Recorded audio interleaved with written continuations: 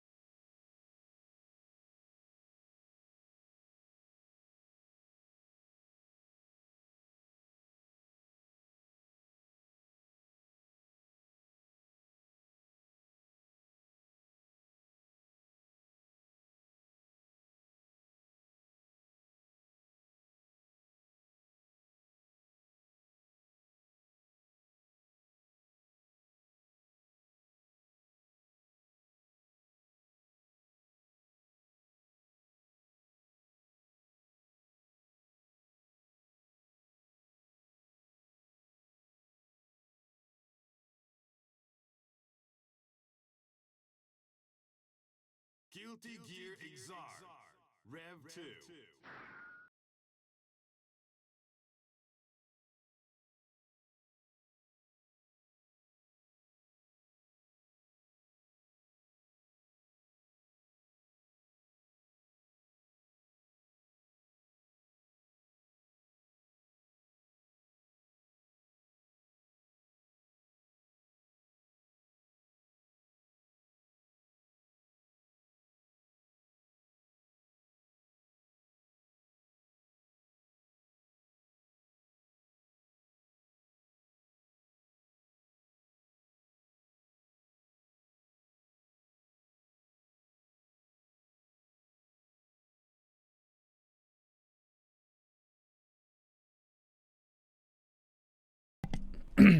Alright. Let me make a post for Bluesky. Since I never do. Let's see.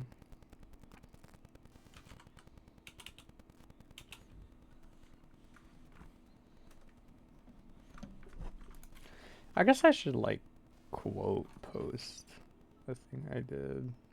I love that I never post on Bluesky. It's like my last post. There's nothing in between.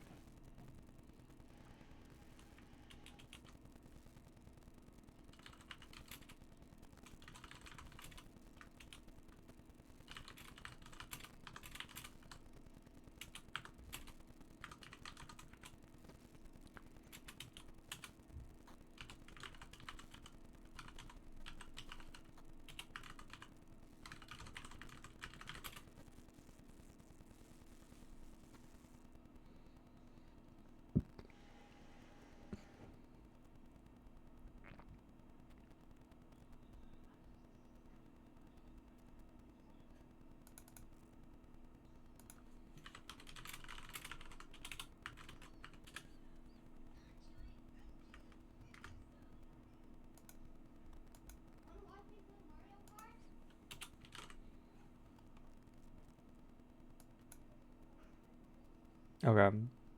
Surely I did not basically forget about this. Let me see. I would never, dude. Surely.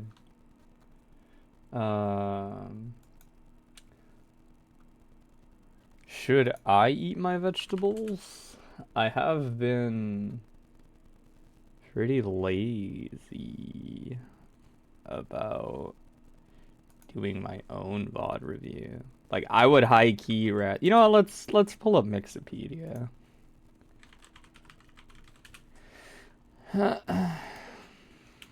I would like high key rather, let me see, do stuff off of Mixopedia.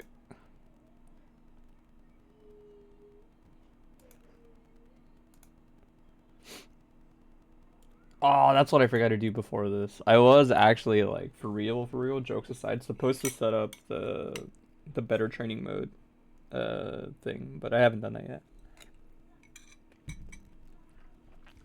Which is a my B for sure. But it's fine. We have the boomer one, so we'll use the boomer stuff.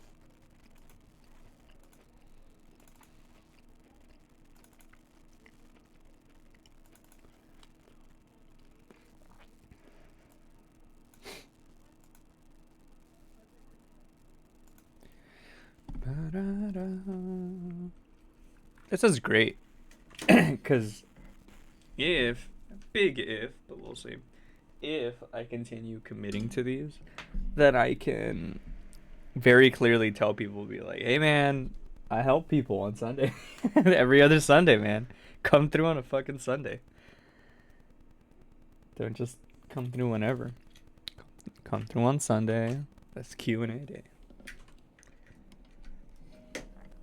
I did consider making this later, but considering like other time zones, this seems fine, I think. I don't know. Because if I'm like, yeah, I'm doing these from like 4 to like 8, then it's like, ooh, that's pretty late on the East Coast. The intention is definitely for it to be on the earlier side. Alright, let's test. I had been meaning to test this. Wonder if they have the Dizzy bubble setup, or do I have to do it? Time to find out. There are 49 pages to this. Let me see. Dizzy. Not Idioki. Not H for Soki. H for Ice Spear ID. Definitely not that.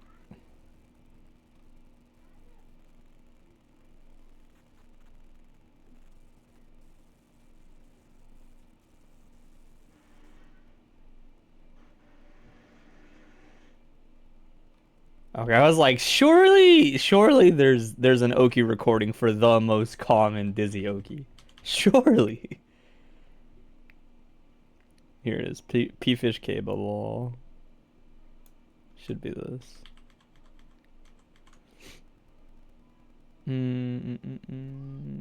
Yeah, this is fine, I think. Oh, I forget how this works. I just paste it.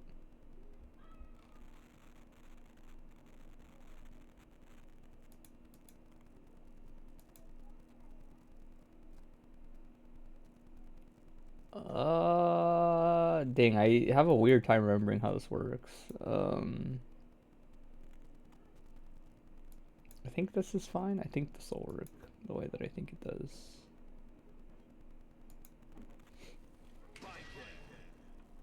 Well, I guess I should test biking first. She's the one that I'm like, I should do this for myself before I do it for other people.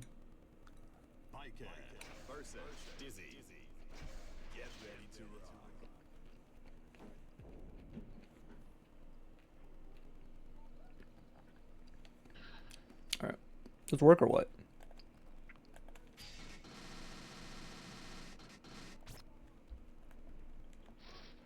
Wait.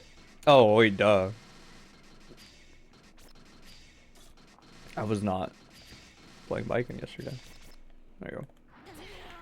Alrighty. I just want to see if it's the sequence, even if it's not. Yeah, there it is. Okay, so this is it. Cool.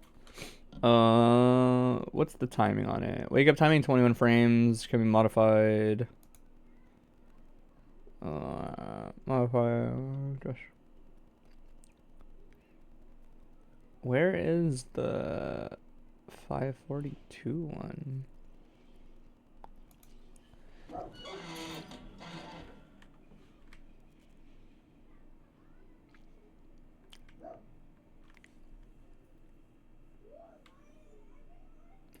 Just the ways out of Dizzy's bullshit. That is the goal.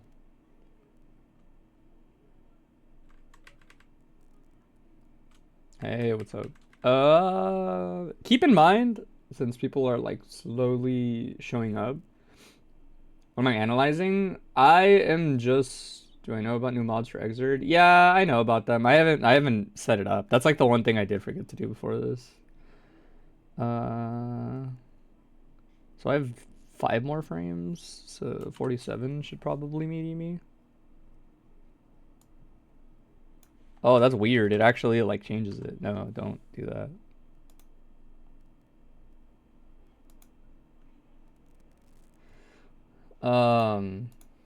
So I'm not actually analyzing anything at the moment. I just started doing some practice versus this, since this Oki is like notoriously the everybody slayer out of Dizzy.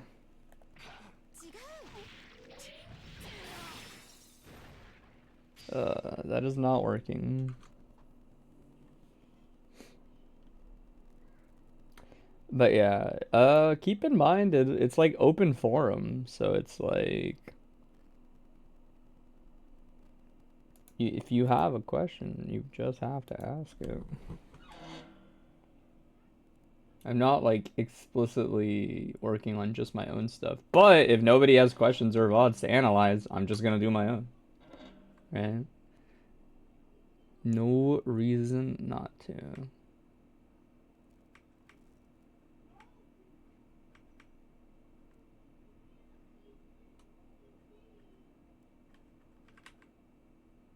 Oh, I think I found the mistake.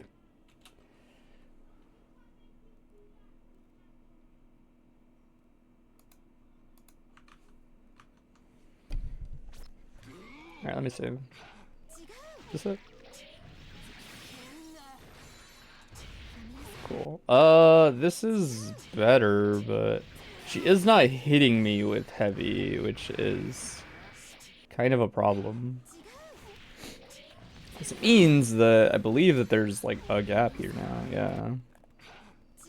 I might just have to do this myself. Yeah, this timing isn't quite right.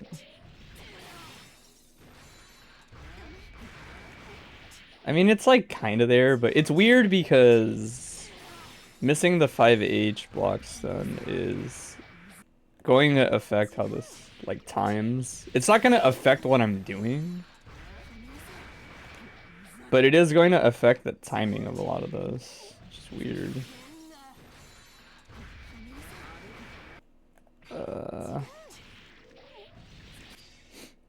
Meaning a DM, trying to make a sense of all the extra discords that are in NA. Yeah, there's quite a few of them.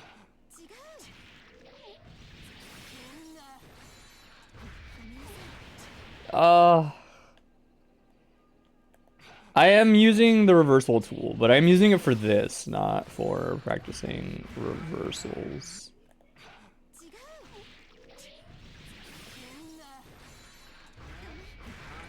Alright, we'll just do this with this recording for now.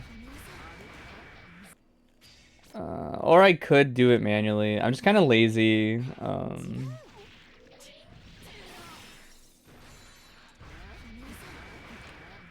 But this does not look quite right. Basically, the idea here is I remember testing this, and it's like consistent, because I've definitely done it in matches. So I know that it's not a coincidence, or it's not, or seemingly it is not a mistake on Dizzy player's part. But this setup, the way it works, is she's supposed to do this, and then this hits, that hits, the fish hits, the explosion hits, right? That's the sequence. That's the entire sequence is fish hits, she hits, explosion, right? In that one small moment. So it's all a true block string. It's the initial fish bite, followed by like heavy, followed by the explosion, followed by another fish bite, and then I think there's like one more. Let me see. Right, and so normally this is all gapless. It's bite, hit, explosion, and then like bite, and then like one more time, right? The way it works, if I'm not mistaken, if I'm like remembering this correctly, is the final fish bite. It should be the final one. I don't think it's the second one, but I honestly don't remember. But the final fish bite, I'm fairly certain, if you instant block the explosion, will have a gap, which means that characters are free to do something there if they can make that gap. Universally, Blitz forces reject if Dizzy actually commits to the IAD there, right? Like if she gets on top of you and you Blitz in that moment, high or low does not matter. You will reject her. So universally, she can do that. I was gonna look into this and see how many character unique solutions I could find, with the intentions of hopefully seeing less people die to Dizzy on average. But we'll see. I will say this is not quite recorded well, and I think a big part of it is that it's using, I could be wrong, but I think a part of it is that it's using heavy and not JS.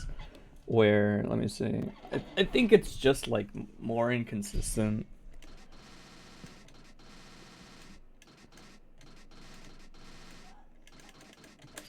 Let's take a look.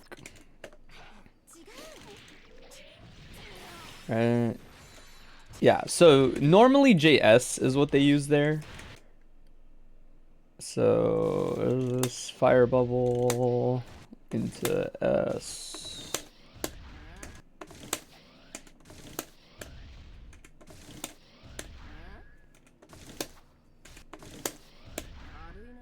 Is it not fire bubble, or am I not TKing properly? Oh, it might be H. I could have sworn you could hit this with a S2. Oh, maybe I'm full of it. All right, whatever.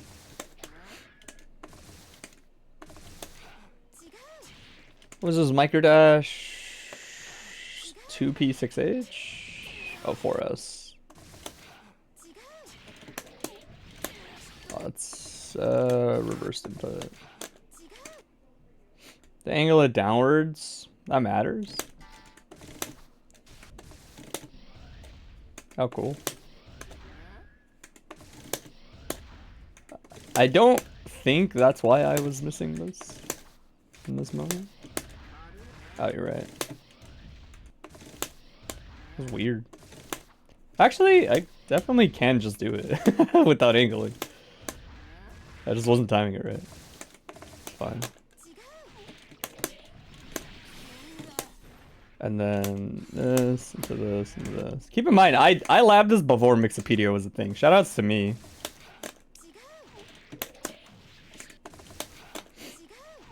But I've always been lazy to continue to lab it because I forgot to save the recording I had. Only 2 hits.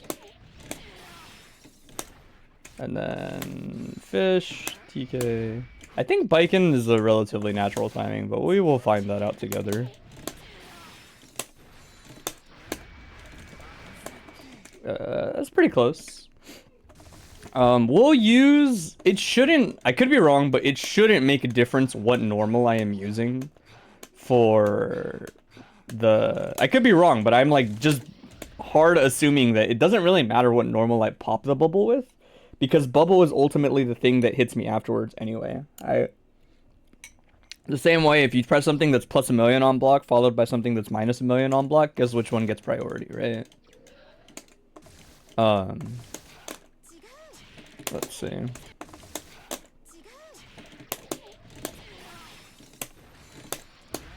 Oh, right timing, but I missed the input.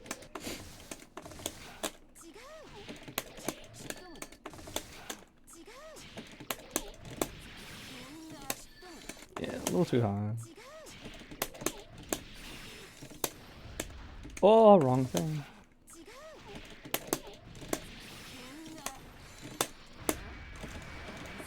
Cool. That is probably close enough. Let's find out. I'm gonna hold up. That is like pretty close to meaty. I guess it's a little off. But I do want to see if I block this. How close it was. Damn, I had a really good recording of this one, because this was definitely a true block string basically the entire time when I did it.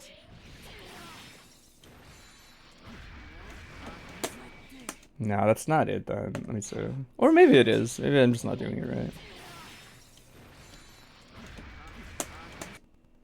If you crash the bubble explosion and whiffs though, yeah, but that's kind of fine in the sense that like I don't really care if it's the exact copy. I just need the frame data to be the same. But we'll re-record it.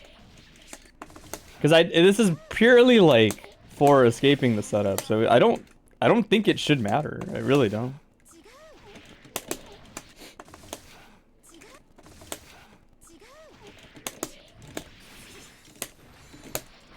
Oh, wrong TK.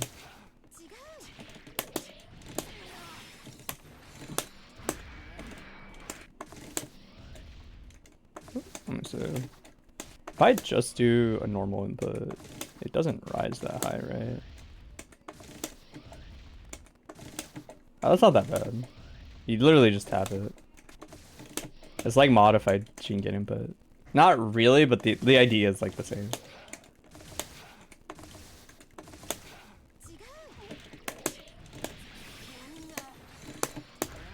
Oh, held the input too long.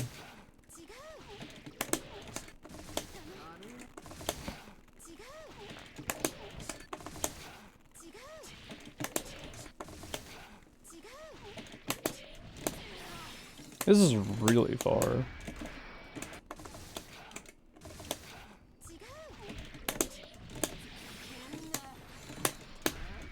Oh, dude.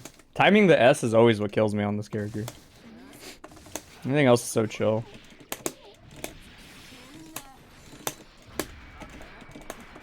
No, so close.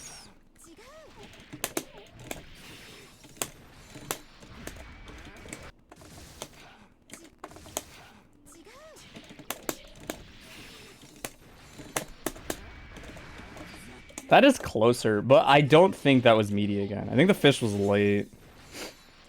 Oh, no, it is. Oh, hell yeah. Hell yeah, you love to see it. This is truly meaty the entire time. I'm holding up back. I'm literally holding up back all the way up. That is Dizzy in a nutshell. This is a true block string the entire time. Alright, let me see if I did this right. Alright. If I did this right, a lot of the times there should be a gap there. I might have done this even better than Dizzy players. Let's find out. But yes, so with Biken specifically, if you are a Biken player, you do not need a gap, actually, which is pretty funny, because Red Azami exists. So it doesn't really matter. I will say the one thing I should double check, let me see. Switch my input device again, because I'm a bit of a weirdo. Switch my input device, and then what I'd been meaning to test was... I want to see if Metsudo cleanly comes out here. It should. This is a pretty easy Metsudo spot because the timing is consistent, but it is very tricky to like get this input correctly at a block. Yeah.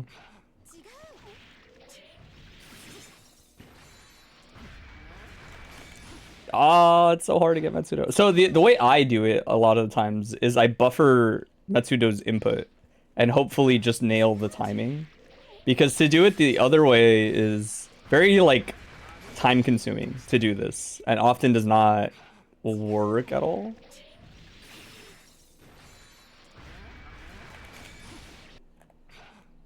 But it is very easy to accidentally get Rokonsogi here. I think I'm not waiting long enough.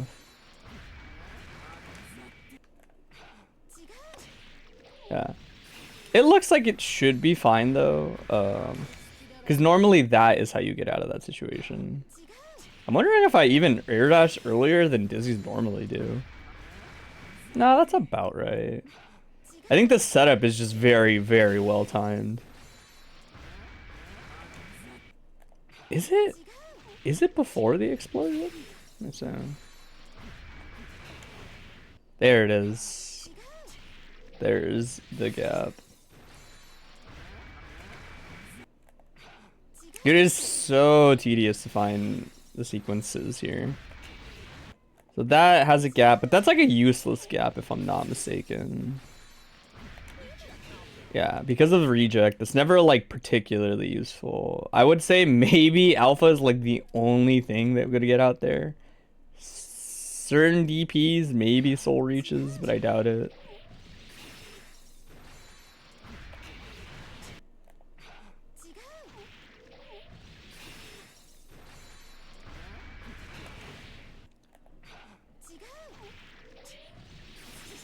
That tells me there is a gap here on this recording. That's usually not the case. That means I was probably a tad bit slow on the jump house. Usually the gap is a little later than that. Because the rest of it does look kind of unfuckwittable, which tells me maybe I should try this again. Normally that is the blitz spot. Is the post-explosion right before the final bite. Like right there. It's the same as timing as like when you would red Azami, except the blitz is a much tighter window on average. Okay, so Biken can do that. That makes sense. I don't think I can get anything out of there. Let me see.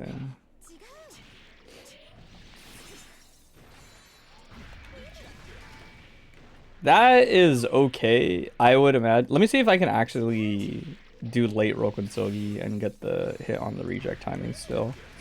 Yeah, that's not bad. That's like pretty good to keep in mind. I might fish for that, especially so the big thing, what's up, Graffiti? The big thing with challenging a Dizzy setup like this on average is like depending on what you pick, it's not that bad as long as you're pretty sure you're gonna get it. And the big reason is that a lot of the times these things are just true block strings anyway, right? So me doing IB into tablets is fine because even if she didn't have a gap on IB between the bite and the fish thing here, it wouldn't really matter under this context, if that makes sense. Because I would just do back into blitz and while in block stun, so it wouldn't change anything. That's a big part of why it's important to at least like try to mess with dizzy setups where you can. I like this. This is okay. The scramble kind of sucks afterwards, but being able to get this is like not bad.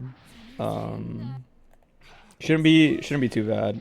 That is nice to know that I have time for Suzerain startup before bubble pops. Because Blitz is one of those tools where I'm never like 100% sure the leeway on that kind of thing. Leeway as in like it's hard for me to tell like if I have enough time during Blitz to opt for other stuff. It took you so long to remember that all fireballs are mids. Yep. If fireballs are not mids in the game you were playing, you were probably playing an old, messed up game, more likely than not. Shoutouts to Melty Blood, and shoutouts to Plus R.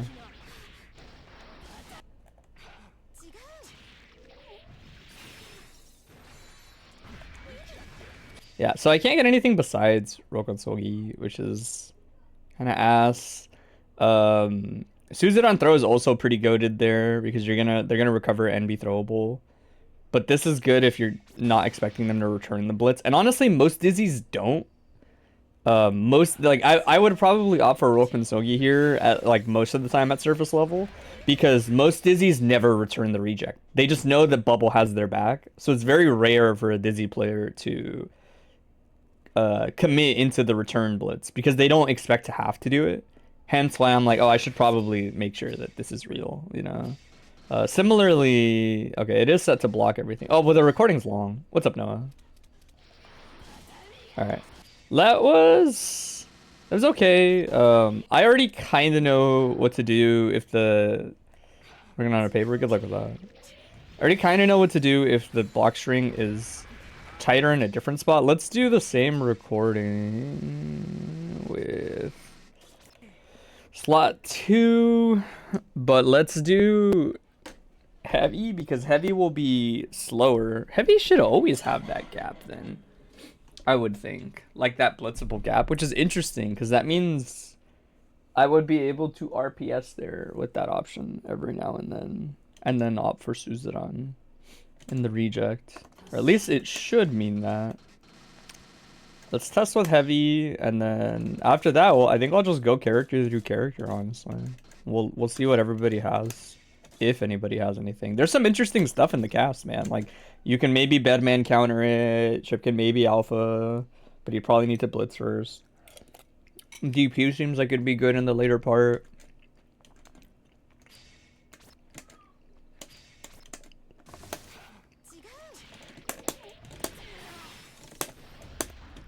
Wait, I'm doing heavy now, right? There you go.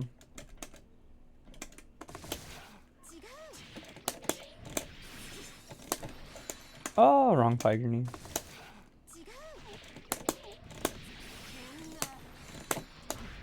Oh, it's so late.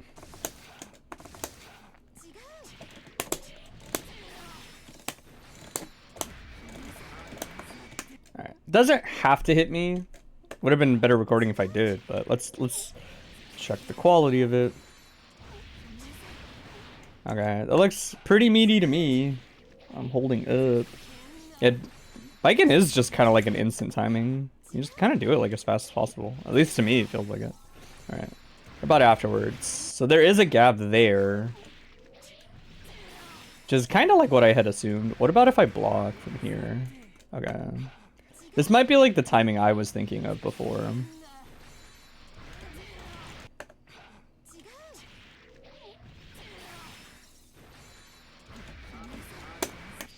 Oh, that's close. It's like so close to being the timing I was thinking of.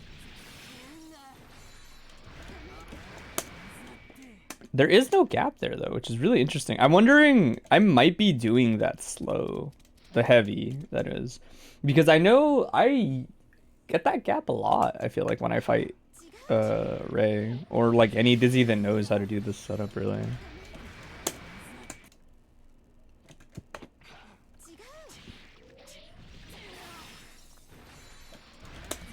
But that should mean that, let's see. So this is legit for biking. This is pretty legit. Is what it looks like.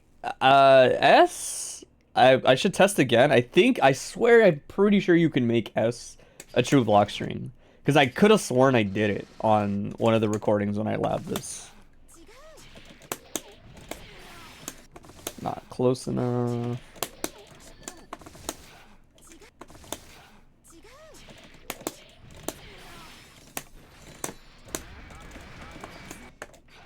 I think I'm just slow on it.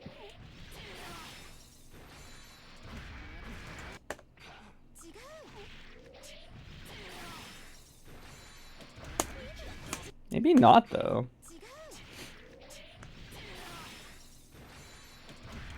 Wonder if suit on it would close the gap.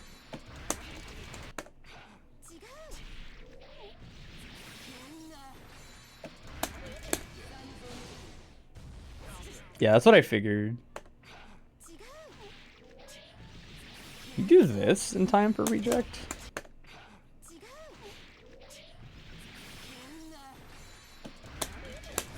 Wait, wrong input.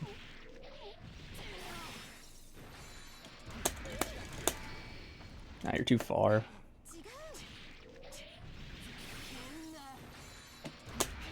Wonder if this works.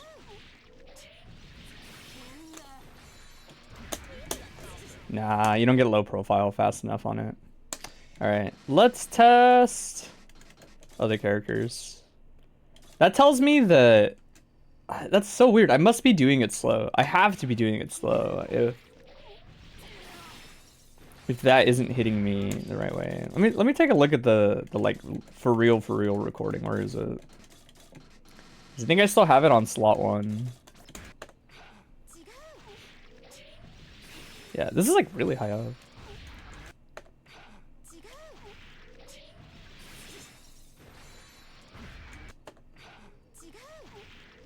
Maybe I am too early on the fish bite. The first one. But then this one's even later, honestly, actually. At least the way it's recorded. Because there's a gap without even me doing anything there. Right? Like, I'm holding up and then getting hit by Jazz.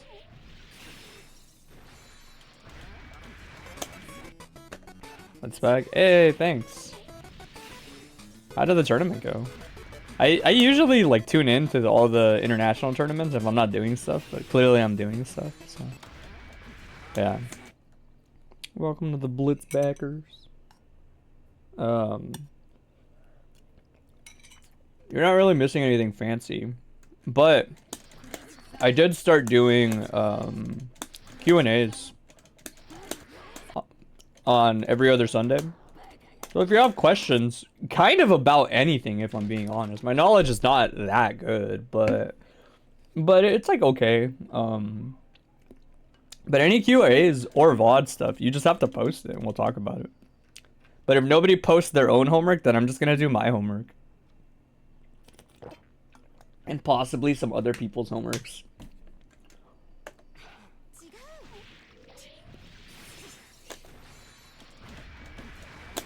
Yeah, this setup is weird. Let me try this one on other people, and we'll see how this plays out for a couple people.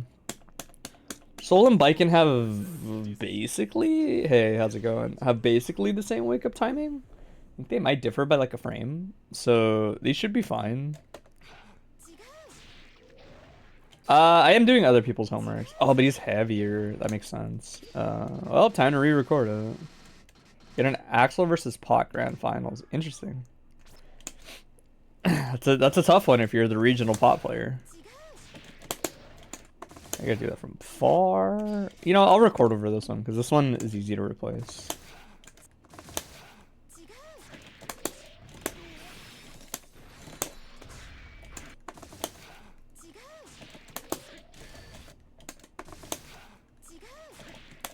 Oh, dude, that's like way later than I think.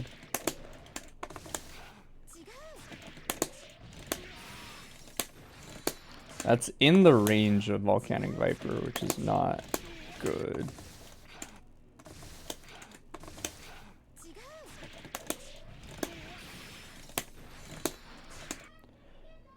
Next week you'll have Bedman versus Answer for sure. Hey, I'll be there if Answer's there, probably. Love me some Answer.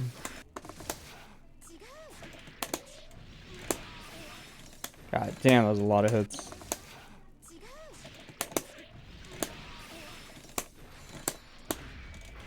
JS should hit from there, right? Yeah, god damn, that normal goes far.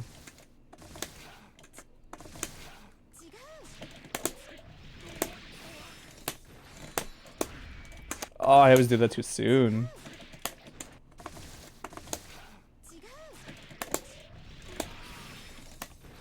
That might be too early, deadass.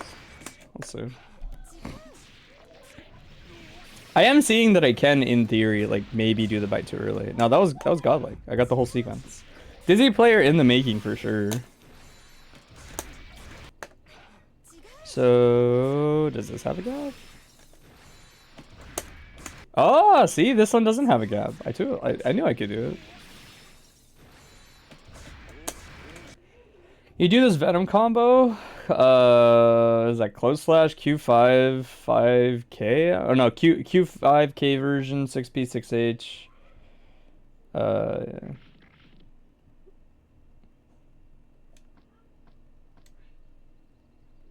Yeah. IAD. Did you mean instant air dash at the end? Sure, we'll do that.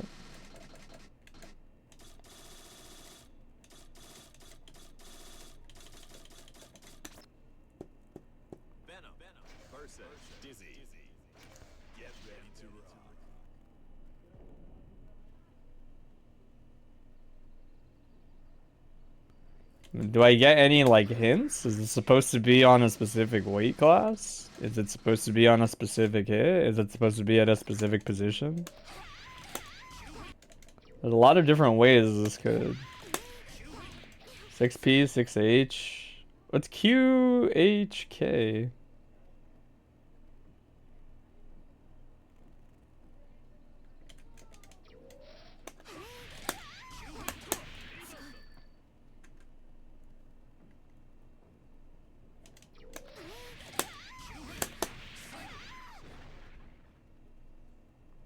Johnny. Okay. Alright, with Johnny? Sure. He seems like he would maybe... Yeah, he should be fine for this. I don't see why this wouldn't work on him.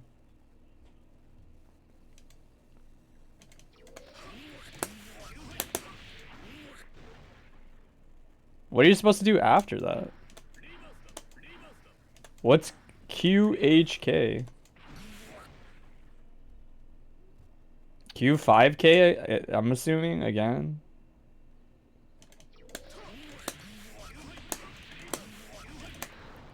In the 6B. Oh, I see. Oh, that's pretty cool.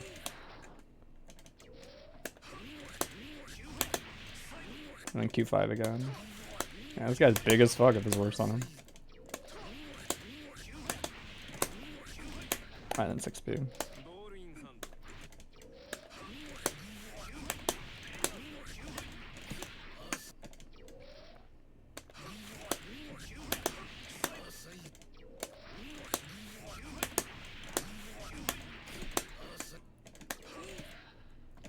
Oh, that button is nasty to IAD out of. There are mad hits done, or like hit stop on this normal.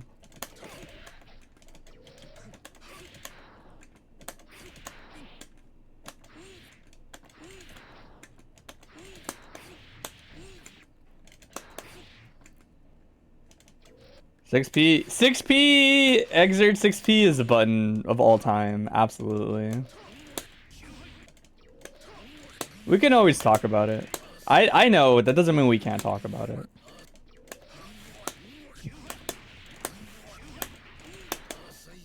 Yeah, that looks fine. Probably S is my guess, is what I'm supposed to do there.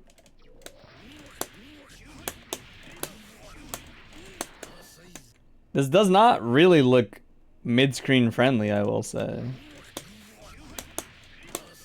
Like, corner? Probably. But mid-screen? I don't know about the...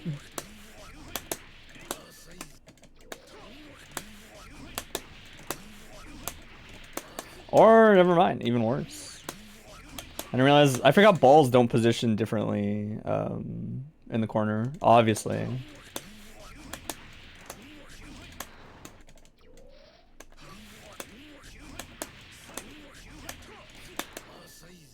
Yeah, I guess jump S would hit there.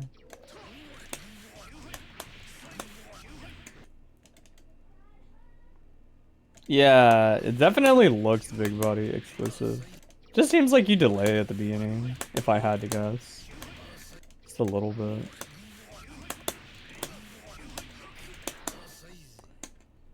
What's my instant air dash pickup? Yeah, normally you would instant air dash like here. It is S, right? I thought it was K.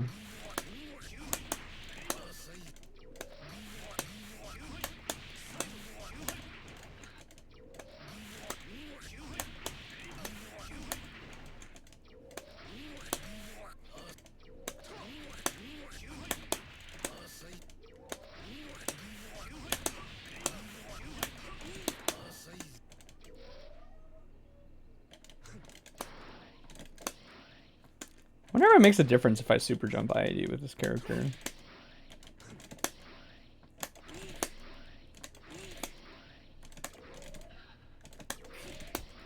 Oh my god, this button is nasty to IID. Oh no, you know what it is? He has a longer jump startup, I think, is what's killing me. He got that nasty jump startup.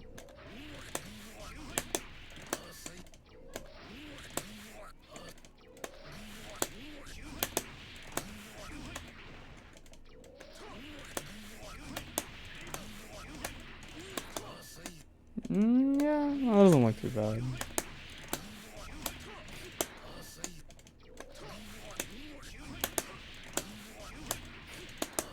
It definitely seems like, if I had to guess, the idea is strongly based on like this hit and like how high you're choosing to leave them after this hit. Mostly because it seems like it's going to determine when the ball hits them. Alright, you do this instantly, it doesn't combo. So you gotta delay it. Delay it slightly, and then the second hit combos. It does seem like if you're not careful, ball is too close and can, in some ways, like mess the combo.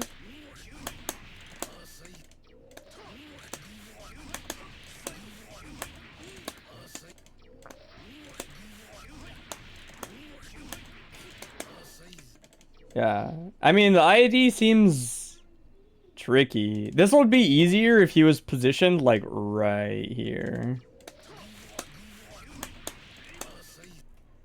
You do need a super jump IID? Yeah.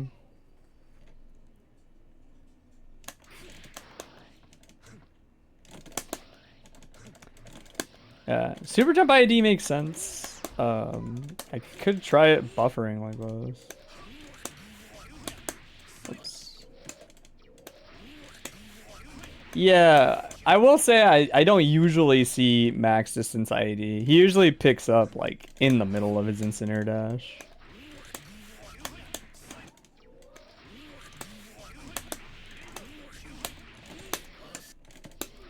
Oh my god, he's got such a nasty one though.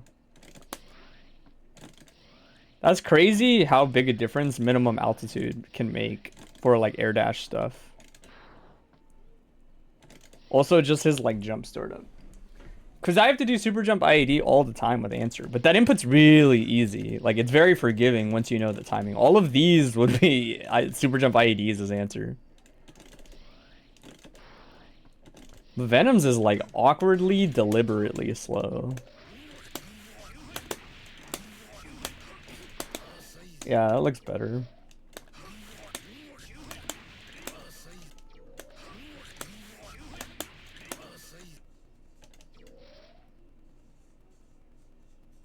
You need a gig delay? So let the ball hit work? Maybe. It seems fine. I don't think you need to delay anything besides the first hit.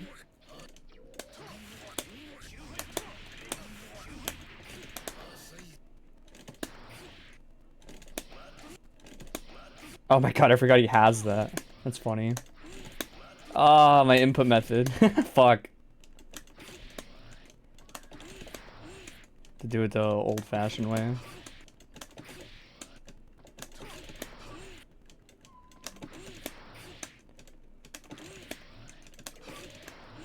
Alright, 6H ender instead of IED. I mean, at that point, you might as well do a different combo. Not to be that guy, but it's like, why wouldn't you just do this combo at that point? Right? Isn't that like the normal pickup here?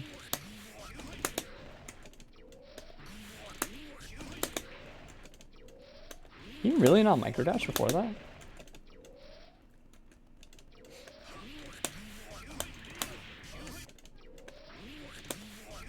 Whoops, close slash.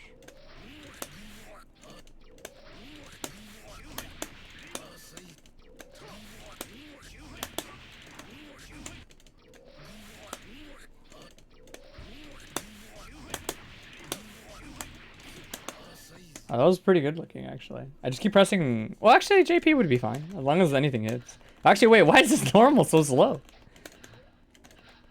This is just slow normal.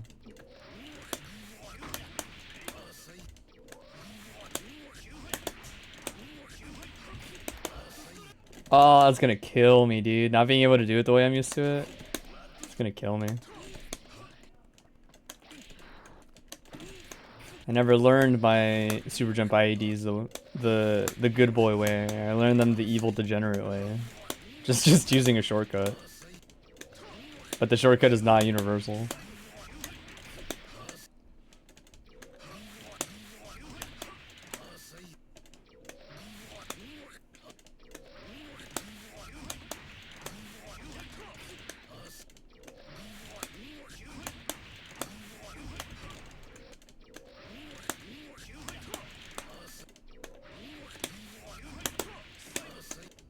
Yeah, what a weird delay. Like very, very, very, very subtle.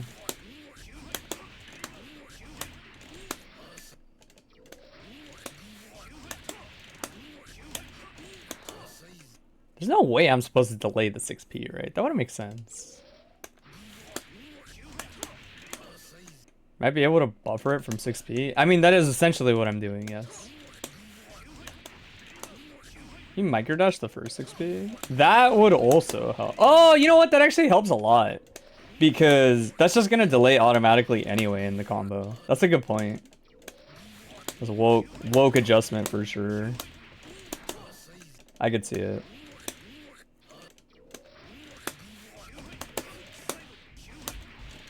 Oh hell no, that's like way too close.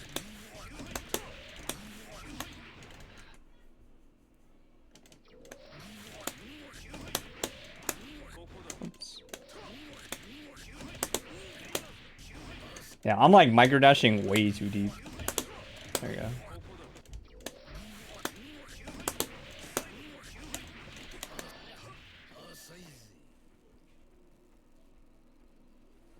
Post the link or DM you? This is an awfully intimate question. Just post it here, bro. Unless it's weird, then don't post it.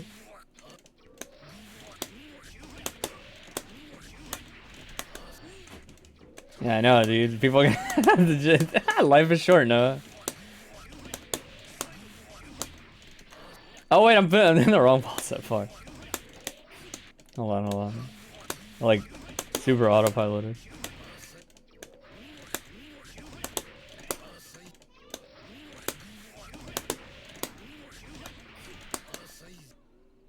Wait, is that just like, does the ball just like not matter there? Is it supposed to hit him? Am I supposed to hit him with 6P? 6P definitely don't be connecting. Like, it almost seems like the ball is irrelevant the way that I'm doing it now.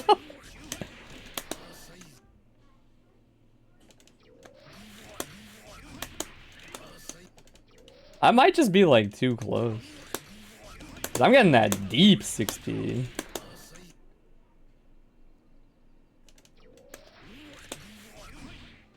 No, I was talking about the first one. I meant the second one. I meant this one. Not that.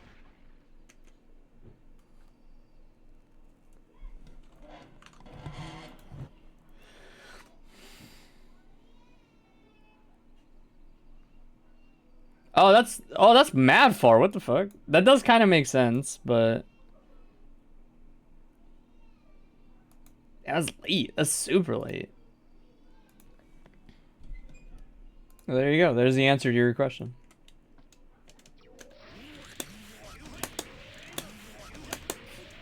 Oops.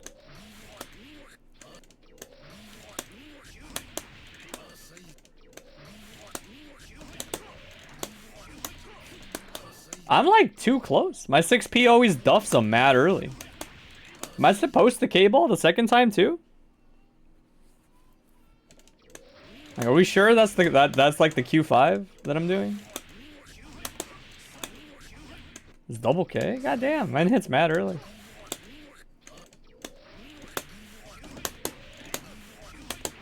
Yeah, I feel like I'm hitting this and my only thought is like, I don't know, man. I think you were not quite born into the micro dashes like I was. Every bike and pickup is like always a micro dash, so the micro dashes are always super deep when I do them. I'm definitely micro dashing like too much on this pickup. Or 6P'ing too early at the end, like one or the other, but.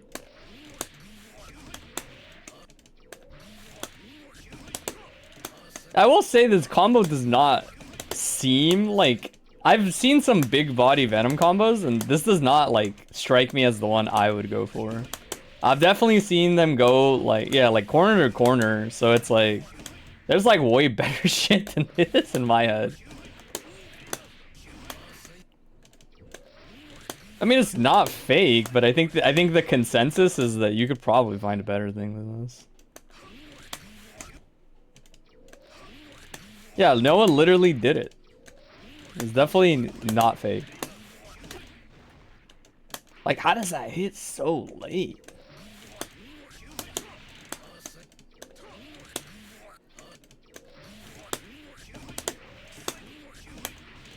See, like, I'm mad close, dude. I might as well just walk forward on this shit.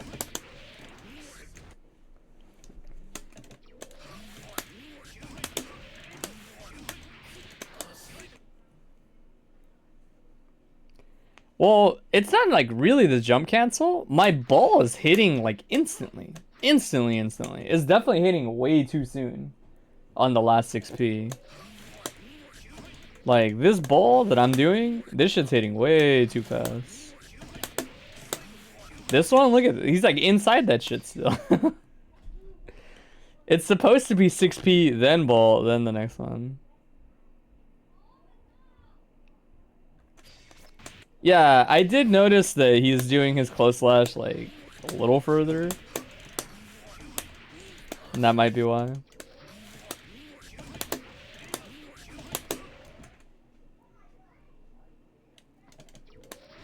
You can't start absolute point blank. Love Venom.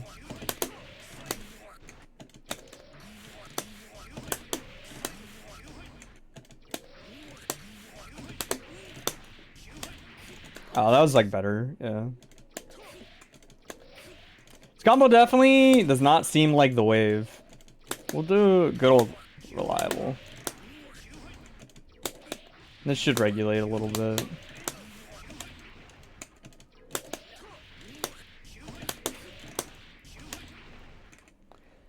Not necessarily super hard, but it contains super weird venomisms. Yeah, I would say this combo is seemingly way too reliant on specific spacings. Again, I'm no Venom player, but I have seen Venom B&Bs, and they are usually not this tedious as B&Bs. Does Pep do it? Yeah. But I think we've settled that case. Back to practicing versus Oki. Thanks for your help. Yeah, I'm kind of in the same thought process as Noah. You should probably just watch Peppery. Peppery, outside of his defense, is like a very imitatable Venom. He does like a very large amount of like normal shit is what I would call it, and then if you're guessing for your life on the round, he will do a mix-up you've never seen. Watch any like Peppery set, I swear to God, that's like always the progression. It's like very standardized Venom Oki, and then the very like guess for game moment on a round is like Oki you've never seen in your life. That shit's really funny. Yeah, you can post your VOD. We'll start some VOD analysis. Anyone can post at any point, questions or VODs. It's an open forum. But if nobody posts anything, I will lab things that I want to lab. That's basically the premise. Yeah, they're Omega grimy. Yeah, the Johnny rejump is the one I always see. That's like corner to corner, like you coast to coast them. Is this gonna be like Rising J8's Shiki for the round? The one that's like blitz safe, like the one that uses YRC.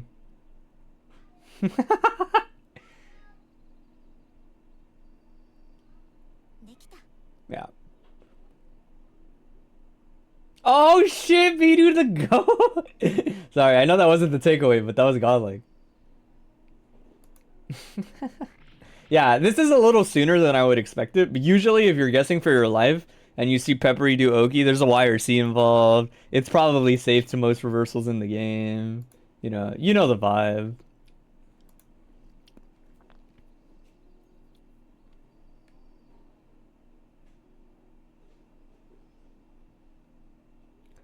You're thinking of something way more egregious, like you find it? I know the combo breaker one is like the one I always think of, where he does the setup where you're like not in the corner steal setup that reverses inputs is nasty. Okay, let's watch. Izzy versus May. I won't say like this matchup is interesting at a surface level to me, because I would imagine just based on like these two characters' tools, my initial guess would be that 2S is important, is the way I would put it. Exert is not frequently a game where a singular option just like always wins without a doubt all the time, unfuckwittable. Sometimes that's the case, but like not always. But Dizzy 2S is such a like uniquely strong anti-air that I would imagine a lot of interactions are centralized around the existence of that normal. Whether or not like it's actually winning the interaction is going to depend on like if the May has shit to bait it, but I could see it. All right. I will say, so like my general thought, I'll say like around right at this point, May is the kind of character where to me, when I play Biken's a little different because she controls space really well in front of her with Jump S. Answer with 6P kind of, but she is the thing that stands out to May about me is she rises so high vertically so easily, but she doesn't move. May is not like a vertical or a horizontal distance closer. She doesn't move forward very easily, very fast. Even like through air dashes, her air dash is kind of slow and kind of high, at least compared to some of the casts. That I will say, I try not to end like this spacing where you like dash up to. I don't really like being this close to Dizzy, or not Dizzy, to May, when she is like descending or has other options available.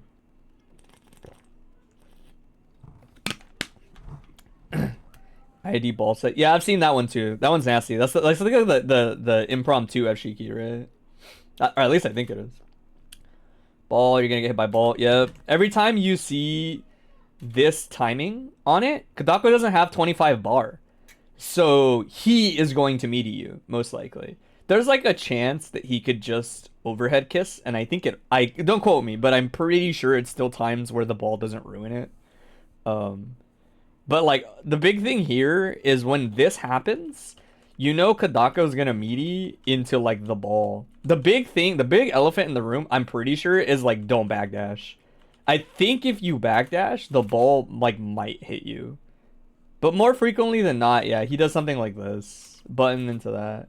May burst safe as fuck. Elephant in the room. Do not burst anything on May that is not like 2D within range in Senga, or JD if you're really confident they're not gonna OS like JH after JD.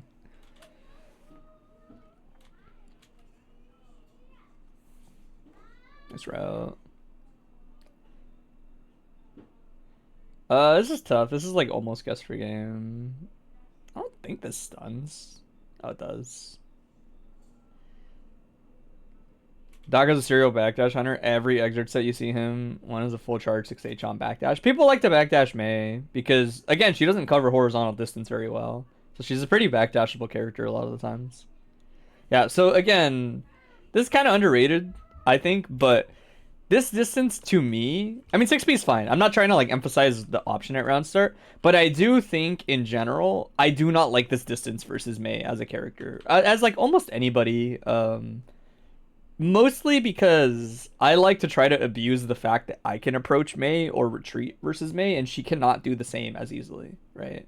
Again, her IAD is, especially in this matchup, is not nearly as good because 2S exists versus something like J2H, right? Or again, I'm assuming 2S cooks J2H, right? Outside of like doing a very, very cheeky like FDC to try to hope to like bait it out, I would imagine that 2S just farms J2H under most circumstances, which tells me that like crouching at a distance is always going to be like pretty good versus May. And it's just about gauging whether or not she's finally respecting you enough to get summons. But I do think my input as a non-Dizzy player is the way you would probably lose a matchup like this is by not being careful enough when you opt for your summons, right? May to me is not a character outside of Beach Ball that really has much presence past a certain distance, right? That's just not how she works, and she's definitely not winning the zoning war versus here. Well, we'll do a little bit of like switching back to the game too, because I want to talk about it like in terms of like showing the positioning. But the big thing is there are some matchups where you might be like more concerned about like the one on screen, for example. I think this is a matchup where like at this distance, you're not really on paper that safe to Soul because it only takes him about a second to close the gap, right? So versus a character like Soul, you have to kind of be at least this far to feel like I am safe. You know, nothing will quickly reach me. It takes him a second, right? Even shit like this will probably miss from full screen. Oh my gosh, I'm really bad at this input. Right, see, the idea is, as a character like Dizzy in general, by the way, to me, as a character where you're not in a rush. There's no rush. You win full screen neutral on paper versus a lot of the cast, right? Right. There are really obvious examples where, like, of course you win full screen neutral versus Soul, right? Like, he's not really doing much at this distance that's scaring you unless he does that, right? I think May strikes me as a similar character where understanding who has the burden of approaching, I think, is a very important thing, right? And the reason I think it's important is because you are normally preoccupied getting these out as Dizzy. But if somebody is already running towards you, you should probably prioritize focusing on that instead of trying to, like, accomplish this in neutral, right? Because to me, Dizzy is a character where, like, let me see, is it? Is it reverse DP? No, it's just regular fireball DP into this. This is a very, like, I'm a Dizzy player. I'm trying to, like, punish you for not wanting to engage with me, right? Heavy laser, this is the GOAT. That shit is the GOAT of Dizzy approaches, right? But if you're preoccupied doing this all the time and they're just, like, already close enough, you're just kind of, like, waiting for one of these to happen, essentially, right? My point is more... to me, I think this distance versus Mei is, like, pretty safe. Look how long it takes her to get to me from this distance. That's not, like, a real thing with her, right? Her IAD misses at this distance. So, round start's funny because it's too close in my eyes, right? That doesn't mean don't pick your round start the way you normally would. But if round start didn't go my way, I would probably, like, backdash and go, like, over here. Personally, versus her. Because I know that Mei's options are not intimidating at this range. Most characters, the scariest thing is this. But I would argue, I don't think that seems that scary as Dizzy, mostly just because you have so many things that probably destroy this in neutral. Right? I'm assuming that Heavy Fish, I'm assuming that this pops it, but I could be wrong. Like, if it actually, like, lines up. Right? Yeah, so it's there are plenty of things that are probably going to get in the way, I would imagine, of this. But again, the big thing is this distance, like, starting, like, here probably, you're a lot safer even if you did commit to a summon, right? Prioritizing getting to a safe distance before you decide to play, whether or not you decide to summon, by the way, right? Let's not pretend the game is one-dimensional and it's like, I'm here, summon. But the point is, this distance, more likely than not, means in terms of, like, character to character, Mei is way more pressured to interact with you on average than vice versa. Again, because things like Laserfish and Ice Spear exist, it's very scary for Mei to just wait around behind Dolphins because you might force her to block things, right? And then come in from full screen and then maybe start your offense, right? So she is incentivized to lean towards being, like, this distance versus you, right? Where things like this are real. Even just, like, run up into button at this distance is a lot more real. But she's kind of gatekept by being this far. I know when I play as Baiken, I usually reset to this distance a lot versus Mei. Because Mei is an oops character. If you are hanging this distance, and she is close by, and you did anything at a wrong time and she did this, it's oops city. You're just like, this might lose you the round as a character without meterless reversals, right? That's true for everybody. So in my eyes, like, the game is not to be viewed as like, oh yeah, we should both just, like, be kind of fencing each other in neutral. It's like, no. One of you is getting a lot more out of this immediately, right? You might, in theory, vortex a character like Mei to death still, but she's gonna do it to you in, like, 2 hits. You're gonna do it to her in, like, 3 to 4, right? So hanging out, yeah, like, distance, like, over here, in my eyes, is, like, pretty good, right? Backdash is good there. I like that. Maintain that distance. It's very important that you, like, keep in mind that he is pressured to approach you in different ways. Nice mash. Laserfish. Let's block.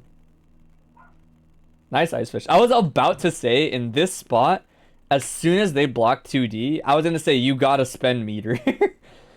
This works too. I didn't realize this is so active so fast, but I was gonna say you should spend meter, just to gatekeep, because 2D special cancel is, like, the freest challenge for a lot of characters. Nice. Throw. It's kind of close, but it's fine. Misses the Tiger Knee, but it all kind of worked out. Oh, no, I was about to say it too. I was like, this positioning doesn't look that good because of the super jump. If I was Dizzy here, I would probably actually jump into Mei. Only because this anti-air is really hard to time. The way that she works. Oh my god, this is scary. Yeah. Oh, you're, like, almost dead. No way this stuns, right? I would still be reserved. I would have backdashed here. Again, I think distance, I don't think there's ever a situation, I don't know. I would fear for my life, and I'm like, backdash, dude. What's Mei gonna do about it? Full screen, like, almost? When we're, like, this distance where you did Ice Spike, a lot of the times I'm like, I'm just gonna backdash. Fuck that. I do not want to get caught in a situation where if I do a grounded option, IAD hits me, and if I jump back, I have to block the IAD. Like, those two situations just sound like ass to me versus this character. So, like, even here, by the way, my thought process is like, this is fine. This is fine. I would back off here. I would immediately back off again, personally. It's okay to be telegraphed on your retreat, especially if their ability to punish it is not super easy, right? Whether or not it exists is like besides the point to me. The point is like, if I can do this all the time almost, why wouldn't I? If your only thing to stop it is committing to say like riding dolphin, then I'll just wait for the one time it seems like you're gonna ride dolphin, you know? I am an advantage in that sense. And like I guess for clarifying, I don't think that is the right way of thinking. That is how I think of matchups, right? It's not like it's a lot like that conversation I had at at that one combo breaker where I saw Mystic play Elven Shadow, and he played like kind of slow, kind of methodical, and I was like, huh, you don't really like Azami or Suzuran very frequently versus Foss. And his thought process was, well, that's like how you lose faster. And I said, or that's how you win faster. And this is kind of like one of those where it's like retreating all the time is essentially like slowing things down to hopefully win out on average, right? Instead of forcing the initiative and hoping it'll work out in your favor. Neither one is necessarily like right or wrong, but I do think Dizzy is better built for resetting more than she is like overextending a lot of the times. At least until your opponent proves that they are like feeding into your approach a lot. See, like here, I would run back. I would run away. Yeah, I would run away. I would set. I'd run away again. Oh, see, like there, I would have maybe 2S'd. Right? The big thing here is Kedako now wasted his double jump. Kedako has to land into you. Right? Again, the scary thing is J2K delays her a little bit, so the timing is not consistent. But I would have probably assumed that he was going to land there with, like, jump S. Maybe J2K, or J2H, but, like, very less likely. Dude, Kedako's such a menace in bracket. He always does the 2P run-up. He gambles so hard in bracket, I swear. ID back is scary there, but I respect it. Like, I would probably do the same thing. Nice air throw. I would not get too greedy here. Yeah. A big thing, I think a really important thing to realize here, and I say like really important thing, is in this situation, if I know him like I think I know him, Ray the Warrior is now zoning you to death. Like full screen throw, free setups, he is focusing very hard on zoning patterns.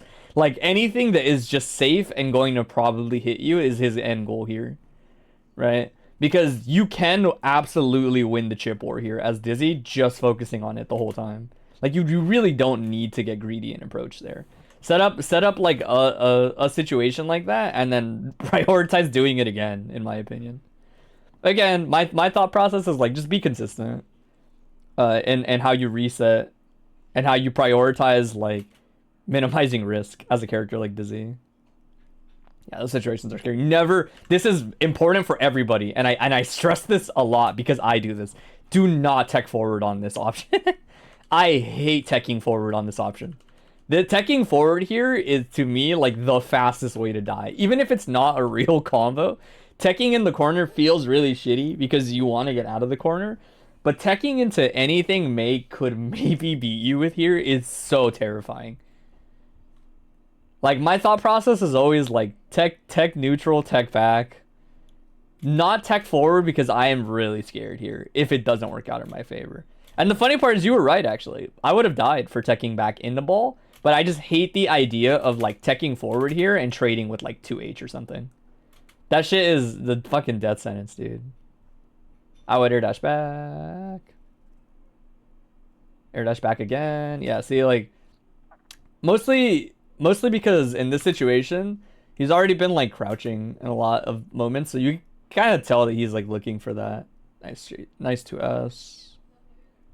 Here, there's a really weird moment. I know it is. Like, this does not necessarily seem. This is how I think of these situations. When I see Kedako air dash here, first of all, I don't really. Well, Dizzy's a little different. I think picking a summon here is fine. That's not a big deal. That's how Dizzy works. But honestly, once this summon came out, I would probably have backdashed myself into the corner. Again, that sounds weird, but a big thing is I just want to, like, if you backdash into the corner there on them IDing out, you can kind of see it because you air dash back and it's a similar effect. The distance here, if you notice, is, again, like right outside the range, basically, of like his good approaches.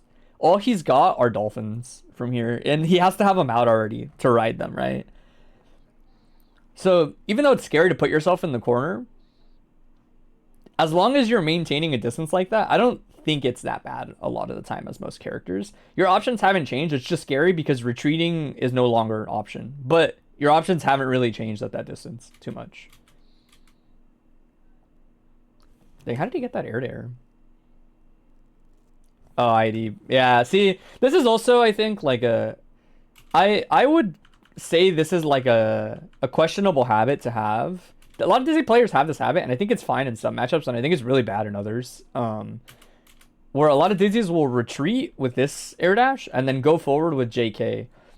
I would say I'm a firm believer of this. If you're playing a matchup like Mei Dizzy, the expected value of that is like a lot lower, especially when you factor in risk that could like get you killed, you know? The big thing here is, to me, something like this option is very based on people whiffing stuff on the ground or being on the ground, period, right? Air dash back, air dash forward, as Dizzy is always the king of bullying characters like Kai, Sin, Answer, who else? Slayer to a degree, I guess. Heihyun, etc. Like, a lot of characters that don't spend as much of their time in the air as frequently are gonna get bullied. But I think in a matchup like this, not even just because Rising JS can happen, I think more just in general, like, this hit JK is not gonna hit Mei on the ground too frequently. Which means even when you do hit, you get like 30% into scramble again with her above you, which isn't the worst, but is definitely like, you want this to hit like on the floor, right? That's like the whole point of this option, is you want this to hit like that, and then you run your Oki, right? And that's like a big part of why this is good. But a character like this is frequently not focusing on anti-airing anyway, right? This shit is annoying because you like can't anti-air it consistently. Just the angle she comes at, the lower altitude when she comes back in, this thing smokes anti-airs. But you're not really doing that as Mei. Most of the time they are doing like retreating stuff like this in the air, right? Or descending things like this in the air, right? She provides a lot of aerial obstacles, but never really grounded ones, right? Like, really the only thing a Mei player, I think, would like stay on the ground for is like this, and that's it. Is just like, if they're really, really sure that you're gonna chase them jumping preemptively, they might wait and like air throw you like this. But not really outside of that. I do think that, like, I high-key think that option is not that good in this matchup. You have to have a really confident read on, yeah, they always sit here. You know, like, yes, they literally always dolphin here. Let me get the standing hit. Plus, Mei is a short queen, dude. Mei is a short queen. If you don't angle that option correctly anyway, there's a really strong chance that you don't even get the hit you want. But yeah, tragedy strikes. That air-to-air hurts a lot, especially because now it's guess for game. Yeah, I was gonna say don't mirror. He has like no reason to let you mirror. Oh, the spooky moment. Reset. I like that. I would air dash back again, like from that initial hit. Again, like look at how scary this is. So like air dash once, I would air dash back again, right? And my only reason is like when you landed here, look at this range. Look at how notice how Kedako barely misses you. The range that you landed in is the range I'm talking about, where it's like, this is slightly too close. Air dash will probably still connect with the button if you're not careful. But notice how, like, if you're building distance, like, she just can't chase you. Mei does one of these, and then you do it again, and you reset, right? Mei cannot, especially without Dolphin already set on the floor, Mei cannot chase you down, right? She can do this, she can do that, whatever. But again, like, D-Fish is an option. A lot of things are an option here. Like, resetting to this distance has... Notice how, like, this has not really not worked out for you on average. Reset over here, call the IAD out, get a hit. Here, I would actually maybe stay underneath him. Only because the last, like, 3 times you have ran away. So it's important to rotate the option a little bit. But other than that, again, like, here, I would maybe throw this or just run away again. Like, I'm telling you, look at how consistently this has kind of been working out. No, has been working out for you. Like, it can't be emphasized enough. Yeah, this should be it. OTG. Oh, no OTG. I thought you could 2P. Yeah, Dolphin and wait. That's brutal. Damn, that was just like game 2, right? Or game 1. Damn, that was game 1. Damn, we get a lot out of this, don't we? In my head, I thought that was the set. I'm not gonna lie. I like this. I like this again. D-Fish is good. See, like, it's weird. Like, I'm not too big a fan of, like, confident approaches, because I don't really think you need to approach too much in this matchup. Take your reserved Oki. Late tech. Oh no, don't pick a button. Don't pick a button. I always do late tech FD here versus Mei, because this shit's terrifying. Oh, that was kind of spooky, but usually if she has to JH, like once she JHs and it hits you, like in points like that was a little on the early side, but I want to say once they JH, you can also burst in those spots sometimes. It depends, because sometimes they rejump and sometimes they JD, right? You have to really like know what route they're doing. I would, yeah. I like the D-Fish. D-Fish is a good adjustment because it's like Laserfish isn't really gonna hit on average, in my opinion, versus a character like Mei, because you're gonna have to guess if she's on the floor or in the air at that moment. So you might as well D-Fish and Ice Spear. I'll backdash here. Yeah, it's that's a good option. I like that, especially because it like protects you. I was gonna say the reason I was gonna say backdash here is because again you landed in that distance. Mei instant air dash hits you at this distance, right? If you've noticed the trend of me not shutting up about resetting, it's because these are the ranges where she can rob you if you're not careful. If you're a character that sets up all the time in neutral, right? Especially for Dizzy, where it's like if this had been like D-Fish, you would have died, right? Like the moment that happened, you would have died for D-Fishing, basically. But it was a good call to Ice Spear. D-Fish, and then I would run through. Oh, that's tragic. Yeah, little mistakes like that will cost you rounds as Dizzy in matchups like this. Nice. It's such a good... I was going to say, please do not. A lot of people do this tech, like this OTG tech. I think it's overrated. I think it... sometimes I will do like monkey brain tech buttons here as like a just send it. But in matchups where you explode for being wrong, always picking greedy shit is like the fastest way to die. Where it's like, if you think about it on paper, her Oki sucks. Like, just take the knockdown. There are no dolphins. Like, nothing's gonna happen, you know? That's my thought process here. It's like, it's a good thing you did not tech there. I would not have recommended teching there. Oh, this is scary. Yeah. As soon as that YRC happens, you're just kind of fucked. Ice Spike? Yep. Always check. Nice delay on the throw. I love that burst from Kedako. That's a really good decision. I can't even hate. Like, that's just kind of a good decision on both sides. I don't think baiting burst here is reasonable. I think it's too important to, like... It's too important to make sure you keep your advantage. I understand some people will bait burst because they're like, oh, well, I'll just win. But it's like, dude, you're playing from behind. Like, if they're patient and they have faith in themselves and you go for this, you're letting your opportunities slip away, right? There's no right answer here, but I do think if you believe in yourself as a player, it's like, just do your offense. Just do your offense. If they get the burst, you're playing for value, you know? It's okay. Just believe that you can win neutral again. Oh my god, I was going to say, if you air dash back, you're my GOAT. If you did this, jump forward, confirm it hit, and then run away again, you would have been my GOAT. What's Mei doing, dude? Like, just throw that shit out. Tech back. No, tech back, dude. Tech back, don't.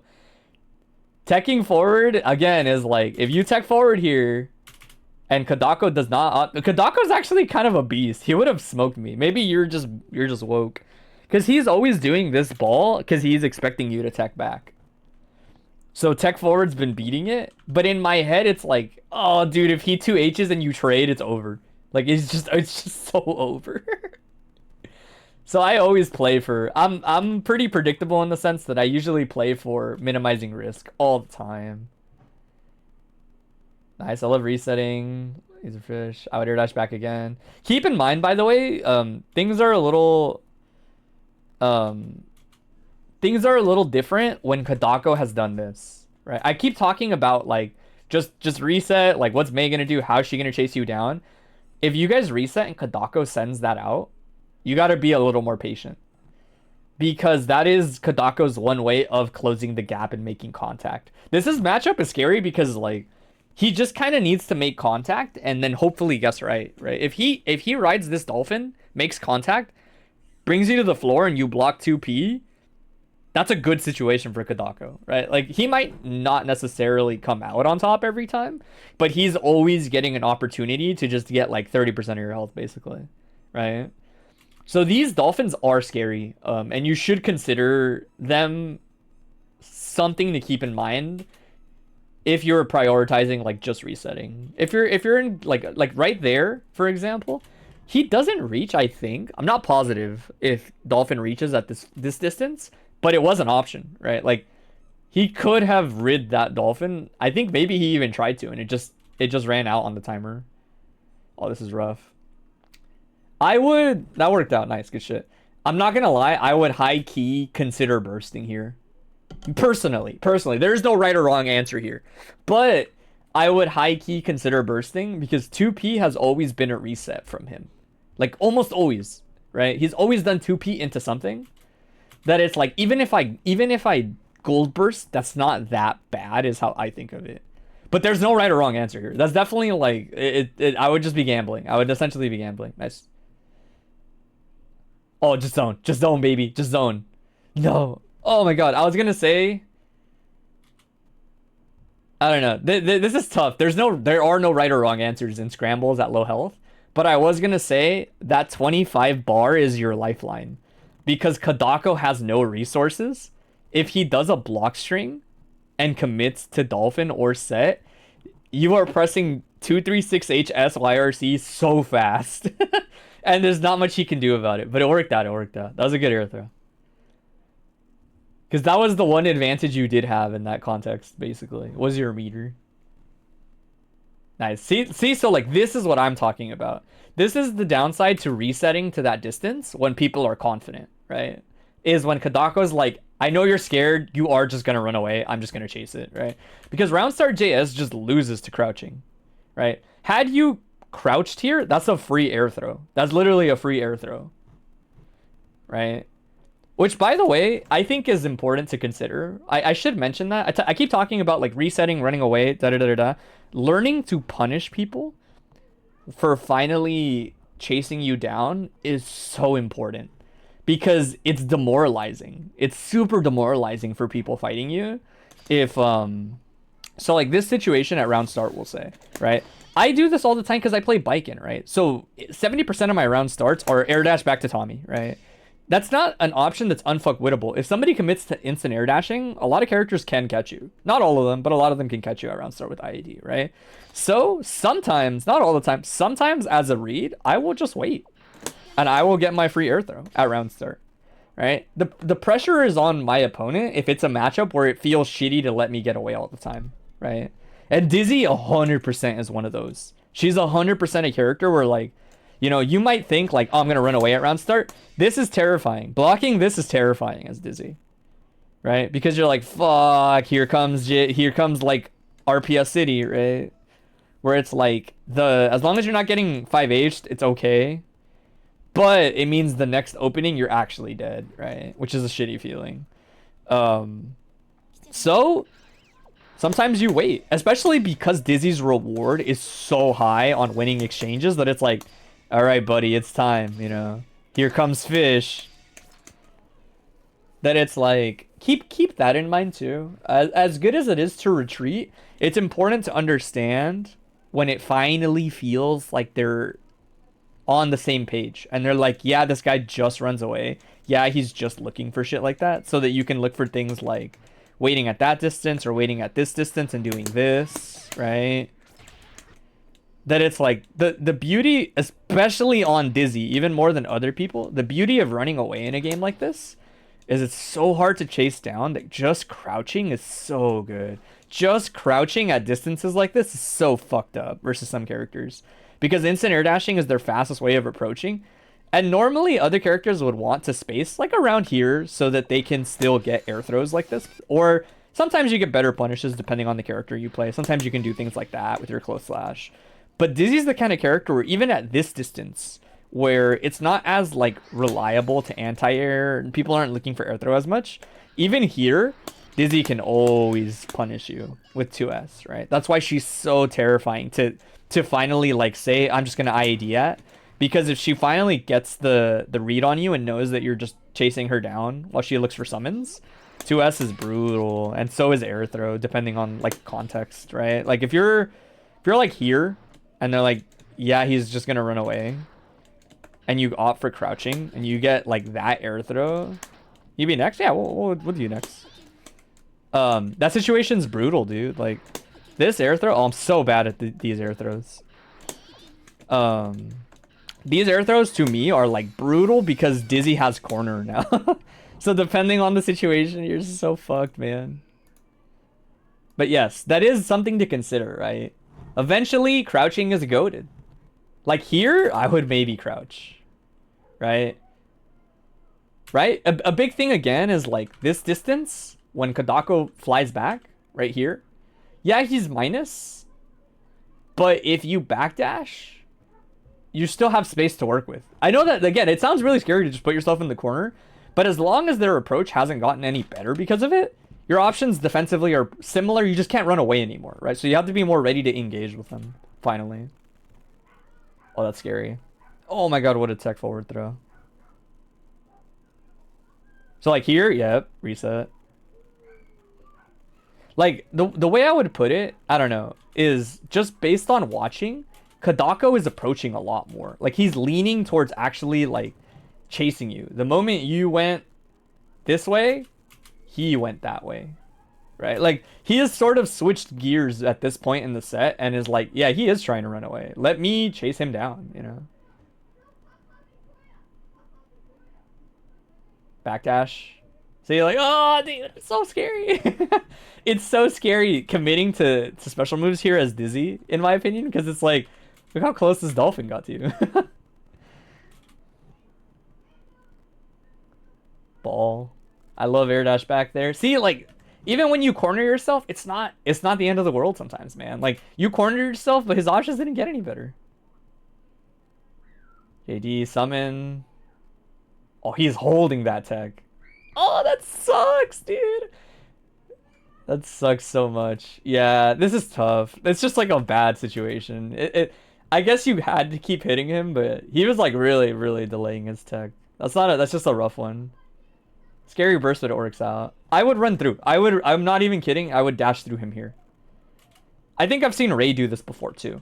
Something important to realize about this YRC slowdown as it happened is when this slowdown, the moment the YRC slowdown happened, Mei was jumping forward.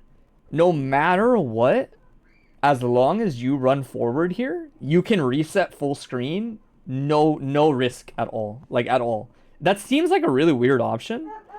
And you might think, like, oh, you know, like, why would I do that? Well, we've already gone through why, like, it's better for you to be full screen than her. But in general, like, let's say that happens, right? And she does something like, I hope the YRC slowdown doesn't mess us up, right? Like, if she jumps and then decides to chase you down like that, cool. But if you did this, like the moment that she jumps, like even, oh shit, it is gonna mess it up. I wonder how I can set this up. Let's hope that this is like close enough to what I want. Let's see. Oh, that hits. I actually don't want that to hit. Let's do it from like closer up like this. See, like, this is gonna sound weird to say, but Dizzy's so fast that if you notice, like, even when they reset, they're not gonna catch you. I gotta do some closer. So if you do something like this, once they jump forward a lot of the times in situations like that, like as long as it's the moment that you're YRCing like this, a lot of the times the trajectory is such that like by the time they're reacting to this, because this Mei is like just mashing air dash back, so it's a little different. But essentially by the time that they're reacting, like up there, during the slowdown, you're already like very far away. Like very far away. I do this a lot as biking, where you just run and you keep running until you get as far as they'll let you get. Like, because once you're here, you can force them to have worse positioning than you. That's why it's such a, that's like why it's such a big deal. You can either run to like the full distance of the screen if you're really that scared, which I think is actually maybe not a bad idea, because you have one round on Kedako right now already, and you have more to gain out of slowing the match down than Kedako does. Let me switch the capture. Because you don't have your burst and Kedako does. So prolonging this round is only benefiting you compared to him at the moment, right? So again, very subtle thing, but it's like you can absolutely just run here, especially because getting that air throw is very hard. Kedako hasn't committed his secondary air resource yet. So even though this seems like, oh, I can get this air throw, if you notice, Kedako double jumps. Specifically because that's the only way you avoid getting air thrown there, right? That's kind of like just the problem of going for air throws there, is they're not guaranteed, and they do kind of force you to have a lot of confidence in calling out people's double jumps and air throwing them, right? Which again, like, all those situations could work for you, but if you're not careful, you might block something and get forced into a situation you don't want to versus Mei. Yeah, there's that dolphin. Damn, he did running dolphin? Nice. Good shit. I didn't even notice he was sneaking that charge in. Oh, this is spooky. Yeah, just block it. Ice spike. Oh, that sucks. Missing there sucks. Like, chill out. You're good. This isn't like good Oki. Nice air throw.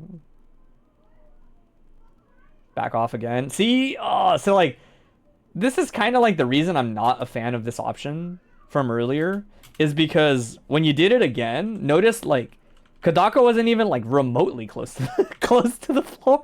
The whole point of this option is like, oh man, if he blocks that ice spike, then it's like I might get like a chance to force this mix up. But Kedako was holding up so early. He plays Mei. I mean, it's just like, it makes sense, you know. It's not like a weird option to hold up there. That's just a Mei player.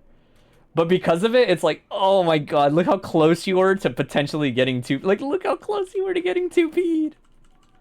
You were like frames away from getting 2P 2D'd in the corner.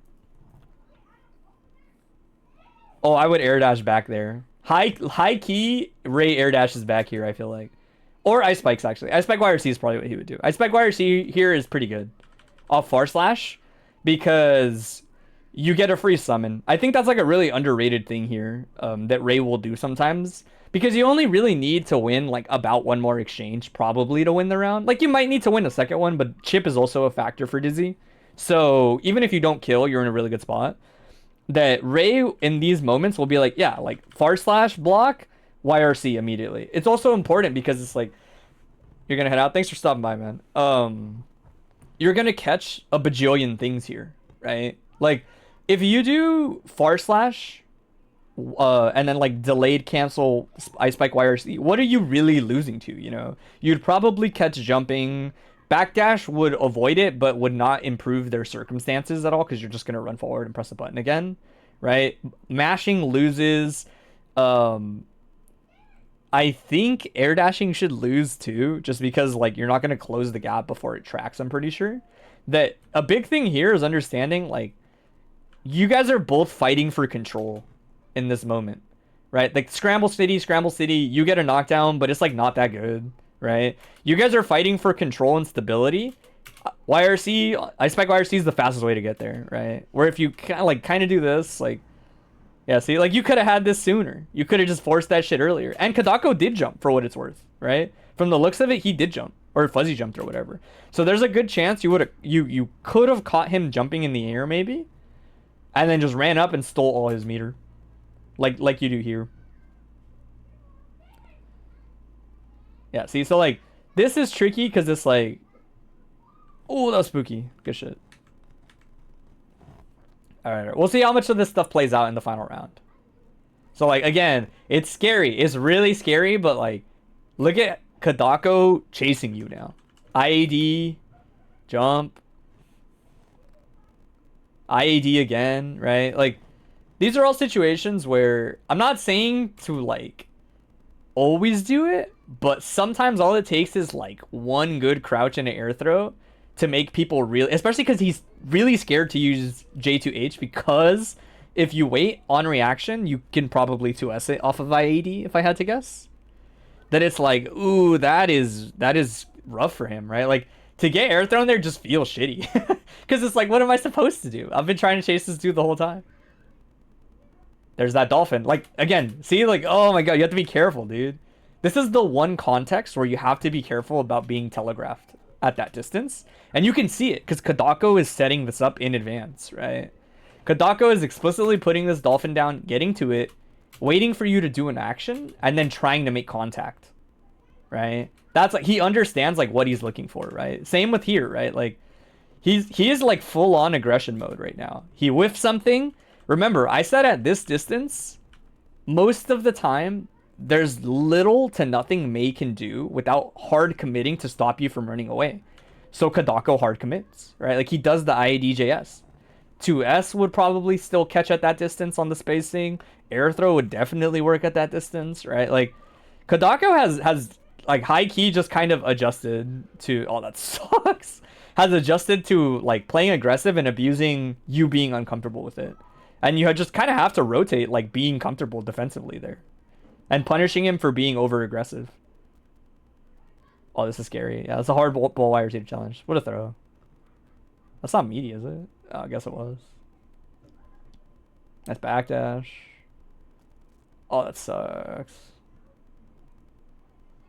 This is a good knockdown. Oh, that's like two unfortunate circumstances. Just like weird hits, weird timings.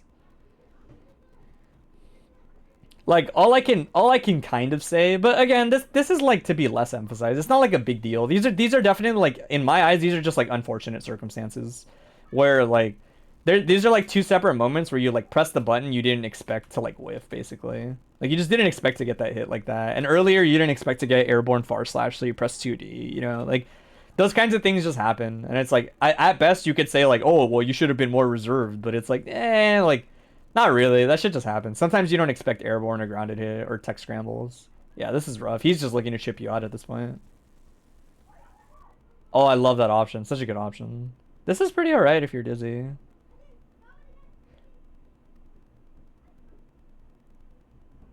Oh, no way. No. Tragedy. That sucks. Alright, what's the round start option from Kedako? Is he gonna finally wait? Yeah, he's a little more reserved. He doesn't IAD that time.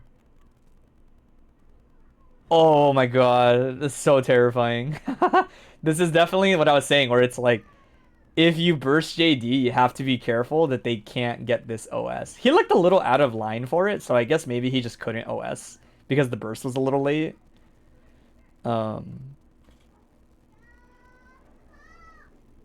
Air dash? Oh, I feel like air dash is really solid there. This is like Ray air dashes a lot here, I've noticed.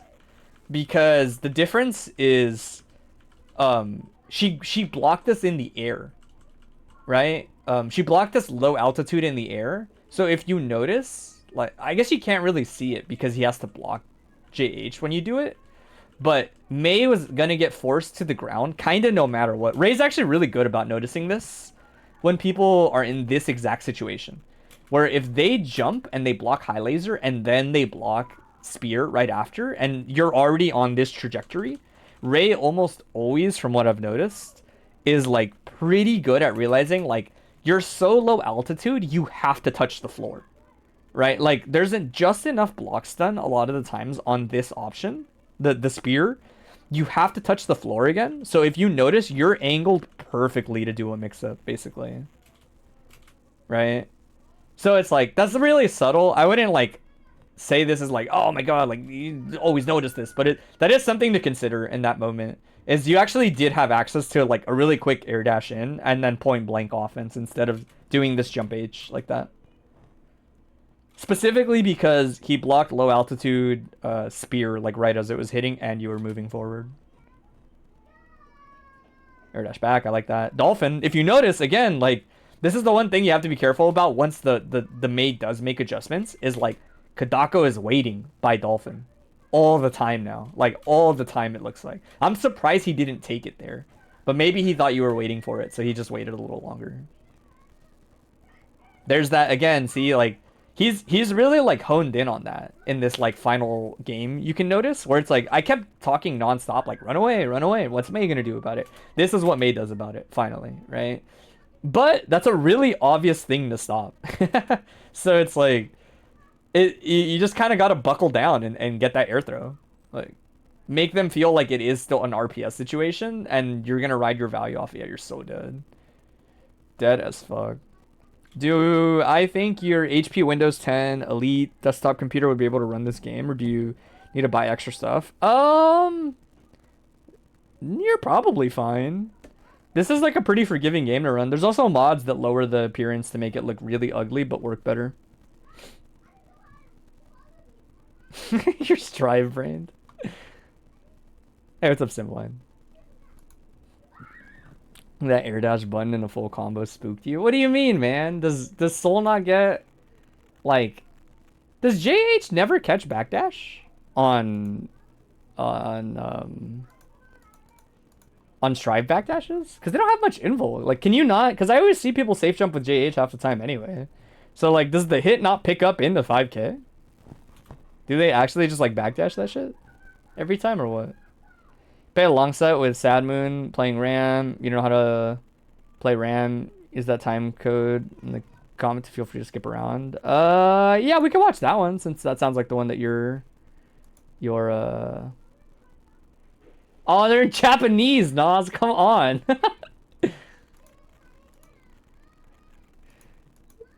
Yeah, we can focus on that one though. But yeah, conclusion thoughts are definitely like I unfortunately like I can't give too much matchup specifics about this. Oh, in the comments, okay. I can't give too much like matchup specific stuff. Like there wasn't too many things, and I'm just like not familiar with Dizzy enough as a character to say like, yeah, she should never do this specific thing to you, right? But as a whole, I do think a lot of it was, and you honestly did, like the second games and like the following ones, you did a lot of actually resetting and retreating more, right? As long as you're not dying in scrambles, I think you're winning in this matchup on average as Dizzy, because any stray hit can turn into like a good situation for you a lot of the times. I would say the big thing was like being more comfortable readjusting when it seems like it's finally time for them to overextend chasing like this, right? That way you're more ready. You know that your response is like this, and to like run up and whatever usual setup Dizzies do there. I would say maybe my other thing, like it's always like you can't ever really say it enough, but it's like there were a lot of moments where it seemed like Kedako just tested holding up like a lot in Oki, and he got away with it in general. Definitely something to consider where it's like in general Kedako almost never challenged your Oki. He just almost always jumped out of it, right? So it's something to consider where it's like, what do I have? What does it seem like Raid does versus people that jump out a lot, right? Does he rotate spike more? Does he do summon, right? Like any summon YRC, but 2K immediately afterwards to catch people holding up and then run forward, right? Like it depends like what he's doing in that situation. But I'm sure it's one of those where like it's something you can probably fixate a little more on, right? Like focusing less on like what if they blitz on reversal and more like this dude is holding up back the whole time and then just banking on that shit. That I would say that's like definitely a practicable thing to look into. But as far as like concrete answers, I'd be lying if I said I had any, if I'm being honest. But yes, hopefully that insight gives you some perspective on things you might not have considered before. All right, we'll look at these. Some Ram. Elephant in the room in the Ram matchup is definitely like, please burst Ram burst points. We're gonna talk about them as they happen, and I'll hopefully talk about some at the end of the analysis too. But but that is like level 1 for sure. Learning burst points, invaluable versus Ram. It is very important. Did help. You're gonna listen back a bit later and take some better notes. The range is mentioning focusing on how you view the movement helps. Yeah, again, it's one of those where I think like for real closing thoughts is like, you have to remember that she kills you very easily. So it's important to not put yourself in situations where you can just die all the time. Something important to remember about when I was saying like, oh yeah, sometimes once they finally do chase you down, just crouching is like, you don't really die for crouching in this game. Like, you, unless you're fighting Ino, like nobody kills you for just crouching at a distance, right? Kedako still has to run up, and Mei's grounded block strings are like pretty underwhelming. The most intimidating thing he was able to represent was just ball YRC, because it cuts off a lot of your air trajectories as Dizzy, so it limits what you can do on the escape, right? But blocking is not gonna get you, like crouching in those moments where you would have gotten air throws and all that stuff, you're not gonna die. That's what's really like good about it, right? You're even if you're wrong and Kedako runs up and presses a button, you don't die. Like, you still, you're only fishing for punishes in a situation where you're pretty safe, right? Where again, your whole goal is to like reset just enough that Kedako feels the burden of like, God damn it, dude, I have to approach. Like, this guy has no interest in fighting me. I have to go in. And then flipping that on them and saying, well, if you're going to be greedy, I'm going to punish you if you're not doing it the right way. And then going from there. And again, there's a bigger emphasis on that in matchups where you can't as confidently RPS, right? Like, if you're fighting lower damage, less threatening Oki, then it's okay to take more risks every now and then. It's specifically versus characters like Mei, where it's like, one touch leads to knockdown, second touch leads to like 30-40%, third touch will probably stun you and kill you. Like, it all happens very fast. It's all very easy to like just lose in one moment, basically. But all right, we'll watch this. We'll see how this goes. I will say, just based on watching it, when I watched like Akai into Solstice, Ram does not do a good job of stopping like Jam approaching at a diagonal angle frequently. It's just one of those where it's like, all she really has is 6p or giving up space. It's really fucking hard to stop Jam from just like landing on top of you or like doing stuff like this all the time. In general, I do find that is like the case. Gets the jump out. I'm gonna reset, but it's still biggie. Give up space. This is fine. Sadman hasn't really opted for it. I will say, when they do, just keep in mind, like, sword sets are something that you do want to kind of, like, smack whenever they're out so that you don't have to block them. At least until the Ram player proves that she knows how to stop that. Usually, like, a retreating air normal is, like, godlike at just stuffing swords and ruining their advantage in neutral. But Sad Moon looks like they're mostly content with just playing off of, like, the better normals in neutral. Which, for you, just means, like, okay, just space around it, basically. If you notice, playing like this is perfectly fine. Because everybody probably noticed by now, Gnoz has 100 bar and Ram has a little more than 25. Jam gains significantly more bar than Ram as a character. But also, a lot of people don't know that Ram doesn't gain meter except if she hits swords. And I think that's true in block strings, if I'm not mistaken. Let's see. Like, if I'm not mistaken, Ram quite literally only gains meter, I'm pretty sure, when swords connect. Like, nothing else gains meter, I'm almost positive. Oh, except, like, moving. Obviously, moving, like, builds meter, because everybody builds meter moving. But she specifically, doesn't build it on any hits, right? Let me see. Let's double check. I don't want to be too wrong about this because it's such an easy thing to double check. So, yeah, moving, she gains it, but block everything, right? Even if she's doing like Notice how Ram is not gaining any meter on this block string. She only gains meter when these hit, right? Which usually translates to like she doesn't gain meter a lot in general, but also extended neutral can often work out a little better for other people because she only gains meter from swords connecting, not even special moves. Like notice that I'm doing a special move, right?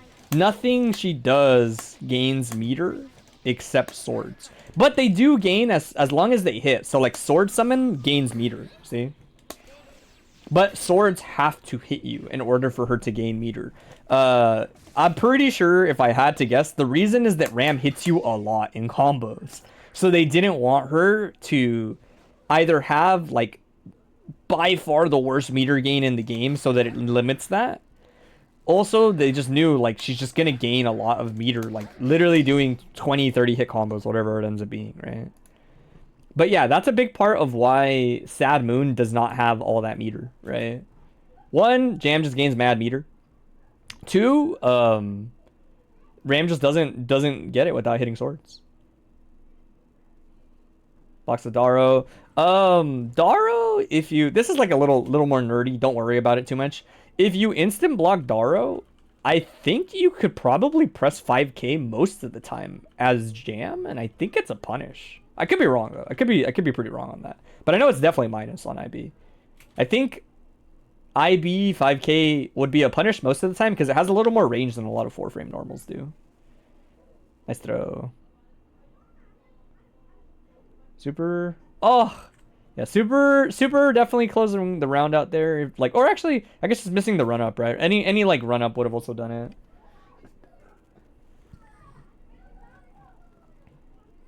Let's get Seer Dash.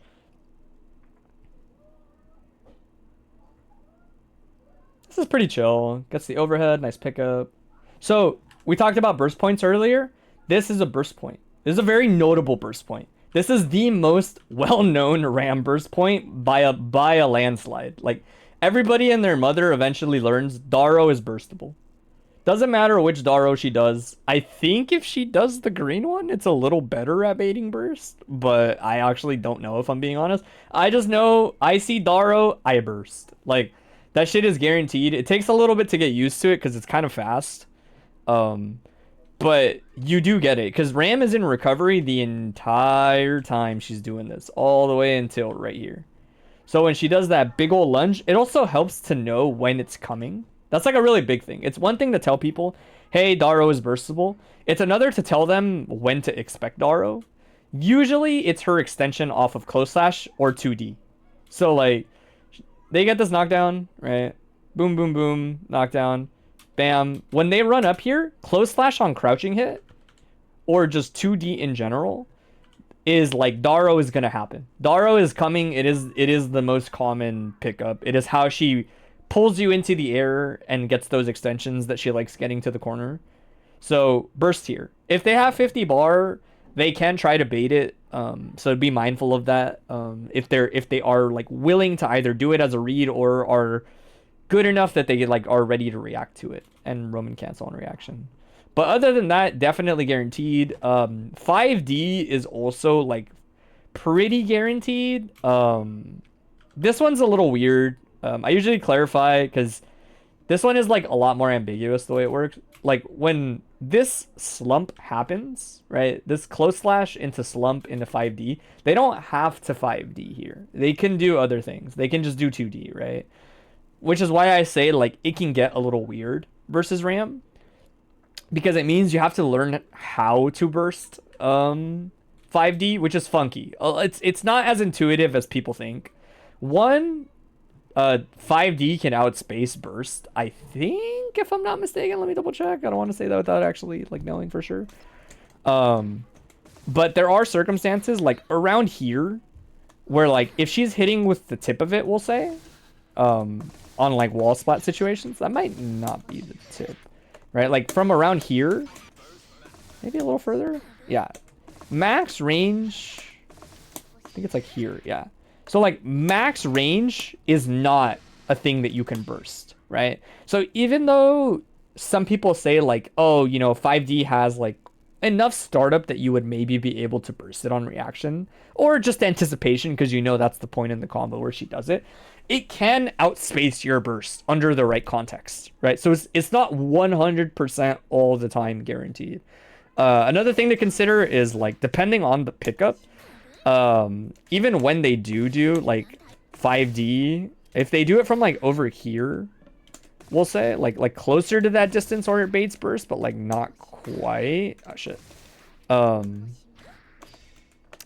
The tricky part is like sometimes you can burst this run up and sometimes you can't, if this makes sense. It's really funky. That's why I say like yes, you can burst 5D on average. It's fine. It's not a bad thing because when they do their cinematic run, they're almost certainly gonna get hit by it. But if you notice, sometimes they don't get hit by it.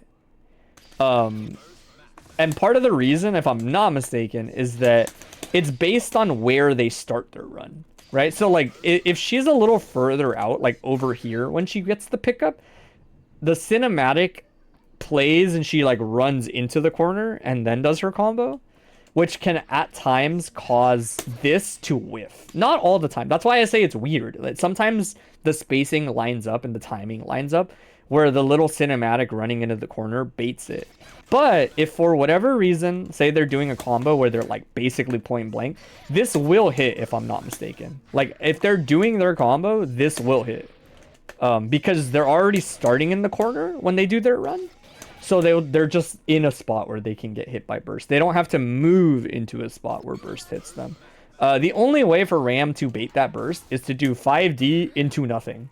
That is like, and in my eyes, I don't consider that something that you should like really consider when you're like, oh, maybe they're gonna hard bait my burst. Maybe I shouldn't burst, you know, like usually once 5D hits at this point, it's pretty much like just burst is what I'm getting at. Like once that happens, the splat and they're running forward, burst is also essentially guaranteed there. But I clarify the situations where it isn't so that somebody doesn't show up in 2 weeks and go, hey man, I bursted Ram 5D in the corner and die. You know, because it can happen. It's the knockdown. Oh no, the reset. Yeah, Ram mix is rough. Another thing to consider if you don't get your burst, say mid-combo, or it comes back later, Ram is also a character where once you're in this situation, sometimes I will block. A lot of the times the way her mix-ups work is block a sword and then Ram does something, right? It's almost always block a sword and then Ram does something. So a lot of the times, depending on the mix-up, but a lot of the times, you can block a sword and then burst and just deny the mix-up, period, right? It's lower value than denying a combo in Oki, but it is still something to really consider versus a character whose win condition is so obvious. So, like, yeah, in the corner, swords are up, I could lose, you know? Let's get out of that situation. Again, Daro, burst point to consider, right? Boom, counter hit far slash, crouching hit far slash, almost always hit confirm into Daro, like if the Ram is ready. Right, boom, guaranteed burst point. This, less of a known one, this is also guaranteed under the right context. This is why it's kind of hard, because Daro is the one where it's like, yeah, always burst Daro. Daro will essentially never bait your burst if they're not Roman canceling. This one can, but it does with way less frequency. Ram's pickup, almost always, unless they're doing a burst safe route, her pickup is almost always jab into this. On like basically everybody. This hit, this rising kick is burstable. Because one, you're kind of expecting it, so you already know. But from the moment this hits, all the way until all the way until here. She had to go a solid like 20 plus frames, probably like 24, 25 frames, where she couldn't do anything until this, right? Then they dash and they get the pickup. Again, burstable, right? The big like asterisk to bursting this hit is altitude. The sooner you do it like in the combo, a lot of the times the better. So like, let me see.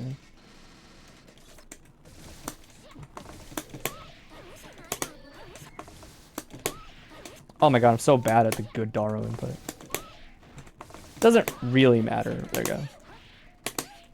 Alright, so actually, I'll hold back during the recording, so it's a little more accurate. Wait, can you do follow-ups while holding back? Oh my god, you literally can't do it. Wow, I didn't know that. I didn't know that. I didn't know Ram can't do her follow-ups.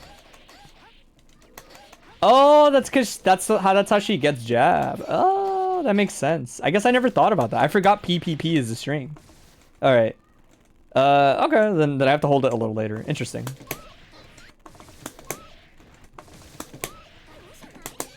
Oh, that's weird. That's extra hard to bait burst then, because you can't hold back while going into that input. So there's like even less of a chance that this is gonna work. Like them trying to bait it. Because that's just an awkward thing to pull off in general. Oh my god.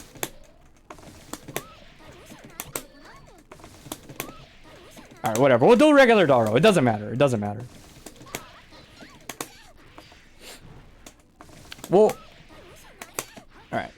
So, this hit, right, a lot of the times, like, one, Daro is burstable. Even if you hold this, like, once she does her leap, boom, boom, boom, boom, boom, burstable. Again, a lot of it is understanding, like, if 2D hit, it's, like, probably coming, you know? But it's the only animation where she lunges forward and does that. So, with enough practice, you can definitely get used to it. You can also burst that. A lot of the times, if you do it right, the way it works is you'll see her getting hit with her burst, like, as she's putting her foot down, like that, basically. Right? This is also a guaranteed burst point. The tricky part is because you're in the air, certain times, if you're just high enough, like at the max altitude of that hit, it can whiff. So you have to understand, like, how low you probably are in the combo. A lot of the times what I do when I'm fighting Ram, and like I'm by no means perfect at it, I mess it up every now and then, is I look at where the jab hit me at, right? Like if the jab hits me like kind of low, like around like where her chest is, a lot of times it's guaranteed, right? She hits you even lower, if I'm not mistaken, with green Daro. Like she recovers faster and she gets the pickup like even lower a lot of the times. So like once I see I'm kind of low when they get the pickup, I take this burst, guaranteed. Another one, that one I don't really see nearly as many people go for. But she is committed to that whole animation until the end. Outside of that, it starts to get really risky bursting Ram. Because again, altitude is such a big factor that you might accidentally burst over her doing some weird auto combo. It's the hit, should be knockdown, close slash. Oh no, hard. I think missed the 2D. It's supposed to be like jab, jab, close slash 2D probably. Nice. I like getting card. This, also a burst point. This one is like less important to know.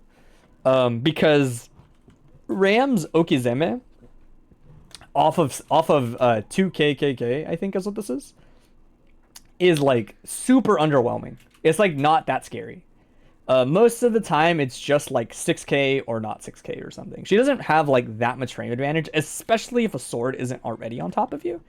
This one isn't as important, but if Ram hits you with this normal, this is also burstable. Once she gets to her little spin, her little Beyblade, you just burst right around there, basically. And you know, Ram has limited strings, so you kind of know, like, once she commits to that, she's stuck in it all the way through the animation. So that one's also one to consider. Nice. Yeah, this usually this positioning for a lot of Rams, a little difficult to deal with, because if they're not already trying to air throw it, her 6P has very mixed results versus something like this. Nice, gets the hit. Card. Super's a factor, yeah. Ram Super's one of those where it's like, it's not that big a deal to get hit by it most of the time. But it is always a factor. Damn, that's a lot of missed IDDPs. That's a vibe for sure.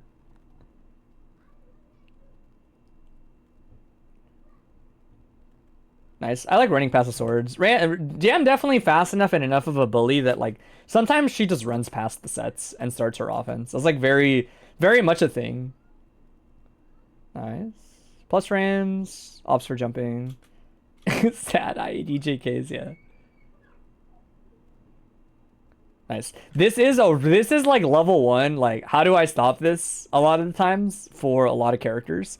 Jam, the most direct way is if you're like pretty confident they're gonna do it, Hochifu kind of eats that shit alive. Because it's only one hit. JH is huge, but it's only one hit. So if I'm not mistaken, like a good dash up Hochifu, I think just erases Ram from existence. If I'm not mistaken. Because this is like a really like common thing. A lot of, yeah, a lot of like, you might be tempted to like 6p it, but it has that effect, right? Where it's like, it's either going to clash or poke deep enough that it does that. So it tends to beat a lot of anti-airs. And a lot of people have a hard time dealing with it because if you block it, like, you don't really always get a punish, especially because she can special cancel that into like the weird sword rekkas that she has. But Jam, if you're pretty sure it's going to happen, like dash up into like Hochifu is like very solid. And very good reward potentially, right? That it's like definitely something to consider. Not something you have to do, but something to consider for sure. In terms of like risk reward, it's definitely like there a lot of the times for you. Yeah.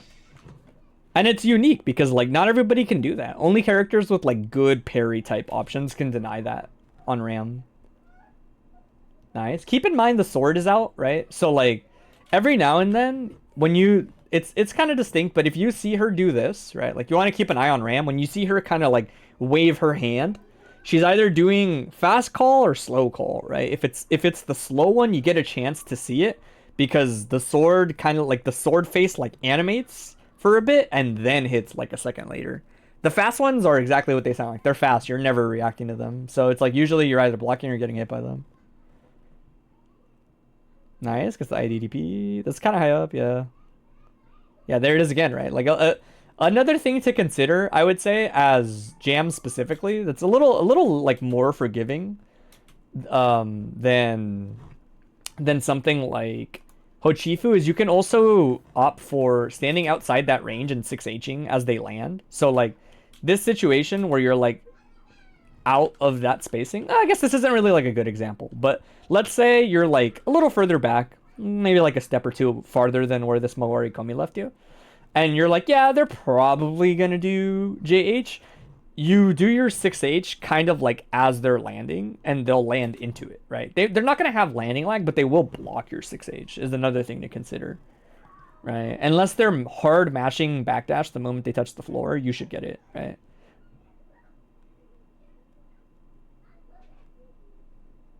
Nice. I was also about to say that earlier. So, like, if you're fighting a Ram that's focusing a lot on using the big sword normals in neutral instead of relying on the sets, Far Slash is really good until people instant air dash. Instant air dash just beats Far Slash like clean. Clean, clean, clean. If you know that they're going to Far Slash, ID is going to just bully her, basically. Right? And something like Rising Jump S is like something that she might do to kind of like disincentivize you from always going for that. I smash.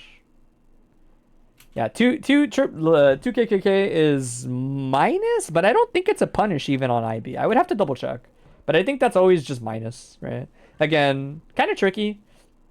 I think we'll bust out the good old reliable, right? So I didn't really do this with the Dane set, but I didn't really. I guess I could have, but honestly, kind of forgot I had it. If I'm being honest, let me see. Let me see if this is still set up correctly. Ah, that's not right. How do I do this? Did I used to do it like this? Is this how I did it before? No, how did I do this before? Did I actually have a dedicated capture to this? Oh, it does work still. Nice. Okay. Whoa. Hold on.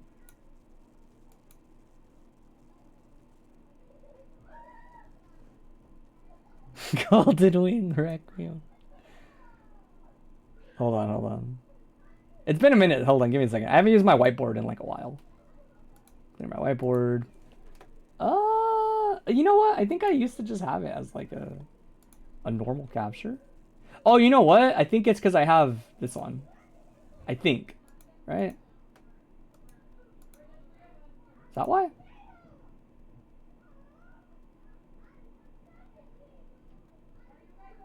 Oh wait, no, I'm a dummy. No, I think I remember how I used to do this now. Let me see. I think it was like this. Ah, my webcam. That's not what I meant to do. Spoilers. Oh, I should have turned my webcam on. Nora's been asleep all day, but whatever. We'll do it next time we do this. left-sided it? Yeah, sorry. It's been a while since I used whiteboard, so it took me a second to remember.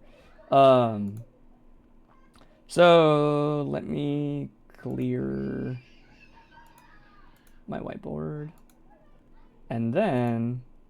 So, when you're fighting Ram with swords, there's a really big blind spot that she has. And it's around right here. Ram oftentimes has big ol' / and big ol' jump H. But they only ever really hit like vertically or horizontally. They almost never hit diagonally, like ever, like that well, right? What she often does is that she'll try to cover that dead space by jumping and then jump S-ing like here. But her jumping means kind of like the same thing, where if, let's say, like, we'll go a couple seconds and I think we'll see it. Yeah, so like her jumping turns into the opposite problem, where now she only hits like this with swords, right?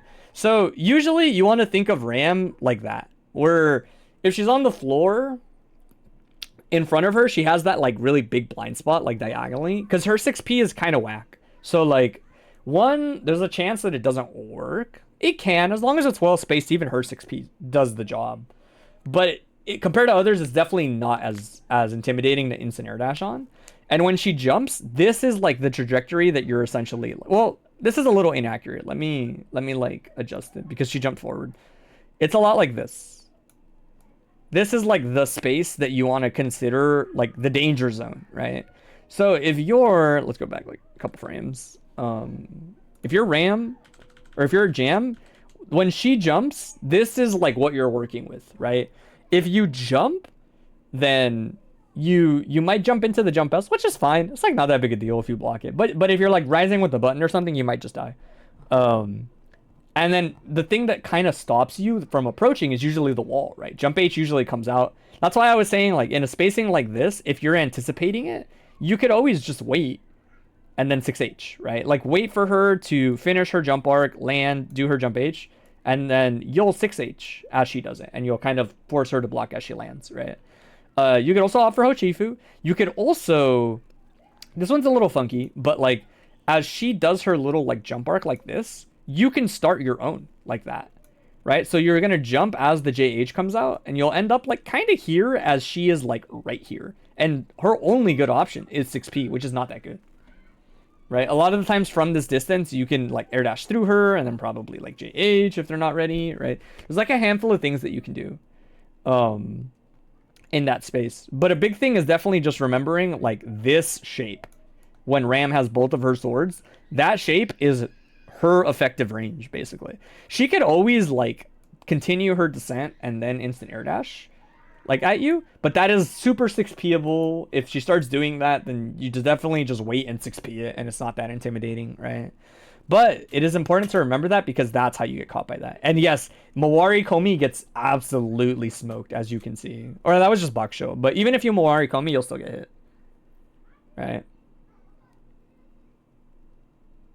Wake up super. Okazeme kind of sucks on this, if I'm not mistaken. Yeah, it's just like run up into nothing. Yeah, so like again, this sort of like range in front of her is a little obnoxious to deal with if you find her like just kind of running at you or like throwing things out in the way like that. I'll see if I can, let me see. Let's see if we can like show it in the game real quick. This range, right? If you're having trouble with like her doing this, something like this is like pretty okay, right? As long as you're like running up into a range like this, and then, oh, I got Hochifu, right? And then opting for 6H. The moment she lands is usually like when she's the most vulnerable, right? Regardless of what she picks, whether she picks like rising this, right? Like, as long as you're like that distance and you're like, yeah, he's gonna land, 6H, right? Again, this isn't actually a punish, because these don't, despite being enormous, these don't have recovery. But forcing your advantage is sometimes good enough. It'll also force them to feel pressure to backdash, etc., right? You can also opt for like approaches like this, where from like over here, we'll say, you do stuff like that and then run in, right? So even if they're opting for this, a lot of the times you'll like be in a range where you're kind of like out of its trajectory, so and you'll go in like that, right? That's why I say, like, as she is sometimes jumping, you're trying to line up yours sometimes so that you get her like that, right? You're responding to her positioning by, like, moving into the dead zone, right? That I was talking about, where it's like, you know she's gonna land. When she lands, she's gonna land in that spot on the ground where you can kind of just bully her, right? Like, outside of air dashing, or sorry, outside of 6P, like, that is gonna be consistent. Something like that's gonna be consistent. It's gonna force her to feel like she needs to do that, which, again, is like, you can 6P this at a distance, which is a little safer than, like, doing it point blank, because that way you're not, like, in jeopardy of dying all the time. Again, Hochifu is, like, very underrated in this matchup if they're just doing, like, big swords. Because you can just rip it and get a lot of value. But it is really weird. Like, if you're not used to it, moving around her big-ass swords is pretty obnoxious. Nice. See, that is actually the burst point. That is a guaranteed burst there in that spot. You catch her as she recovers. Dead angles out. I would consider super there. Super's not a bad option as jam. A little too high up. Yeah, Ram's really light.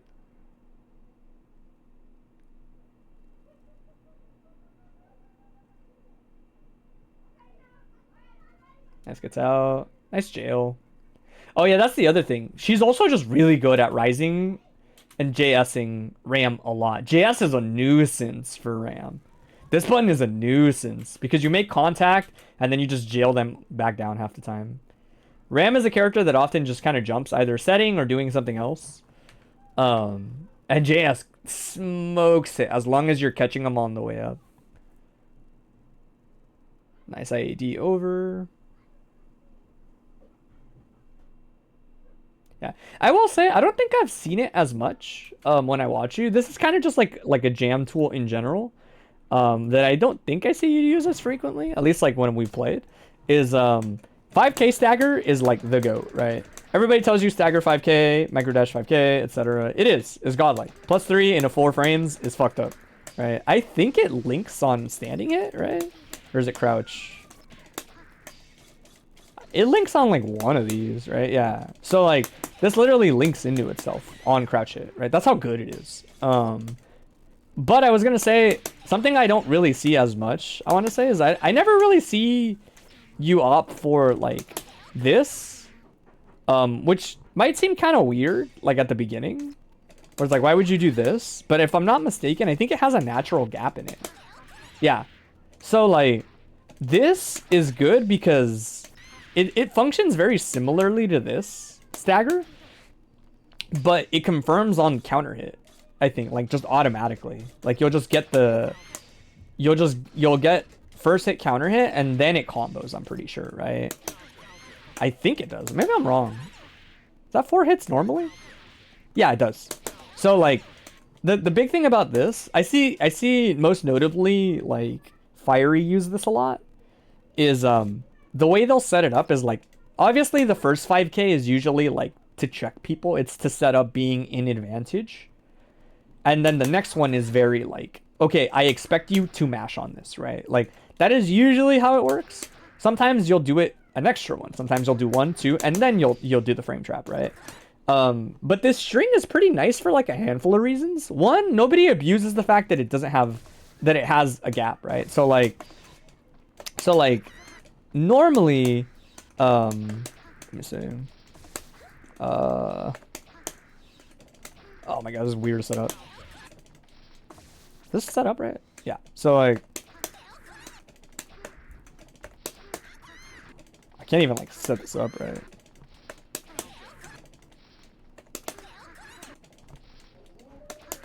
There it is. Oh, I did set this up right. Cool. So like normally something like this is actually like a good call out to it because there's always a gap there, right? So like a lot of the times people get caught off by this. Oh, shit. And they'll like never go for that. That's kind of, to me, the downside is like reversals and a lot of other things will catch it. Jumping, if I'm not mistaken, does not get out of this. So like, let me see. Because it leaves a gap, right? That's the idea. So the way you want to think about it, like a big part of why this is good is, one, it confirms on counter hit, right? So if somebody is mashing to escape a throw, then this will combo anyway, right? So you'll just get like 4 hits to confirm. It's a really easy hit confirm once you're used to it, because Jam's gonna rock all those hits, and then she's gonna, yeah. So the gap exists, but it's only big enough to like do something very fast. Especially like just regular block. I think if you instant block, you can jump out of it. I think. Let me see. But again, it's on 5k. It's hard to confirm what the jam is even doing. So you would have to do it like very preemptively. Yeah. See, so you can jump, but you would have to still faultless defense in order to actually block this normal, right? So that is the other reason why this string is really nice, right? Other people will sometimes people will hold up to escape throws instead. So this, as long as you Gatling into it, just naturally catches people holding up, right? It's a very, very solid tool to use in strike throw, because confirms on counter hit, leaves a gap big enough to catch jumps. I think it's active enough to catch backdashes too, if I'm not mistaken. This one is a little tricky because it's like, yeah, see, so like even on a backdash, right? Like even if they do like this, let me see if I got that. Yeah, so like even if they do this, it hits on that. And I know like Fiery, I think, is the one who's like gotten comfortable enough where I think he still confirms this on the backdash hit. Like that, if he has a Geki. I'm almost positive that's like what he does on backdash hit. Or like if he gets this, he does late Geki like that. See? So this button is really good for catching a lot of things that escape the throw. Right? If you notice, this has caught like 3 different things that escape the throw. Right? It's super good to use in strike throw. The only downside, if you want to call it a downside, and it is, I shouldn't pretend it isn't, it's not an actual combo on regular hit. So if for whatever reason somebody gets hit like that, right? So like if they're set to block after first hit, then it's not a combo. Right? Like that. But it's something that you do with the expectation that people do not want to just block, right? Or the expectation that they're not going to get hit by 5k. Or obviously if you had done this, you get a knockdown, right? But it's kind of the same, right? Like even if you stagger 5ks, they don't combo into each other unless it's crouch. So it's like, in my eyes, it's not that big a deal. I think the big thing is that I don't think this confirms on crouch, right? I think we saw that earlier. Oh, it does. Yeah, this shit's godlike, dude. No, this option's amazing. Yeah, it's plus on block, exactly. No, this Gatling, and it's a Gatling. It's not even like a link. Damn, this confirms on crouch too is insane. I thought this was counter hit only. That means like similar to this. That means this whole sequence just combos. That's pretty funny. Yeah, FD is the only downside. That makes sense. Yeah. But yeah, I want to say I don't really see you use it that much. And even FD is not that bad, because I think as long as you use the tool enough, you'll learn when people are FDing and you'll press 2D one hit early. Right? Like you'll do something like this and just IAD back in is like very common, or box show back in, right? Because they faultless defense, so you have more advantage to work with. Whoops. See?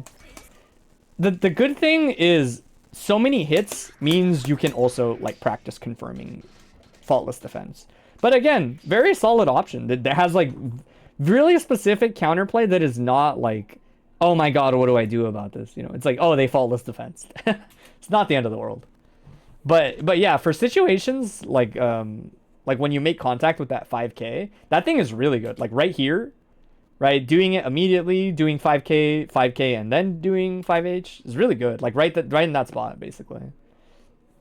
It'll solve your problem. The way I would put it is like 5k stagger is cool, but it's not hit confirmable. You're not hit confirming a single standing light button. It's just not a thing, right? So it's more about giving yourself the ability to catch a lot of things and also hit confirm potentially, right? Because 5h is hit confirmable. It's got a ton of hits on it, right? Like nobody is hit confirming that 5k. It's not possible. It's too fast. So a lot of the times it's setting up a situation and then hoping that you're right, basically. Also, I mentioned it earlier, but this is also burstable on the ground. It's just less common, obviously, that this happens. But that stagger is also burstable on the ground.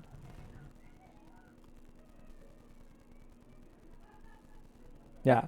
Yeah, I would say definitely something to consider is like the range. Like it's cool that you want to like try to play slow and like slow things down because the swords have just been beating your ass the whole time. But this range is good. And yeah, see, this is what I was talking about. That actually is like really good adaptation.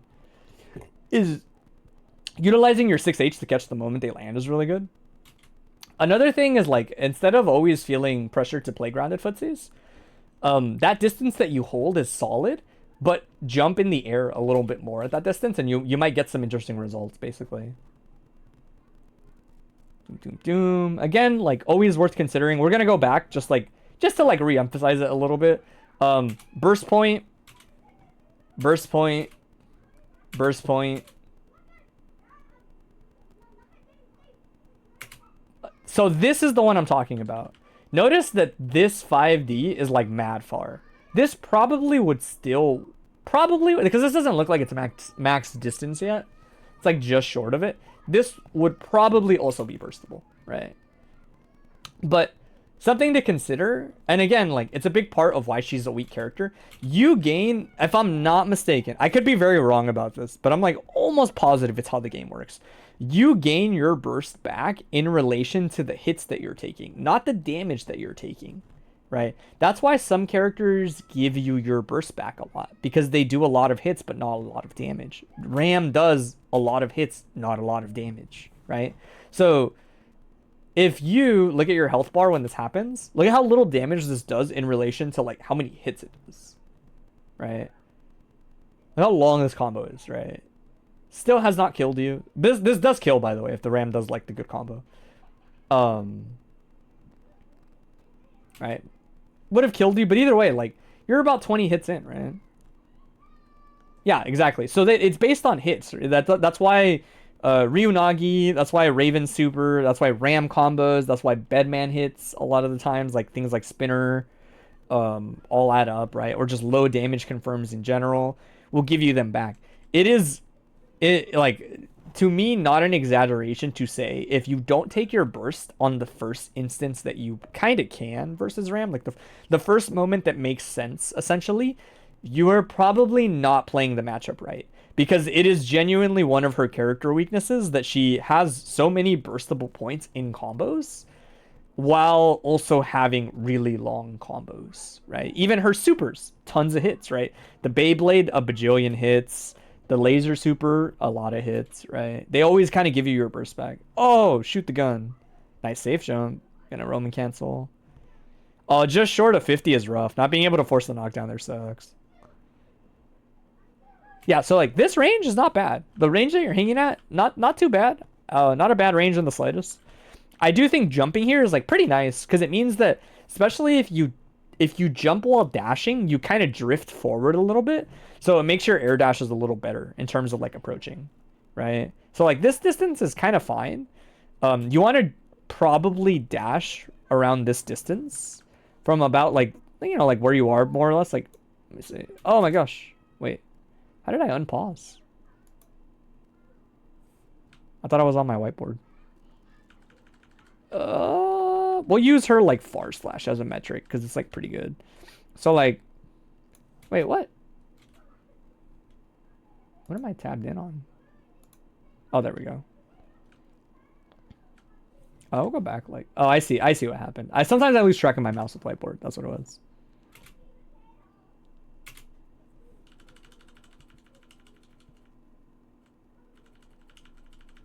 It's like around here when they land, right? Yeah. Yeah.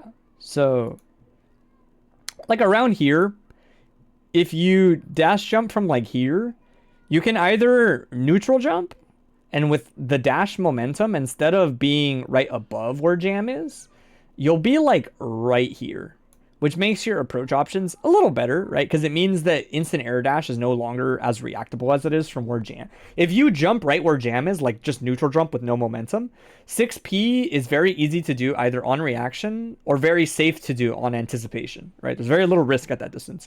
Once she's kind of like where this mark is, it's a little harder to do that, and it's less consistent on average. If you dash and forward jump, you'll probably end up around here at the apex of your jump, right? Which now means like basically 6P is like pretty free, but you could also just land right outside that range, like right here, and bait 6P is without even trying much, depending on the character. But the big thing is like this sword, right? Like we're gonna frame by frame it, is like right where that dead zone is, right? So as long as you kind of jump into that range, it's kind of like a not so bad situation, because once you're in either of these spots, whoops, oh no, go back, keep losing track of my mouse. Oh, where's that far slash? There it is. You're essentially just kind of like moving around, trying to like get to either of those spots. Once you're kind of like here, if you recognize that she's doing that, you're in a good spot, right? The other thing to consider is you're not really pressing a button while moving into that range. So even if they press like JS in the air, you block it, but nothing really happens. Like nothing, you don't really die for that. You just block JH and JS in the air. I mean, sorry, JS in the air. Oh my god, that's terrifying.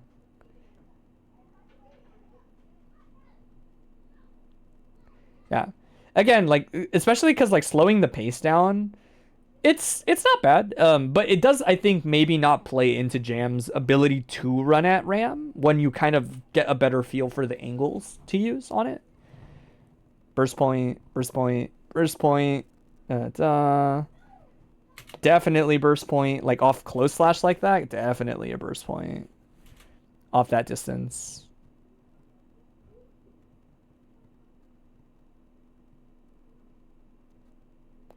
Nice. Gets the reset. Yeah, a little too far. Throw isn't a punish. Even though Daro seems like it's really close to you, it always does this little weird recoil like that. So it always has this pushback. 5K, I think, is a punish. We can check right now, but I think 5K is a punish on instant block most of the time. Oh, I mentioned this a while ago. This is like a tip I had told Irene a while back. Far slash is really good with Jam, but it kind of has a similar problem to her 5K and some of her other normals, where 5K far slash isn't really like that hit confirmable when you're just like ripping one and that's it, you know? So a lot of the times I tell people, like, as Jam specifically, if you're gonna do dash into far slash versus somebody like as a check, a lot of the times you should, like, you might as well do the 2D afterwards, after dashes.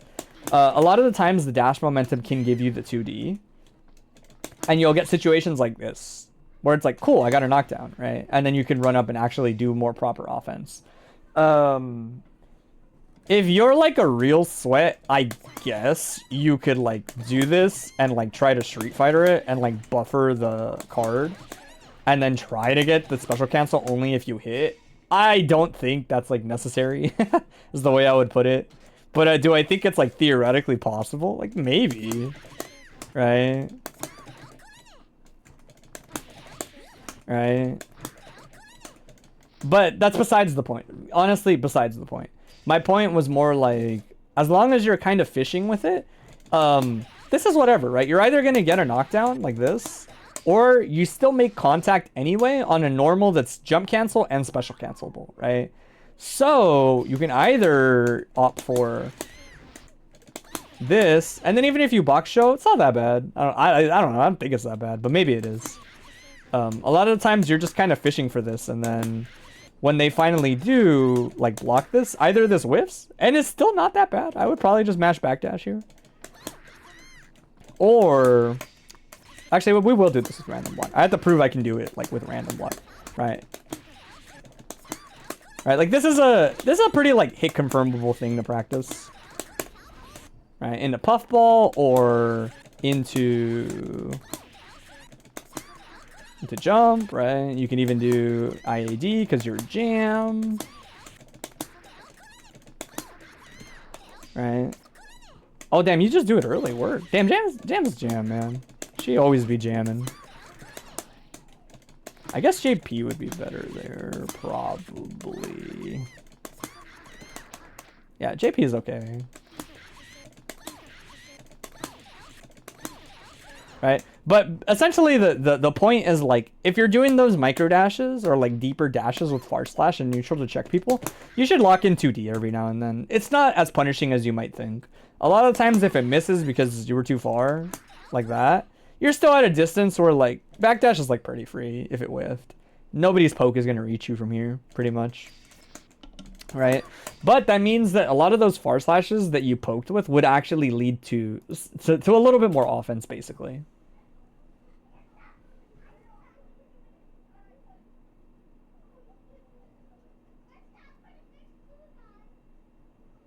Damn, your 6P losing to their 6P is crazy.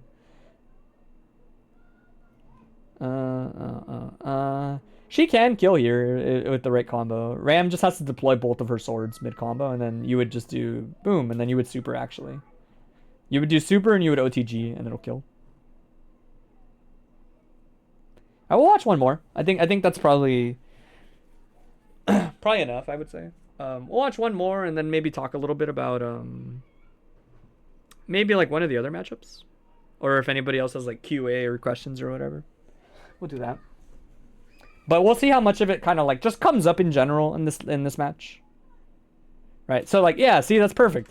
If you do this kind of thing but a little further out with momentum, that's kind of like the dead zone I'm talking about, where she whiffed the button and now she kind of has to guess what you're going to do afterwards. Right? Whether it's air dash or run up. Air dash is probably better here because they've mostly been opting for jumping in disadvantage, not really anti-airing.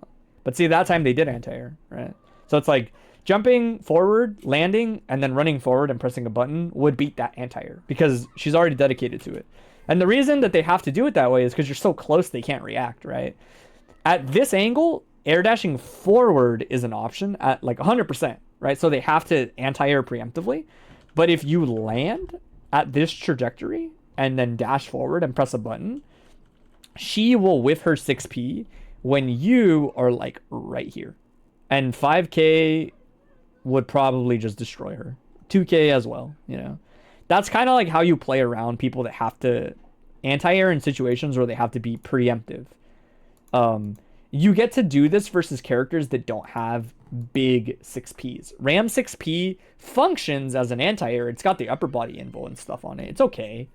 But it has like no horizontal hitbox on it almost at all. It's really stubby. So it's really easy to bait it out, run up, and then punish it sometimes with some characters. It's a very, very tough one to use if you're not positioned well as the Ram player. That's close slash. That was a weird hit. That's Morikomi. Yeah, Morikomi is really solid. It's just got the downside that it definitely loses to the JH still. Keep in mind, Daro, even at far away, I know this like hit from really far because it wasn't a combo or whatever. Daro is, I think, always the burst point. That might have actually been too far because it wasn't a combo.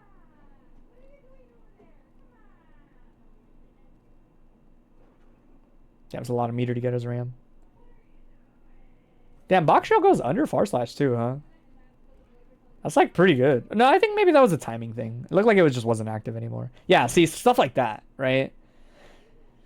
Micro dash far slash is great. You don't always have to do the 2D, but this is kind of like why you do the 2D when you run up, so that you get that offense going. And there's very little downside to it, honestly, on average. At least like compared to like just pressing far slash and then blocking it anyway. That was really well spaced. Dead. Yeah, a little too far. I was going to say, I thought you were going to do Ryujin on the 2H. And I was going to be like, oh, the Ryujin might miss. Because it's like so high up. But instead, Super just missed. Oh, that guy believed. They were believing so hard in that dash up 5K. That was supposed to be dash up 6K. Oh, a little too high up, yeah.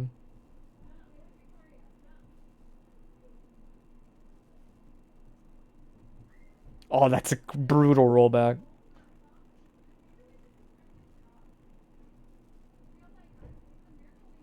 Nice.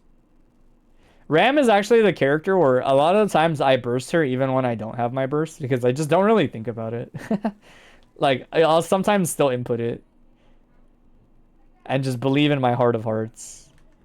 So, is there anything you could really do here? Not really. Ramoki's just Ramoki, dog. Like, you could have, like, blitzed into, like, super or, like, blitzed into DP and kind of, like, gambled a little bit. But generally, it's always block sword, block ram, second sword. That's, like, most of the time how her mix-ups work. Just variations of that. Sometimes ram hits you first. But not too frequently.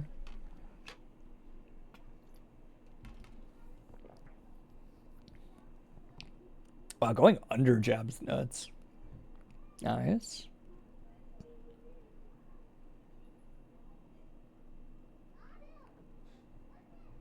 Bum bum. Splat. Tough situation. I could be very wrong on this. And like, I would say this is not something to like really take to heart or worry about. But a lot of the times when Ram does a setup that looks like this, where she's like airborne, calling swords or doing whatever, a lot of the times, depending on your character, if you have certain supers, you might be able to super out of this situation. Jam kick super is one of those because she moves forward and then hits, and she's got like a good chunk of invul while she does it. That if you see Ram like kind of far away, kind of in the air, doing like sets, swords, whatever, wake up kick super like might work is the way I would put it. If you're looking for something to try, wake up kick super might actually work in those spots more than you think. The reason I say like don't worry about it too much is because like it takes a while to like really learn what Ram combos look like and like setups look like. Even me, like I'm just lazy and I don't really like know a lot of them. Nice bait on. Oh no, the reverse hitbox. I didn't even know that could catch. Oh, it caught dive kick's hurt box. I was so confused. I was like, how did DP lose his dive kick? Okay. Word. Alright. Beautiful thing to go out on. Truly. Let's see. Other matchups? That was mostly the Ram show.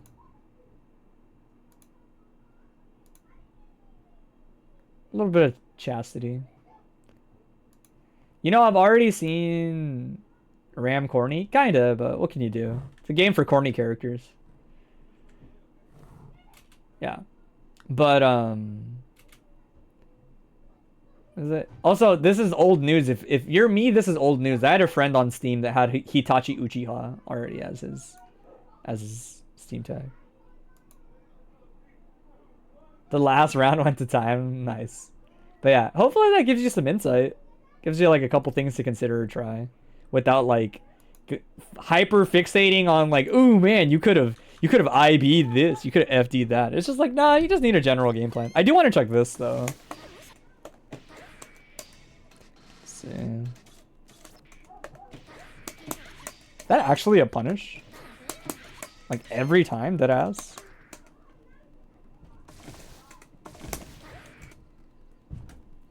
You got some fun. Cool, I'm glad I helped. Oh shit. Yeah, damn, that's good as fuck. That's good as fuck. That is definitely a punish every time. Some people be eating mad good.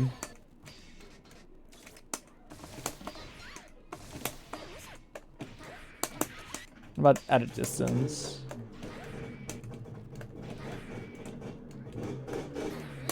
Yeah, okay. So like spaced out. Yeah. But you can, dude, you can do it from pretty far, man. Like, that's like not that bad. Most 4 frames don't reach this far, is like why I would think like not that many people get it. Yeah. I was just curious. I had a feeling it could punish just because frame data wise it can, but like the difference is like as answer, I get the punish here. Like over here, I don't think you get the punish as answer from like over here. I could be wrong. Let's double check.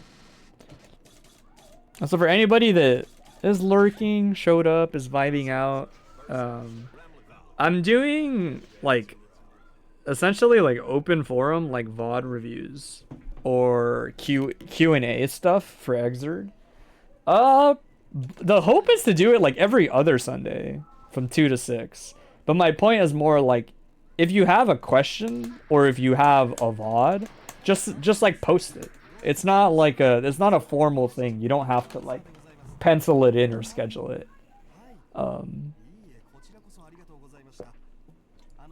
He just have to show up and essentially post it. You want me to post it? You can post it in the chat. It's fine. Oh, never mind. Never mind. I was talking mad shit. I forgot how big this is. Never mind. This normal's big as fuck too. I forgot that she's just standing. So you got it. Damn, you might get this from even farther. Yeah, you might get that shit from even farther than Jam 5K. Because I don't think 5K punish up at this. Damn. My goat. My goat. But yeah. I mentioned like in the Blue Sky post, I think, where it was like preferably YouTube, but anything's fine. I just like that YouTube is easy to frame by frame on. That's like the biggest thing. It's also just easy to ad block on YouTube. Everybody knows that.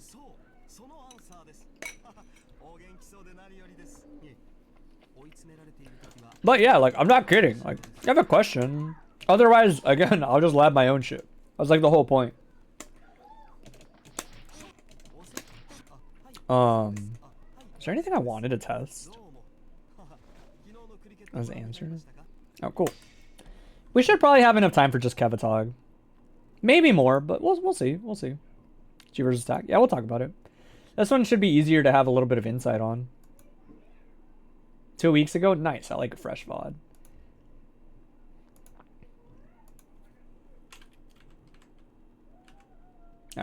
Alright. This matchup is interesting to me. Like, surface level thoughts on Answer versus Mei is like... Mei just kind of holds up, and you don't usually die for it, is the way I would put it. You might get punished, like, it's not like I can't do anything about it as Answer, but it's very rare that the punish is, like, something that knocks you down, or something that does a ton of damage. Like, Answer is vulnerable to a lot of jumping in the sense that, like, he doesn't catch jumps very well, but he anti-airs very well, if that makes sense. Like, he's good at anti-airing, but if people just kind of jump out and run away, that's not anti-airable. So, jumping is usually pretty good, and I know, like, Oki-wise, it's nice that she doesn't have a meterless reversal, but she does have a really good backdash that's, like, very solid at using if you know where to use it. And Oki versus Answer is like, he should just disappear. Like, you should erase him from existence. I don't remember it off the top of my head, but I know without a doubt in my mind that there is definitely an OS for parry, because KTP does it like every time. It just doesn't beat parry, jump and stall parry YRC.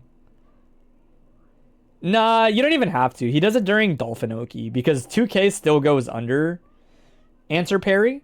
So he just always does 2K as like the start of his Oki, and it just always goes under it, and then he punishes it like right after. And gets like a full punish. And if you backdash, he does it where it's like 2K whiffs, and then I think he like rides Dolphin or something like that, and he always punishes the backdash too. He just kind of like OS's all the defensive options. Nice. Anti-air. Answer do be anti-airing. That's just how he works. That's not going to knock down. Holding space. I would say, yeah. Nice. I like being reserved with Dolphin. Okay, so first thing for sure is like... I know it feels shitty because you don't really know what else to do, but almost never, if you don't have to do it, don't go into Answer Scrolls. It's actually a lot worse. It's a lot worse to do that. Like, if you're this distance, give up more space instead. You always want Answer to ideally have to go past his scrolls to get to you, so that when he touches the floor, his offense is at least a little more limited. But going like directly into them is like, eh. Would I recommend IADing at Answer on scrolls? It depends who you play. I think Mei has kind of a reason to, because something like something like IADJS here is really good reward if it hits. But if answer's already kind of dashing, then you're just like gonna block it most likely. Yeah, if you have a choice, being outside of scrolls is always better than being inside of them. Gonna reset. This is not the worst. Answer gets a set and then a meaty off of this. Is how a lot of people don't know, by the way. I guess I should explain like a little bit of frame advantage. There are some shenanigans involved in this. A lot of people don't understand like how answer frame advantage works. Generally speaking, it depends on your wake up timing. Like if you're slow or fast or whatever, it changes this. But a lot of people don't know Azuna, and to my dismay, Azuna is actually face down. I wish every day, most of the time, that Azuna was face up. But Azuna is a face down wake up, which means on average you have less frame advantage to work with compared to if you did a combo and knock somebody down. Usually answer only has time for one set and one meaty. That's it. Like if he's doing other stuff, you could probably have wiggled out. Is Arizuna and Ground Azuna the same frame advantage? Yeah, it should be, because it's the same little cinematic that plays. He might be further on the ground after Arizuna, but that I honestly would have to like double check really fast. Let me see. Since we need to like reset the characters we're playing as anyway. But they should be the same frame advantage. It shouldn't change at all. Let's double check just that, because I am kind of curious. They should be the same though. We'll open up the frame data tool real quick. I don't have the new fancy one, so I'm just gonna look at the frame data on the side on my computer. And possibly spread misinformation for fun. But no, not actually. Lab tool. Let's see. Just to make sure, his frame advantage should be the same. Shouldn't change. So he is plus 57 after Azuna. Let's see. Jumping.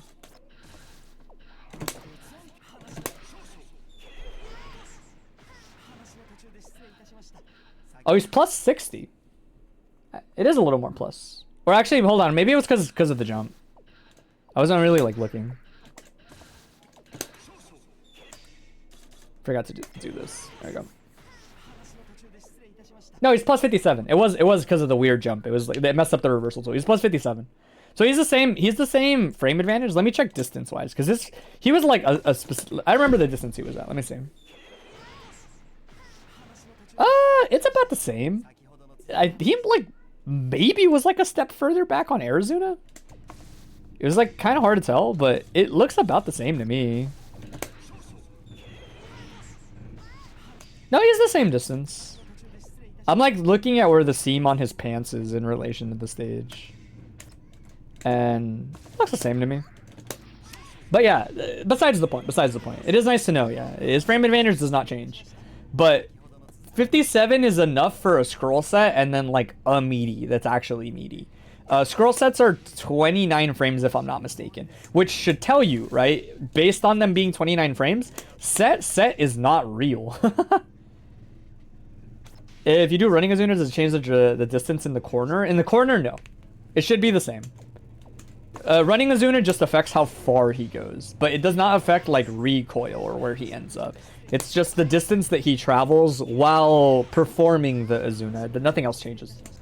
But yeah, so something like this, again, I mentioned this because stuff like this happens to people, right? Like, maybe not like on this necessarily, but like, right? Like this is not something that should realistically hit people, if that makes sense, right? If you're ever getting hit by that, or like another like more common thing answers will try to sneak in that is not like really real is like this, right? This is not real in the sense that like even when you wire see that option, it doesn't like actually work. See? But some people will just press a button or block or do whatever here after both of them, and you'll get like extra advantage. Good answer players do not do that. I'm mentioning it in case you're ever in a situation where they're not, right? They have to do something like this. This is actually like unfuckwittable, right? If you do it correctly as answer. You should like catch people trying to hold up and force them to block. One set with normal card is real, right? But things like double set, right? You should only really have enough frame advantage to do something like that as an answer. Right? You shouldn't have like enough to do other stuff. Just a small thing to like keep in mind is that Azuna's frame advantage is smaller than normal combos. So keep an eye on what they do after Azuna, and if it looks like fake, don't be too scared to like hold up out of it, is what I would say. All right, let me open up my monitor capture and whiteboard again. There we go. Yeah. Yeah. Generally speaking, by the way, if you block answer 5H, holding up is not that bad a lot of the times. It depends, is the way I would put it. Holding up does not lose to many things, is the way I would put it. That are like scary to lose to, right? 5H is notable because only up you don't think they'll throw Cardwire C. Pretty much. The other thing you have to consider is Cardwire C, in order to actually hit you, has to hit you in your 3 to 4 frame jump startup in order for it to actually hit you, right? Because even if they do Cardwire C, Card is a blockable projectile in the air. It doesn't have to be faultless defense, if I'm not mistaken. Let me double check that before I just say that. But I'm almost positive, like, it's very rare because it just doesn't like frequently come up anyway, is like the way that I would put it. Right? Alright, so like save. It's a lot harder to catch people jumping than you would think. I'm not saying it's not doable. Like, it's definitely doable, but it's more like you have to really like consider. Like, I'm genuinely trying to like YRC this in that timing and like seemingly not getting it. Let me see. There it is. Yeah. So like this is good.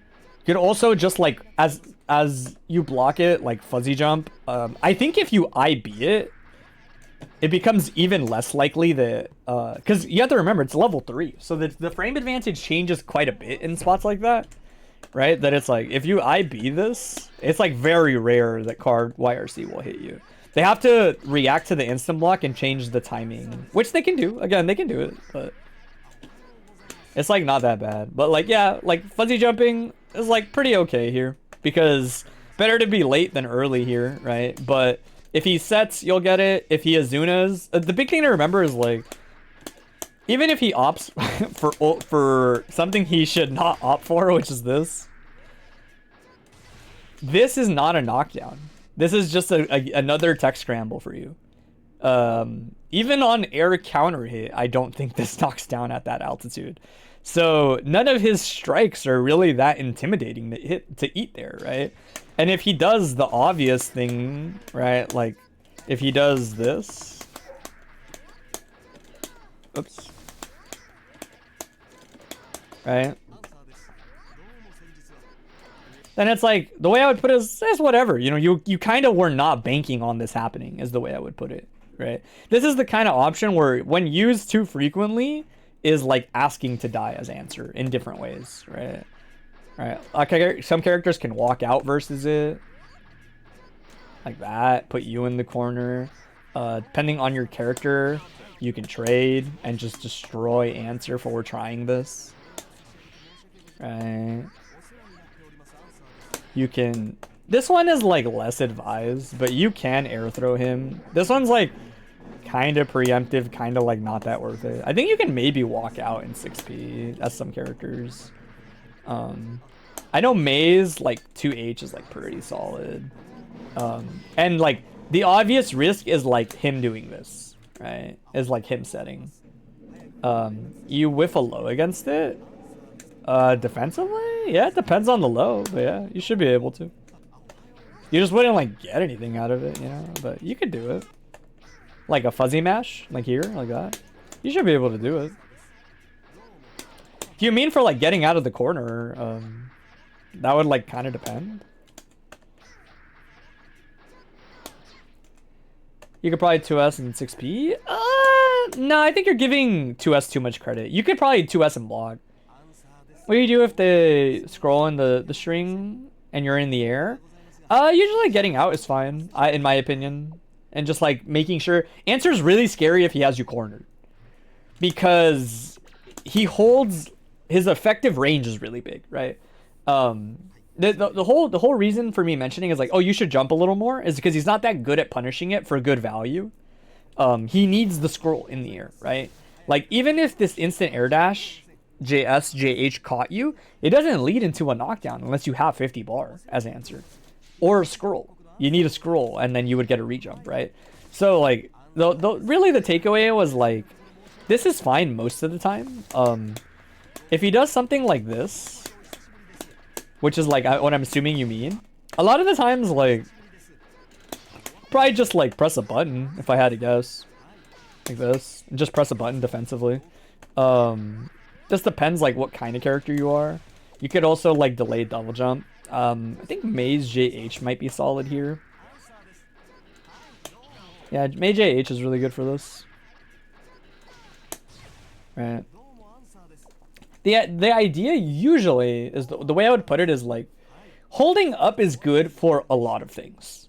Right? Like it's good for a lot of things. And if it really gets him to a point where he's doing that, this is something that you should be, like, looking for eventually. Does that make, like, this is not an option that Answer should feel comfortable doing all the time. He should not be allowed to do jump into set all the time. This is like a respect thing.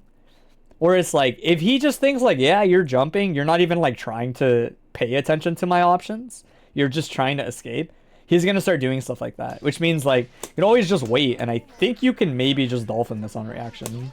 Yeah, right?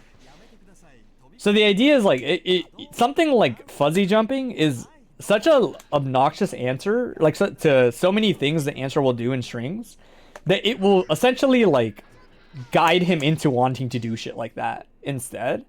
To which case you're like, oh, he jumped. It looks like he's probably gonna set. I'll just do a dolphin and get my dolphin, right? Like, I think he can counter in terms of, like, this situation in time. Maybe it takes longer for him to get there than people think, but this is also not that dangerous. Like, you're starting to sort of follow a decision-making path that is, like, still kind of in your favor, even when you're wrong. You're not losing out on as much as you would have to gain, basically, right? Are they more likely to do up scrolls and not down scrolls there? It depends what they think. If I think you're jumping, I put up scrolls. A lot of answers put low scrolls. But it's like the same idea, honestly. If people are low scrolling, then that's usually free reign to dolphin. Like that. And you'll interrupt whatever button they press after. If you see the scroll come out, you might just be able to 6-6 on reaction. 6-6 is tough. It's easier said than done. I think something like the jump, like fuzzy jump into the JH has pretty good success. Definitely dolphin, or reaching out and like air to airing them is also really good. Because you have to just know that they're at a point where they're trying to catch you. They're not trying to be safe, you know. It's also fine against the IAD. It's okay. It's okay. I think the idea is, like, I like fuzzy jumping because it's less likely to get you killed by other stuff. There's nothing that says that, like, he can't, like, jump back and then air dash forward on the super jump. He also does that sometimes. But running forward is scary, is the way I would put it. But yeah, if you find, like, this is happening to you, he's still at disadvantage after setting a lot of the times. So, like, S-Dolphin should check stuff like this on paper, right? Like, the thing about scroll sets as answer is Yes, they are fake in the sense that they're minus. No, they're not fake in the sense that they're punishable, like on reaction. You would have to be preemptive. As soon as you see 5H, you would get something like that and like really potentially punish him.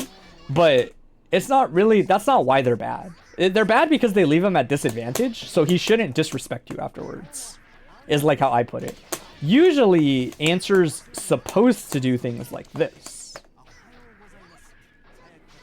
so that he forces you to kind of overextend into his backdash like that. But if you're wondering about low scrolls, it's also fine to like fuzzy jump. Nothing really changes if you're fuzzy jumping here. It changes in the sense that like, if you do this and you jump, even if Answer does anti-air you, he will not knock you down without meter. He doesn't have the high scrolls to do it. There's no way for him to do it without his aerial super. Right? He has to hit a really deep 6p and go into 6k. That's the only way he will knock you down. Right? So while his option is scary, like in terms of anti-airing, it still wouldn't knock you down. Right? The emphasis, like, we'll go back to watching because we've talked for like really long about this one thing. But the emphasis is like, jumping on average is not that punishing as the defender versus Answer as almost anybody. But Mei specifically just wants to jump anyway, right? It leans into punishing a lot of Answer's offense. And even when you do get caught, it's not as bad as it could be as if you had gotten caught like on the ground, basically, is the takeaway. It is not the end-all be-all for sure, but it is such a strong option to consider. Yeah, something to be careful about for sure. This is definitely like a little more deeper down in the matchup specifics.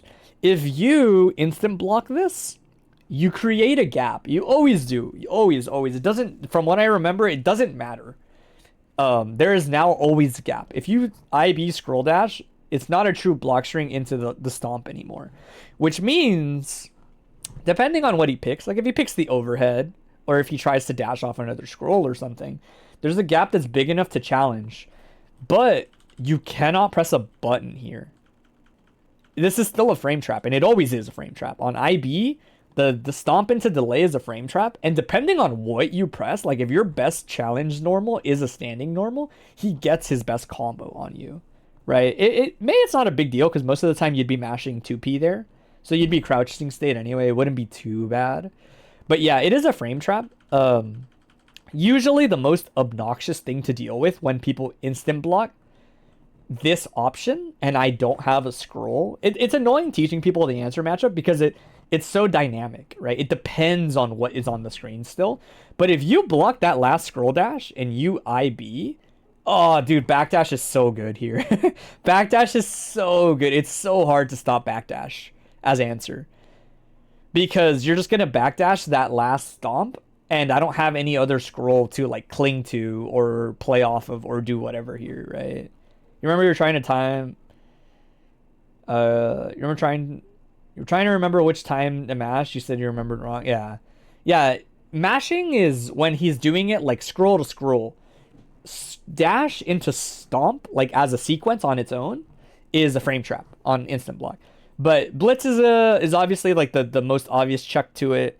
Some supers are fast enough to hit it, but not all of them, I think. And backdash is really good for a lot of characters. Backdash gets a lot better if Answer's doing that sequence and there's no other scroll to worry about. It's very good. It's backdash is so good in that spot.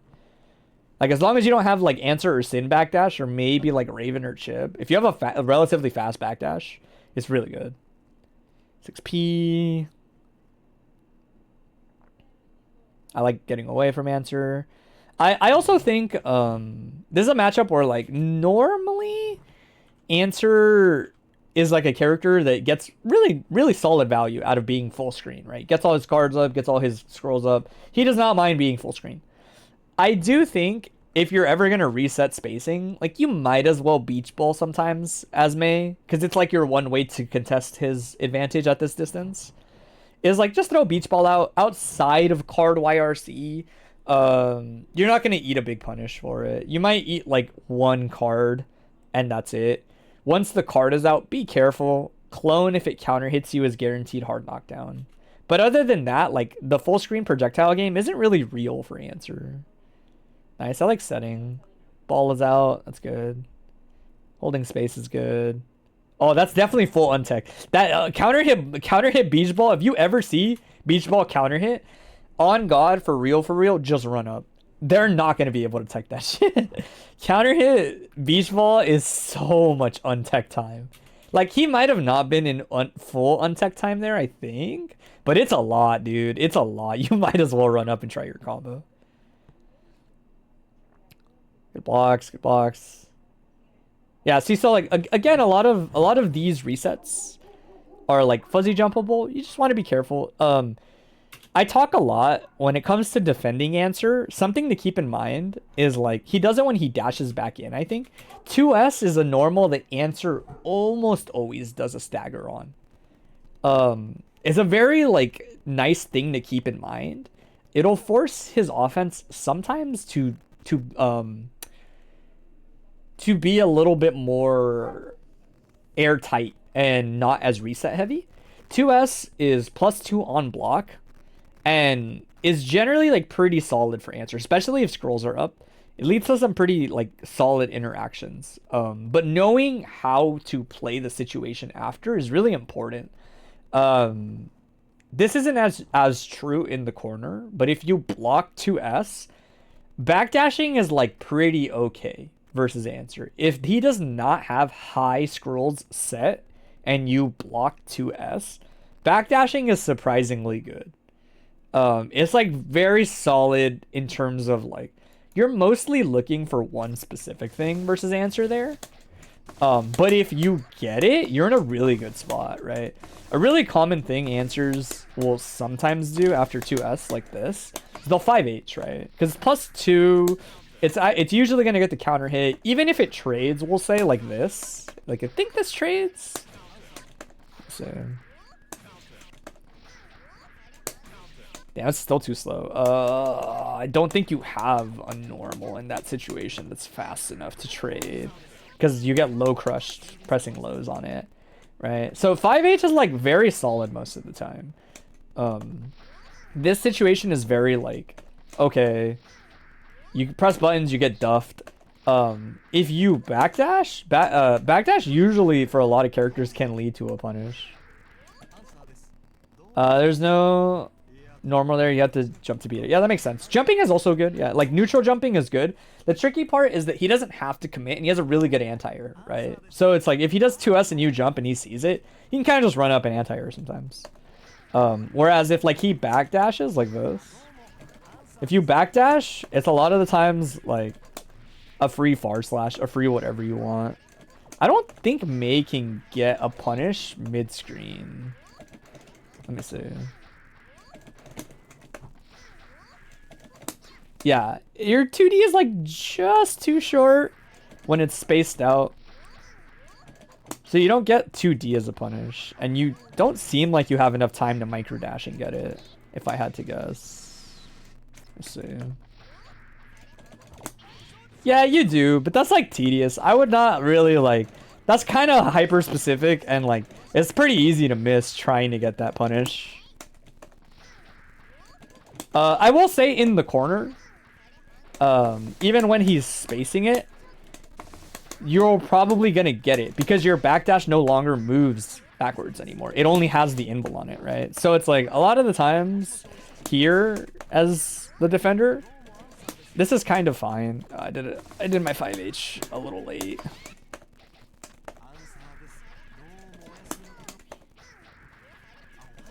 Right, so this is a punish. Like, that's a punish for sure. Absolutely a punish, right? Backdash, 2D, dead, right?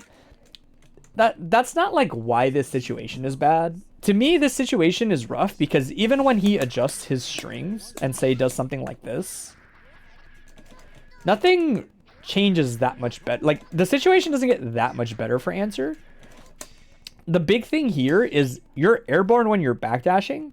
Any hit period that catches you is not really leading to anything, right? Even card YRC, which by the way frequently gets backdashed, like as long as they're timing it for the frame trap like this or whatever they're doing, like you will probably still backdash it a lot of the time. I've definitely had this happen, like, to me as answer a lot, but I don't know. Maybe it's like a mid-screen thing. I know mid-screen, like, this shit is super obnoxious because she just, like, always seems to, like, backdash through it or block it or, like, not get hit. It's so hard to bait this. Even at this distance, by the way, like, if this hits you the one time it did, like, let's see if I can get it. This does not lead to a knockdown without scrolls already out. You're too far. I cannot do 6k. I have to do run up, do an air combo, and let you tech again, right? These are all situations where it's like, yeah, it's not good to get hit. I won't pretend it's good to get hit. But the point is, like, you weren't really planning on getting hit. It's just, like, even when you do get hit, it doesn't lead to knockdowns. It just leads to damage, which is nice. It is nicer than damage and knockdown, basically, is the idea, right? That was it. 30 minutes? All right, we're good on time. But yes, 2S, blitzing after 2S, and backdashing are both, like, pretty solid. Jumping is really good too. The only reason I don't recommend it as much is because if answer doesn't press 5H, most of his options when you jump there are not that bad.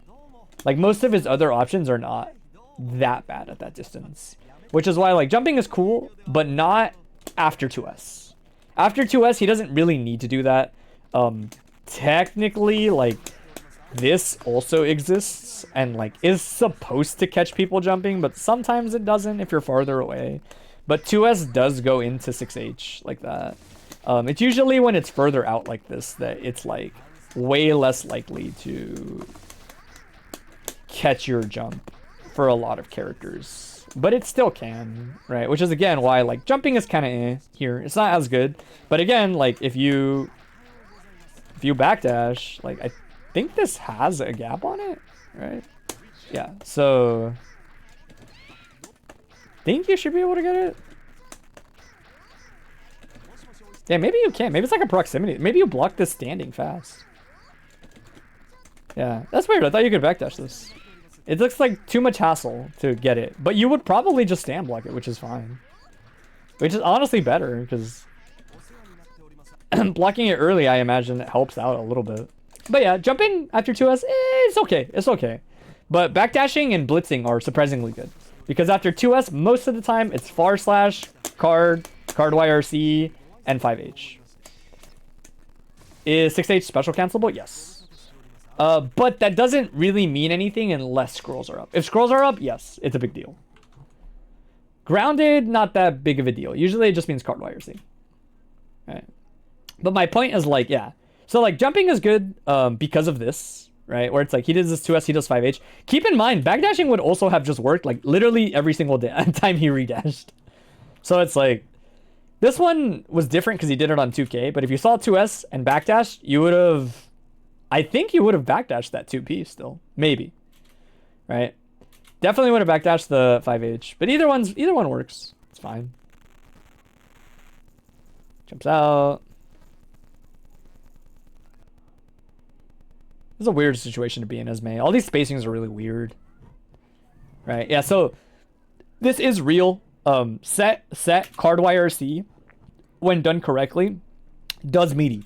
Does meaty. Obviously, it was probably like a blitz or a backdash or whatever, but that setup is real. Even RPSing jumps so you can implement backdash. Backdash isn't too bad. Like again, it's very rare. It's only, I think, in the corner the answer will get the 6K versus you. On if he catches your backdash. That was a weird trade. He's gonna jump to the scroll, maybe? Too early. A lot of meter as May. You just need to really make contact, basically. Oh, that's spooky. That's very spooky. If he had dash, that might not have worked.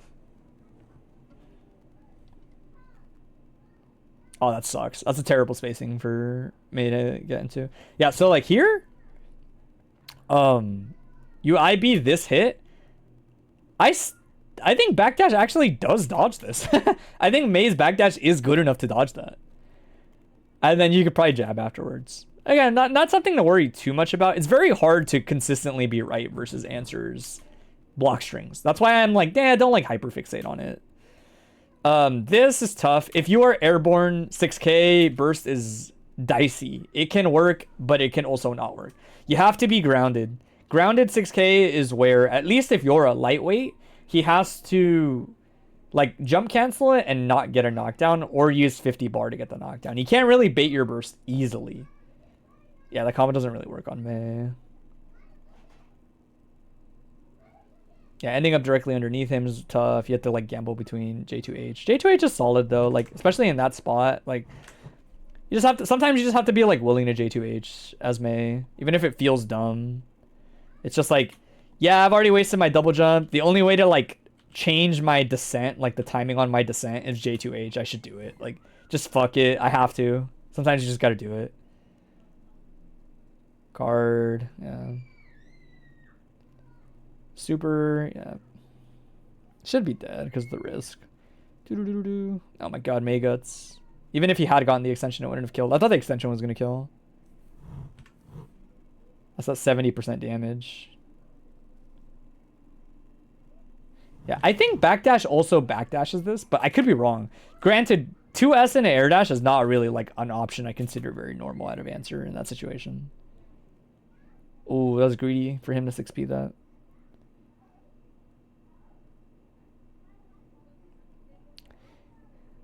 You know, help maintaining pressure there. Yeah, I mean, it's tough. It's just like, he keeps 6ping. Yeah.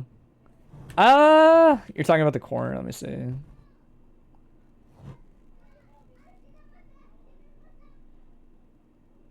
Yeah, I mean, I would say like the tried and true thing of that situation, like before he 6Ps, if you're talking about here, May to me is like, a lot of the times that's just the life she lives. She'll press far slash, and then off of far slash, the defender has to kind of like consider what dolphin she is setting or whether she is IADing off of it, right? Is the idea. May is not a pressure character. That's like not her thing. But she has like pretty decent rotation of options, right? Or I think it's H dolphin. You set H dolphin and it's good at catching people that fuzzy jump. Like jump when they see the set. Resets the pressure, lets you kind of like run back in and try a strike throw or crank a little risk again, right? If they're complacent on the ground for whatever reason, then obviously you set like P dolphin or something. And you opt for that instead. But like usually to me as the defender, when May presses far slash, it's one or the other, right? Like she'll do something like this. Or she'll do into set, right? And again, set's like pretty okay. Like set's not that bad. Especially when you have corner positioning, because running away isn't really like a thing anymore, which is what I usually do. Yeah, like H hoop, yeah. Yeah, H hoop is like pretty good there. Let me see. H hoop is like very solid, because the idea is it H hoop or is it S hoop? No, I think it is H hoop. Right? Or a lot of the times, like say he's doing this, you set H hoop, like when he does that, the dolphin will oftentimes like catch him holding up back in that situation, right? So those people are holding up back, they're not holding up forward, right? So a lot of the time, I don't know. To me, I'm always like, H-hoop seems solid there, because it almost always catches jump back, right? It's a very like common sequence I see Maze do versus people that like just jump. Right. Oh my god, this is so weird to set up. You know what, let's do it the not bad way. Sorry. I'm so like stubborn about not wanting to switch characters. Will be answer.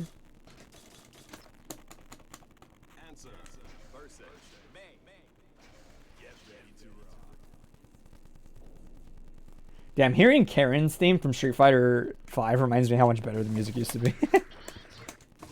The song is such a banger. So like, say that jump, right? Yeah. The idea is like, H-hoop is pretty solid level 1, right? Because I would imagine the thing that you struggle with is like, it's less people probably pressing buttons, because you can press far slash into hoops outside the range that people can press buttons in for a lot of characters. It's usually that people find that people like jump out and then just get out versus May. in different ways, right? Like if you're a character with a good jump, then it's like you'll just do something like this, right? If you're answer, you'll just do this, right? Like that a lot of the times, like heavy in the hoop call, and then you just run up. Oh, oh, I'm so bad.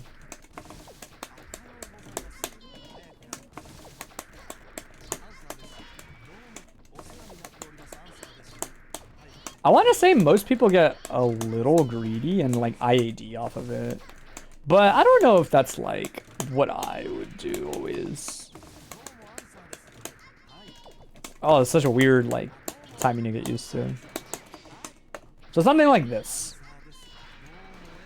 right, is like usually like what people kind of do with Mei. I don't know how I feel about the IAD. I think running up is fine. I was gonna test and see like what my frame advantage looks like. So like if I was to mash on the dolphin. Alright, get a sweep. Alright. Let me see. How plus is dolphin block here? Let me see if I can do it with like... So, assuming... Let me see. Assuming I block it. It looks like you're supposed to be about plus 7-ish. Crouch is still pretty good versus Hoop IAD. Yeah, I know. That's why I say, like, I'm not a big fan of it. Like, the way I usually think of Mei's offense, if you want to call it that, again, she's not really, like, a pressure-oriented character, is, like, she controls space pretty well. She's good at pushing herself out into a range like this, into a range where, like, Hoop Dolphins can be annoying. Like, H Dolphin can be kind of annoying to get out of.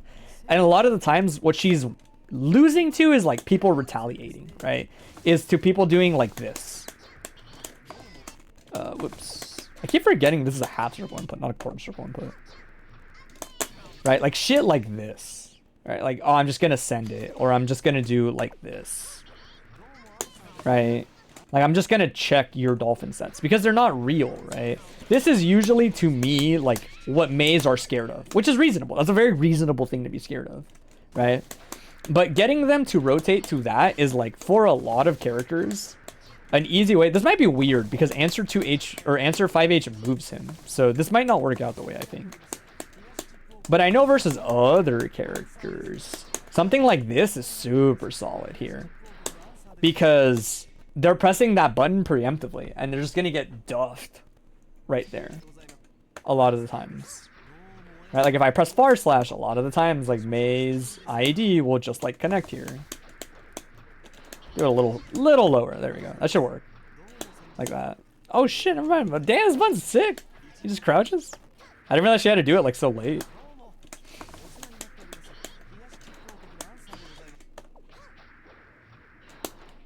Dude, that's crazy. I didn't know that misses so much. Maybe my spacing is just ass.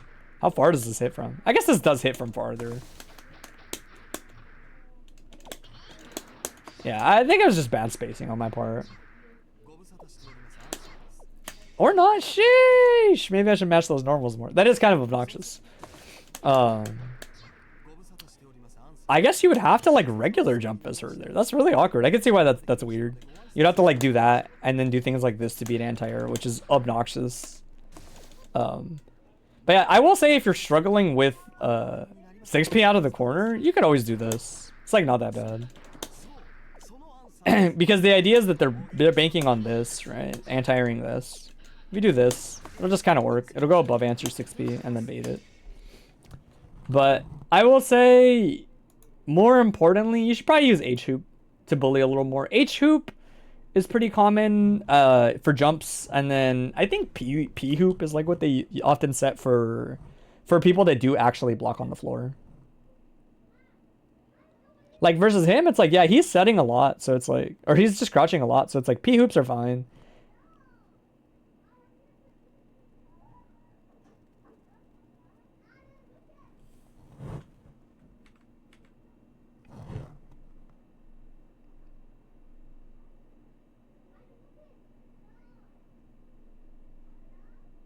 Yeah, I was gonna say you gotta watch out here, because as soon as you regular block this, Usually the way it works is, one, you know he's going to cross through you. Two, he's probably going to do the overhead. A lot of times you always kind of just assume he'll do the low and then try to react to the overhead.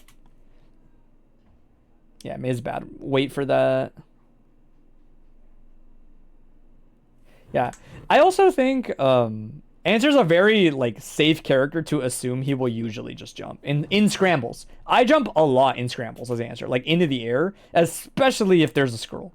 I'm going to that scroll like every time. It's the fastest way to like punish people pressing buttons on the ground. That's block. Tech back, yeah, it's a lot more safe. Yeah, I would say if you're struggling with like this angle, you just kind of have to like explicitly play around 6p a little more. Air dash J2H right above him should work. At this distance, something like jump forward, air dash right around here, like here. And then J2H, and you'll duff the 6p. And it will force more patience out of him. That's not burstable, but scroll is an option here. You should just do 2k. Yep. Yeah. This matchup is honestly a little corny in the sense that, like, I really do think the main reason that May would like beat Answer is just because the Oki's so good for her when she gets there, and he's so squishy. I do actually think like the neutral's like pretty okay for Answer. It's like pretty solid. Yeah, so this situation is like why it's tough to always like bank on 2H trade for the IAD. A lot of times it's better to just crouch and try to throw in the middle of the screen if you're waiting for that option specifically. If you find he is doing this a lot, by the way, when you're doing like your fuzzy jumper or whatever, say that's what you're opting for when you see 5H, do it forward and hold back. Well, sorry, not crouch, throw, like, not crouch and throw the ground. It's more like crouch his IAD and throw him. Right, so like, it'll look like this. Ah. I did set this up right. There it is. It'll look like that. Right. You'll basically be like, you're gonna be crouching around here under his JS. He has to do his JS a really specific way on the IAD. Or he has to do his IAD a very specific way to try to bait this. But it's very hard to space, and it's a lot safer to have to just block JS than it is to whiff your 2H and get punished by the scroll. That it's like, this is pretty solid. Again, this is a matchup where like the moment I'm here versus May, I'm just like, dude, I could lose. Like I could just lose as Answer. It's only like 2 hits and then I'm dead. Right. But yeah, at this distance, like crouching on like this 5H, again, he's usually like around here. Is like, he'll end up like on the other side of you. You'll usually get the air throw like that. That's like what you're going for in that spacing. And it means that you don't have to feel as pressured to do this all the time to trade with it. The other thing is like, if he's doing 5H and then always doing set like that, when you're jumping, if you decide to like, I think you can do it off neutral jump, maybe, but more than likely you would have to probably like forward jump. But the idea is like, it takes him longer than people think to get to that scroll and to cling to that scroll. It's a little scary because you have to be preemptive on that kind of thing sometimes, like especially when it's well spaced, like over here. Like if it's well spaced out to like here, he's really far, right? So like this won't hit, like a lot of things just won't hit, right? But like this is surprisingly good because it's very rare that he's gonna opt for that and immediately do the parry, assuming that, oh yeah, what if he air to airs me, you know? There's also just other things, like I think even when well spaced, I think Dolphin will still hit him pretty consistently, like on reaction to this situation. Can you vertical Dolphin? Is that what you're asking? Yeah, that's what I was gonna test. Yeah. Yeah, usually vertical Dolphin is like pretty solid. It's like very hard to outspace vertical Dolphin. It's like why I don't pick this option that much.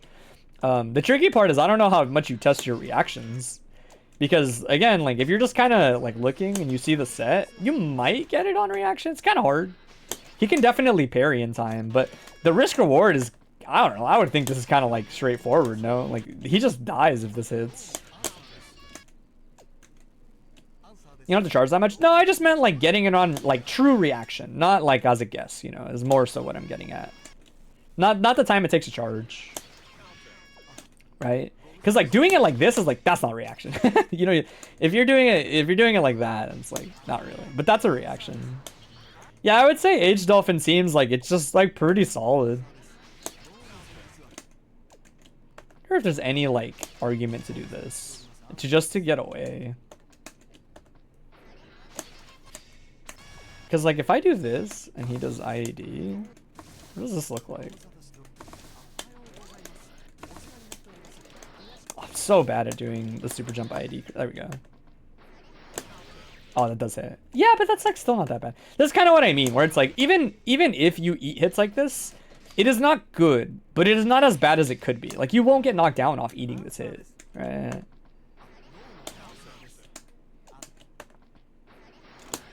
This is the air dash I'm talking about too, where it's like, this is pretty good. Doing that super jump back as answer and then air dashing forward repositions you so that you land on top of people a lot of the time with jump S like that. It's good at punishing people that just like try to air throw it all the time. Even though you still can, it's a lot harder for people to get because you kind of like stand up into it a lot of the times. You do it very late. But yeah, it looks like H Dolphin is pretty good, I would say, versus like set. I would, if I was May, I'd probably H Dolphin most of the time.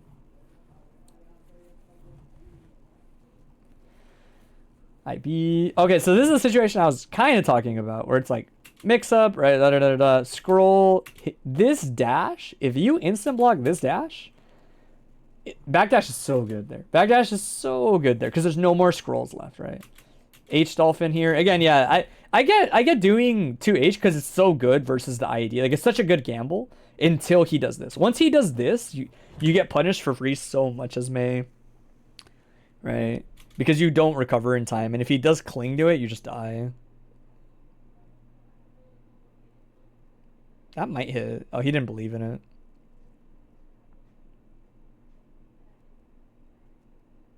Yeah, so this is kind of what I was talking about, where it's like H-Hoop is just good at this versus people. Like people that just jump out get caught a lot. It's a shame that this was like just off and it scrambled in his favor. But H-Hoop is so good at catching people. You're not in the corner here, but okay, double regular throw. Yeah, this is rough. You can't really pick too much here. Cardwire C is really hard to get around. Although at this distance, Blitz does still reject. He's actually too close. You can't do card that close. Blitz would still reject. But there's so many other options that you're just kind of fucked there. 2S and gamble, right? Like 2S and it's like I would probably try backdashing here on 2S. Hardwire C, set.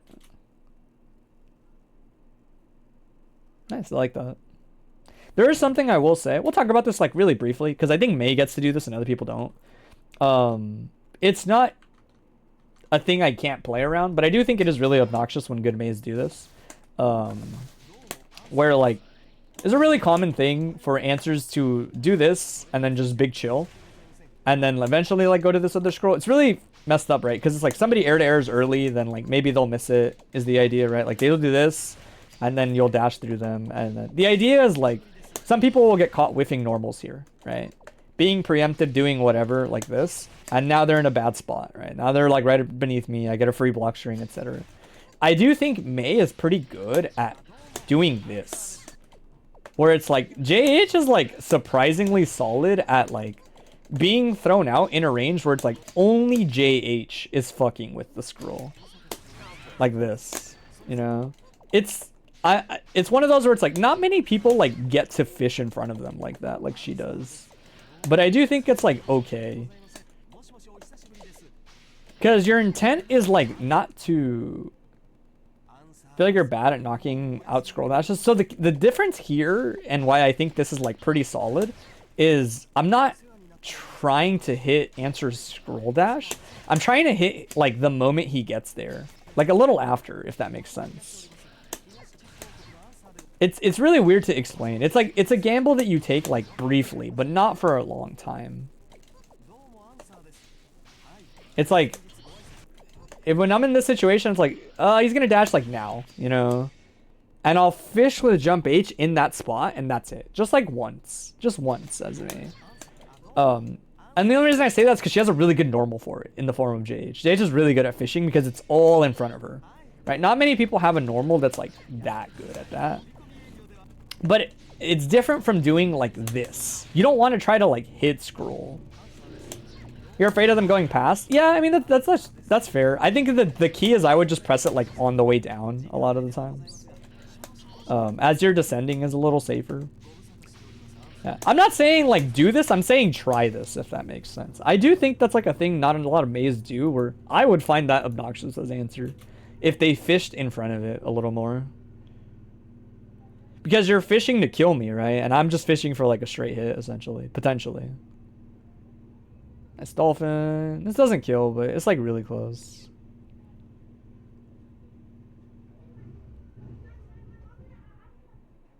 Hearing your timing nuances. Yeah, the big thing is like if you were to try that, don't do it. Answers don't go past the scroll too frequently. Not unless you give them a reason to. That is a reason for them to do it. But not without reason usually. So a lot of the time, like that's a pretty safe gambit, and you're not hitting him going past it. You're like you're using your disjoint where the scroll is basically where he's expected to land. And even if he invulls through it, like you're fine. You're not gonna get punished. You're gonna land and block, which is about the same as if you had just blocked a scroll dash anyway. You know, like your circumstances weren't any better or worse for it, right? The difference is like this one's a little tricky because it's like you're inside the scroll basically when you're going for it there. Nice. Getting out's important. This is a 50-50. This is good. This is like win the round potential.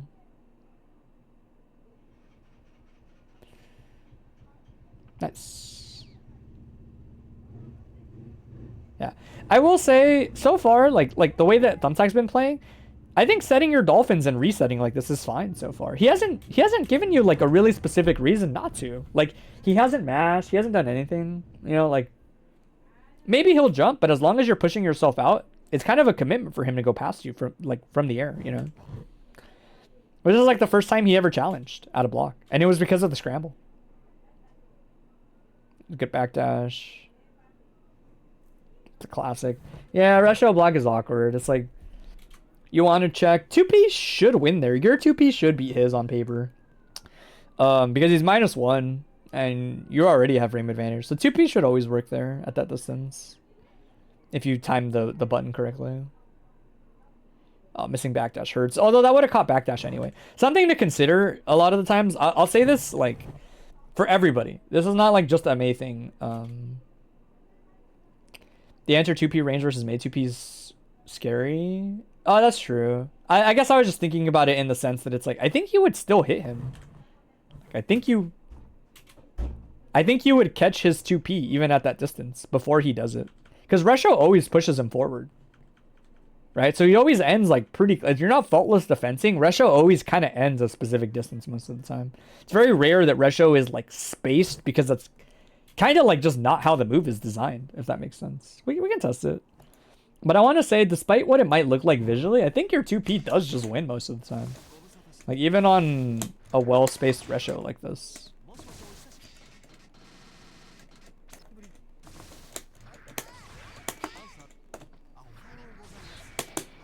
Yeah, it's fine.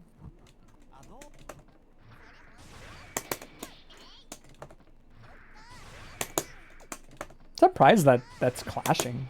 I think it's just because of the timing. Like, mine is already out and active by the time his reaches me. That's kind of fine, I think.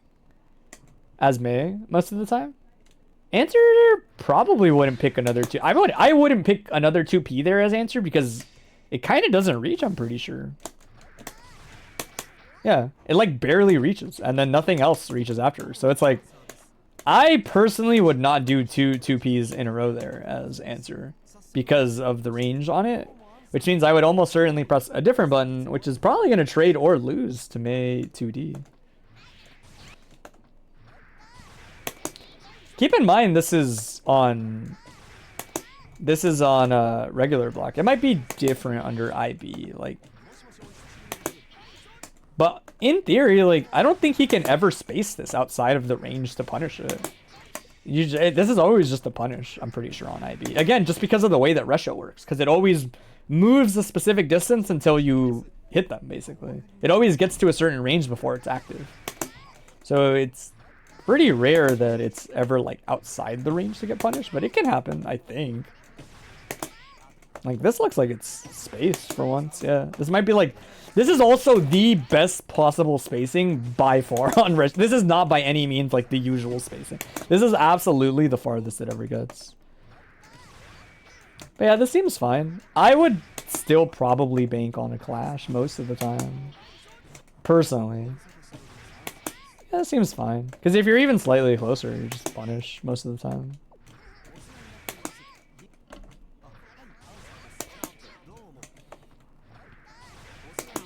Yeah, even this is just winning. Because of the distance between us. You might be right. I mean, Mei 2P is pretty small. It might not be like a good positioning for the punish. Yeah, this is still just winning. Your 2K is what, 6 frames, I think? I think, right? I'm assuming this is 6. This is not like 7. You have a 5 frame 2K? Dude, there's like no reason not to press this. That's fucked up. You hella win this situation. Or like trade pretty reasonably. Yeah, this is fine. I would mash this button a lot more if you're not worried. Yeah, that's fair. I see what you're saying. Yeah, it was just mistimed. It was just mistimed. 5 frames is brutal for answer there. 5 frames means like you don't have a reason like not to press it basically versus answer. As long as you hit the timing, you're good. The only reason not to press 2K is if you're going to get the IB. And try to go for the actual punish. This is important for like everybody to know that does not have a meterless reversal. If you have less than 25 bar and he's doing this to you, like he's doing this setup, you need to, what was this, Azuna? I said Azuna is always like set into button and it's like, you can't fuck with that. This will catch your backdash. Like, even if you backdash, he should cling and dash in time to catch whatever you did afterwards. You might block and get away with it still, but if you pressed anything, you should lose. 6H into dash is like the backdash destroyer. It's so good at catching backdashes, especially when done like this. When it's not the spaced one, when it's point blank. This thing smokes everything on wake up. If it's not a super, if it's not a blitz, like this is pretty unfuckwittable. So it's like, I'm not sure what was inputted, probably backdash. But honestly, you should probably just IB this option. Like, instant blocking is like as good as it's gonna get usually there if you don't have 25 bar yet. Because there's nothing for answer to be scared of. He just has to do it, right? And that's it. Yeah, that's the situation I was talking about. Where a lot of the times, like, 2K will just go under counter. To us, you're dead. I don't need to see the combo.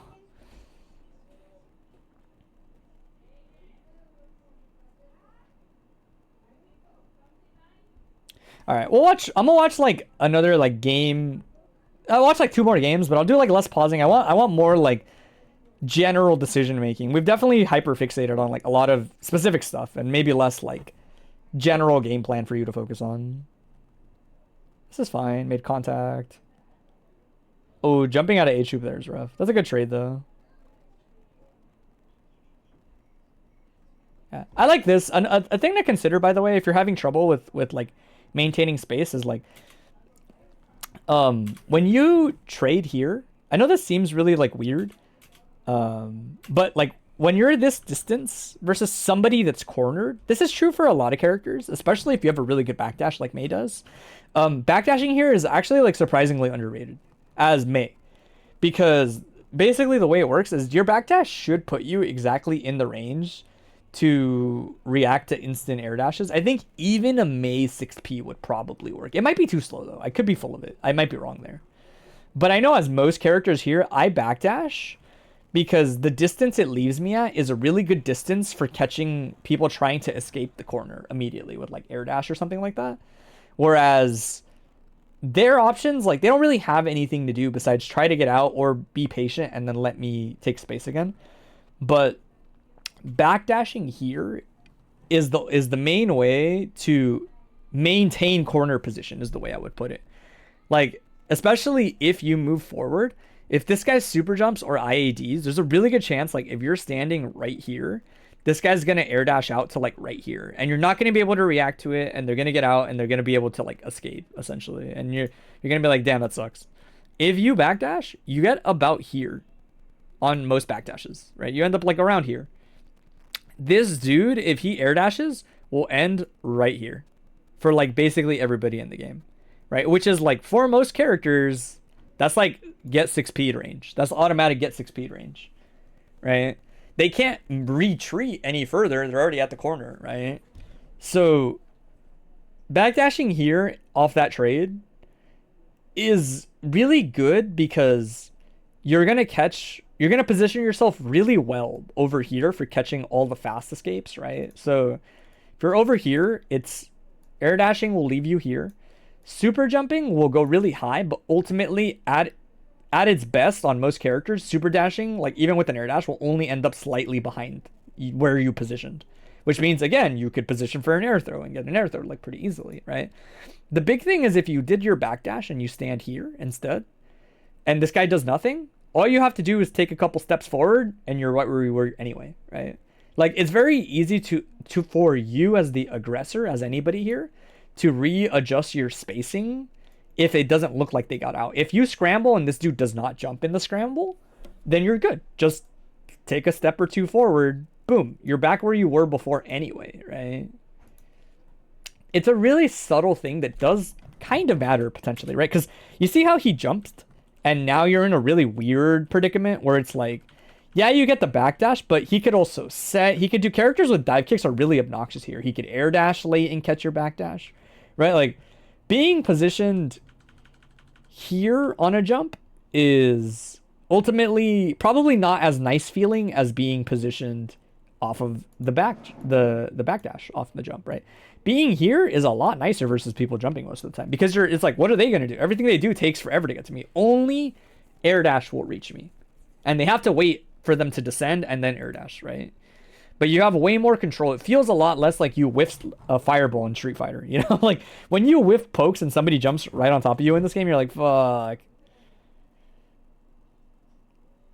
Spooky, good crouch on his part. Mix time. Yeah, good job not blitzing. I was gonna say don't blitz. I also just kind of bait blitz here a lot as answer. Maybe not with uncling because uncling is kind of dangerous at that spacing.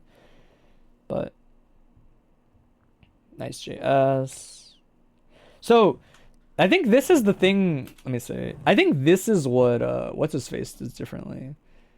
How do I get rid of that? I don't want that on my screen. There. KTP, I think, if I'm not mistaken, when he gets this hit, or is it like right here off the jump S,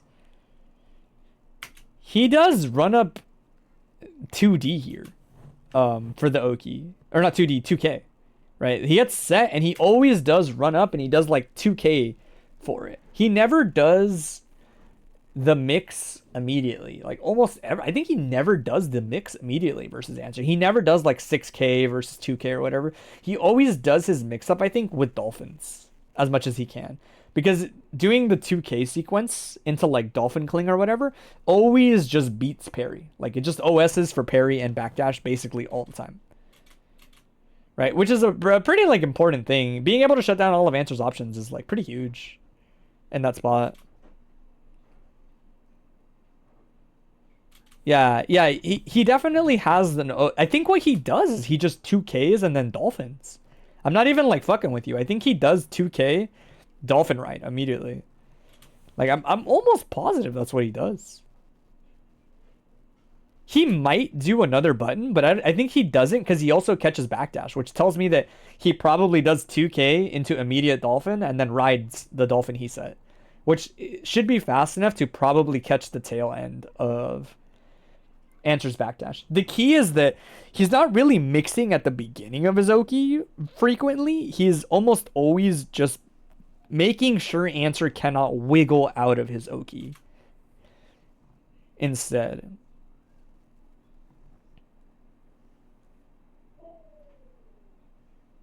Good spacing. I would retreating aerial here most of the time as May versus answer. That's not.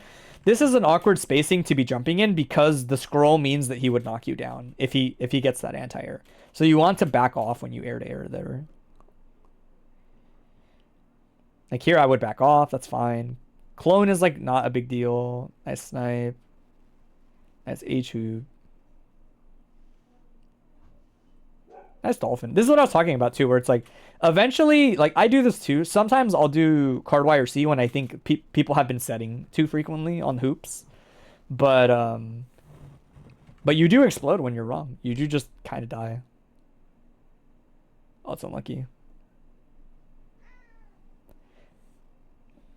Yeah, I will say a lot of the times on your minus frames, like here, I would say you should be more reserved and jump back instead and do jump S because it's harder to punish that. It's like pretty safe to disengage, and I think disengaging in spots where answer seems like he's gonna pressure you into like advantage is really scary. I know it's probably because the scrolls were up, so you just didn't want to go into them, but it's fine. Like a rising JS and like into like a retreating JH or retreating JS is pretty hard to fuck with even for answer scrolls a lot of the times. You would just kind of like more realistically retreat and then retreat again and you'd be out of answer scrolls. Nice double jump. It's 2D. This is a tough spot to be in.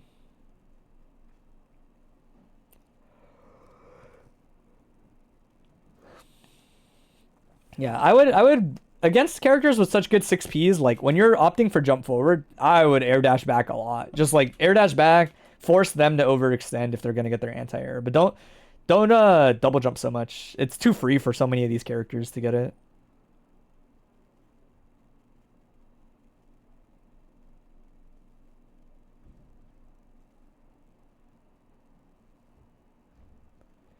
It's caught.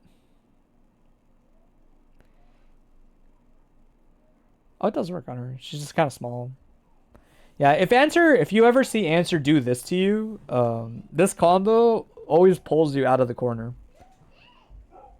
For everybody, not just me. If he does this, into that, you are not in the corner anymore. Everybody is out of the corner. It means this scroll set will lead to a very real mix-up. Potentially. Still stand blitzable, but there are a lot of different ways that he can play that situation. But know that cross-up is pretty viable there. Like, it's definitely just a mix-up he can do. Yeah, it's tough. Missing blitz, missing block. There's a lot of different ways to be wrong or die there. Oh, weird interaction. Oh, it's just like super unfortunate timing on the 2S. Oh, that was tricky. You have to know he's not going to cross you up because you're already in the corner. Yeah, I think it's that. I could be wrong, but I think he does 2K Dolphin when he gets the knockdown. Like he does 2K and then rides like immediate Dolphins like right here. Because I can see that you did... No, that is Dolphin. Dude, how does he do it? Maybe you were just late. I think you had... Was it just late? Oh, you were definitely just late. No, you were just late. You're a little late. Yeah, that's what it was. Yeah. You did 2D? Oh, you did do 2D. Oh, shit. They look exactly the same. You're right. Yeah. I didn't notice her, like, she did the splits, not the one-legged split. Yeah, 2K here into Dolphin Ride is probably, like, just gonna smoke answer backdash every time, is what if I had to guess. I think that's literally what he does. DT just catches fuzzies. I think, like I said, the idea is I definitely get it, but I think for the most part, I want to say KTP just sets it up so the answers can't get out. I don't think his, like, giving them credit is the best way I can put it. I think he's just, like, sending it. How does this work? P set. And then press P again. And I just write it, right? Let's see. It's been a minute since I did May stuff. Yeah.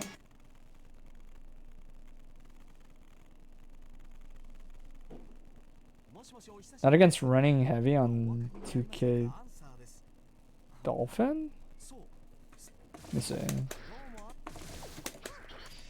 What do you mean running heavy? Oh, I see what you mean. You're not against. Yeah. Oh shoot.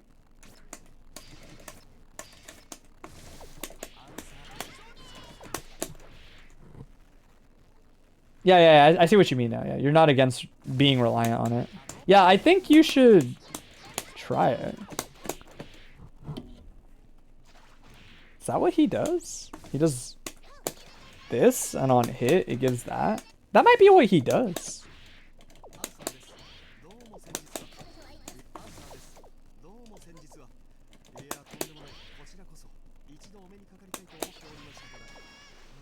Or does he actually do dolphin cancel? This is weird the way that it works. Because I know that he definitely combos. That's what I'm trying to remember, is how he combos it on hit. So, we'll do a good knockdown.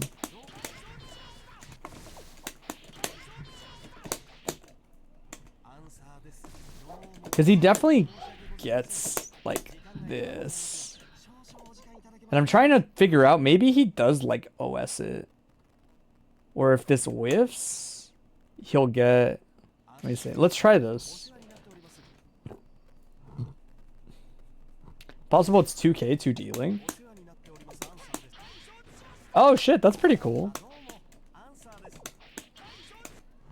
Maybe. No, I was trying to figure out if he was doing an option select, like getting close slash, because he doesn't have the charge yet. And then he gets the charge on a whiff. VOD reviews? Yeah, we're doing VOD reviews for people that want to come through. Anybody's free to submit. Though the line is closed. This is the last one. I'm finishing this up and then calling it. Yeah, I unfortunately, I'm not gonna lie, I don't know what it is. But I do know it is matchup defining. It's definitely like, I don't know, I don't think 2k, yeah, you should ask him, because I don't think it's 2k 2 dealing. That's cool that you can do that though. I wanted to say, like, in my heart of hearts it was like 2k in a dolphin ride. Like dolphin cancel, dolphin ride. But I can't seem to get the charge fast enough on it. That's the problem, is like I can't, unless I just don't dash. But he definitely dashes, I'm pretty sure. Right? Because this doesn't hit, yeah.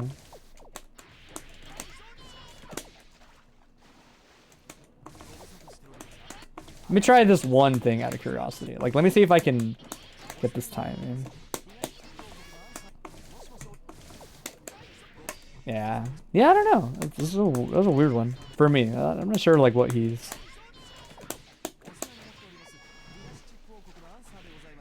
Because the extra button would give him the time. KTP does an option select for answers reversal options. That's what we're talking about.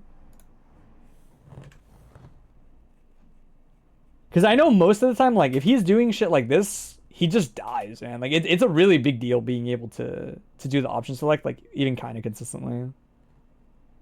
It's tough.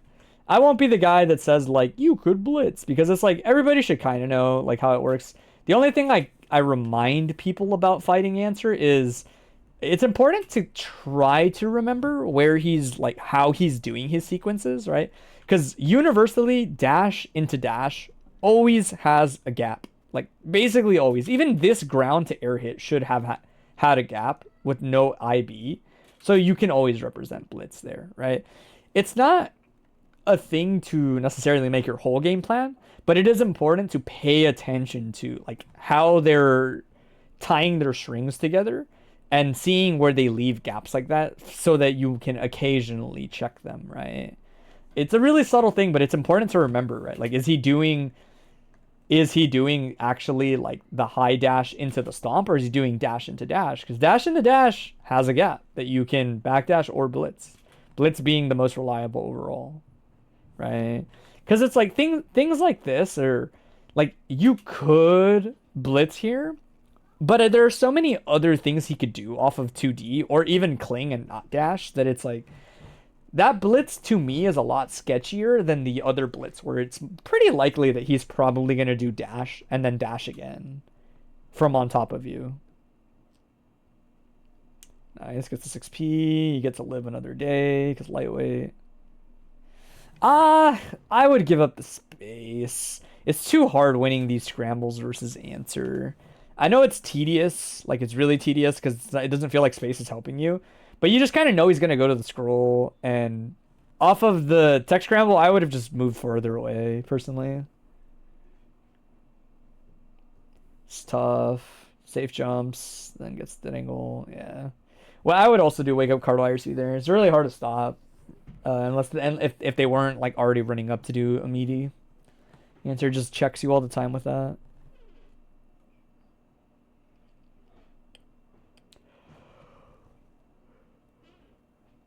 Yeah. This situation's also tough, by the way. Like, telling people to always try to get out of stuff or try to check stuff is so much easier said than done. Like, once you're here, if you're sub 25 bar as a DP less character, this situation is rough, man. I don't care what anyone says. Like, yeah, you have options. Like, yeah, you can instant block and then check with the jab here. But if he dashes, sees the instant block, and stomps, like, he gets 20% of your health, 20 to 30 on the frame trap, right? So it's like the guessing here and before you get 25 bar is like very dangerous and not necessarily like as good as people might have you think. It's like that situation is just kind of scuffed. I will say like stuff like this changes a little bit. Like once you get this instant block and there's no more scrolls and you IB'd that dash, a lot of the times like backdashing is like a little bit better. The tricky part is you have to know which way to backdash. Nice backdash. Scroll's too far to hit. But yeah, again, it's tricky because like situations like this should feel like answer has to block this or low blitz. You know, that's it. He has to block it. There's no backdash. There's no fuzzy jump. There's no parry shenanigans. Like, he should have to block that, which is again really important to the matchup because I think it adds to the fact that his mistakes are extra punishing. Nice block. Card and a clone. Nice check.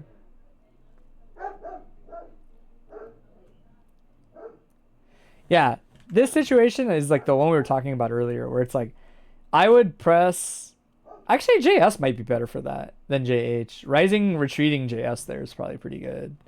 Because the idea when you're in the air, it's less about trying to hit a scroll dash and more about putting something in front of yourself so that scroll dash goes into it. Scroll dash is not disjointed like at all. So if it runs into something that's already out, it just loses on average. It only ever trades with stuff if it's catching like during startup. But most of the time it should just lose on paper. If you ever block clone, this is kind of a lot like blocking 2S. Blocking the clone is usually a pretty safe spot to backdash versus answer. I know I said this about 2S, but clone is like extra better to backdash. A lot of people don't know that for whatever reason, when answer summons clone, he can't throw card right afterwards. It's actually one of his things that I consider like a pretty relevant weakness that he can't like easily play around. But if I, for example, like throw this, summon, and then try to card, I can't until the guy is gone. Even if I throw the other card. Notice how like I'm actionable. Like I should be able to throw card, right? But for whatever reason, answer is not allowed to do that. If you summon clone, see, the input for card just doesn't come out. It's something about, I guess, the way it's coded, where like if you're currently using a clone, until that guy is entirely gone, and then a little bit after, you cannot throw another card YRC, which removes that option from having to guess there. You can't have two? Well, you can have two cards as answer, right? The different cards. That's why it's funny to me, because he can have this one and he can have this one out. at the same time because they're different versions of the same card, right? So he's allowed to have two of them out. But even doing heavy card, clone summon, and then S card does not work for whatever reason. I don't know why. It's just something he's not allowed to do. So if you're blocking something like this, like a pretty typical answer sequence, we'll say like this, right? I can't do it. See, I even tried to do it and I get far slash, which again means like if you're the defender here, right? A lot of the times you can backdash here and it's not that bad. Normally for answer, his best call out to backdashes at this distance is card Y or C. It catches them airborne, has the slowdown, and as long as you're close enough, you get the 6k pickup on the airborne hit, right?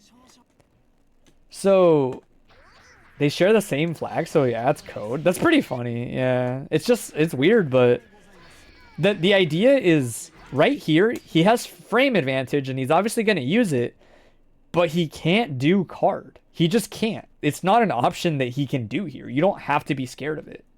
He's still Omega plus, but that's not that big a deal, right? You just backdash it like you would other frame advantage. And even if you time it wrong, because he's so plus, you might do it a little early on accident, right? Airborne hits are not a big deal as most characters. He has to have the high scrolls up or nothing happens, right? And the idea is like, that's if he presses far slash. If he presses anything else and does something like this for the frame trap, that's what you're really fishing for on the backdash, right? Is like, you want him to do this so that you can fish for the backdash. Oh my god, I can't do it. Too much pressure. Oh my god, it's so late.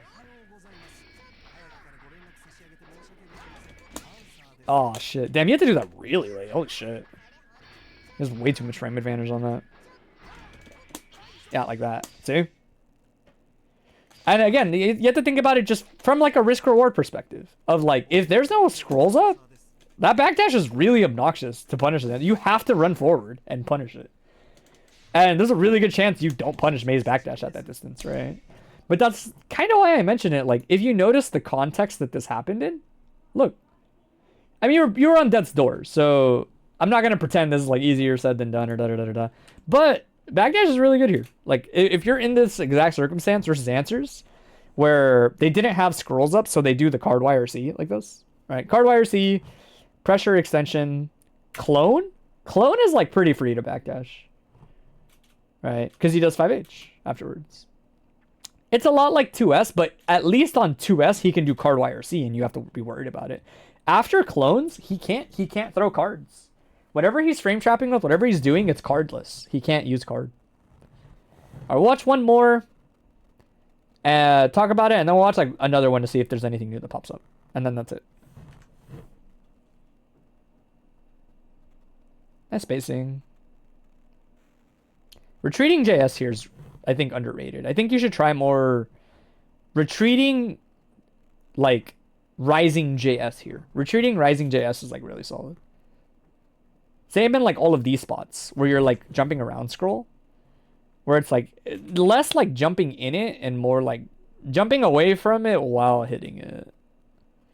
You don't want it to be your whole game plan if you're gonna try it. I think you should just fish for it once, like retreat, jump, didn't happen, air dash back. Like, don't hang out near it.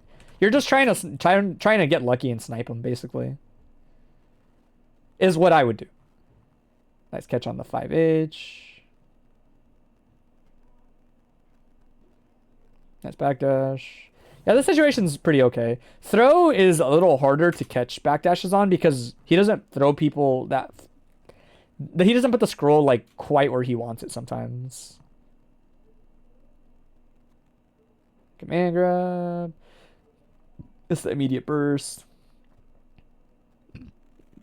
Yeah, you got to know card waves is coming. Oh, that was tricky. But lightweight, so you're too close to get the good combo.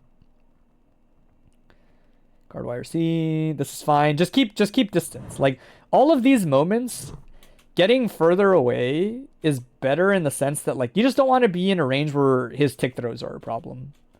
right? So like resetting to here is fine. It's just a little overzealous, a little too far, honestly, to like this idea. Closer up is fine, but further out, it's kind of just like a guaranteed 6p. Nice. Yeah, IDJS is alright. Someone asked earlier, like, oh, is it worth IDing at scrolls? It's risky. I wouldn't say yes or no. It's like, it can happen. But it's risky in the sense that, like, you could also just get air thrown the way anybody else would. Yeah, this situation where he's, like, 6p'ing you, I will say, like, he hasn't done a good job of getting out of hoops. You know? Every time you've been hoop setting, you kind of keep getting away with it. Whether or not it's directly leading to anything, it's kind of irrelevant. I think the idea is, like, eventually he'll get impatient, you know? But I wouldn't give him the anti-air if you don't have to. You can do that air dash J2H to bait it, like I was talking about, but you have good positioning here. There's not too much reason to give it up, right? You don't necessarily need to make things happen. He's the one that has to get out of the corner, right? Your priority should just be staying safe.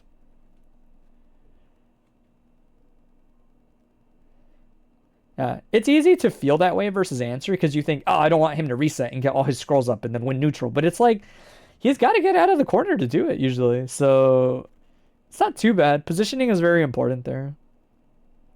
Yeah, this is like, I don't recommend this. I actually explicitly don't recommend this. Do not jump like into scrolls, like into the range of like the high scrolls. You're basically asking to get jailed into this sequence. There are different ways of getting out of this, but it's so hard and inconsistent to react to what dash he picked. Because if he picks that vertical dash, you can backdash. As soon as you instant block, you can backdash and there's nothing he can do about it. But if he dashes through you, your backdash will turn into forward dash on the other side, right? If you don't react in time. And that can be really hard to react to. It's a cross up, but no confirm. 2S is really good to backdash after. Not always, but just in general, right? Like, here, you wouldn't have died for it. You would have backdash, repositioned. That's knockdown. Schmeeks. Alright. Schmeeks again. It's air to air. Good burst to wait to the JD. Oh, that sucks. Yeah, that's tough. Best burst point, by the way, in general for answer, like most consistent, is when he finally presses, not JD, even though you could, but when he gets to JH before he dashes. That's like the best point to burst on his combos. Card, backdash would have gotten caught, but you still wouldn't have died off of it. Oh, it sucks. Not good timing on the jump S, so you get smoked for it. Goes into the low, nah. Just opts for the reset. Dead.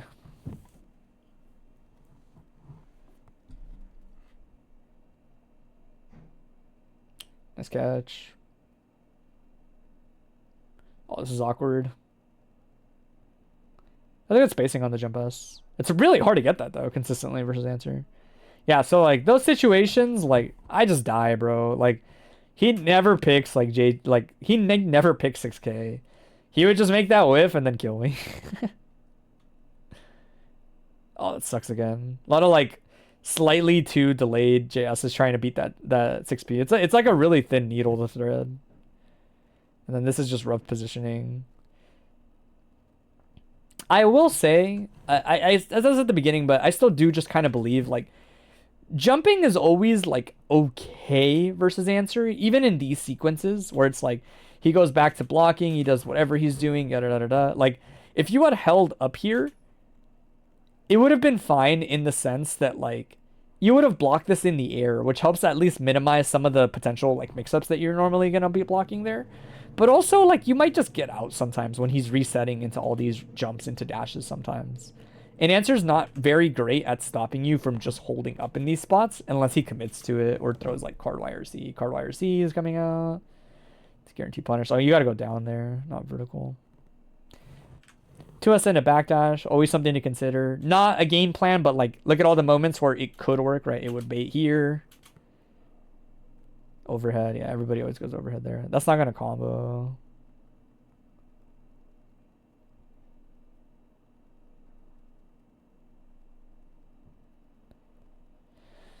Oh, a little too far. Nice throw. Yeah, his backdash is weird for that. This will combo. No extension though. Yeah, it's tough. Still in a pretty good spot there as answer. This is the situation I was talking about. It feels situational, but it comes up a little more than you think. I being the low horizontal dash when no more scrolls are up. Backdash is like hella free, dude. It's so good. It's so good in that situation. It's very obnoxious to deal with as answer. A lot of the times I explicitly try to bait it. But if he has no other scroll, he doesn't have really like a good way to do it, is the problem.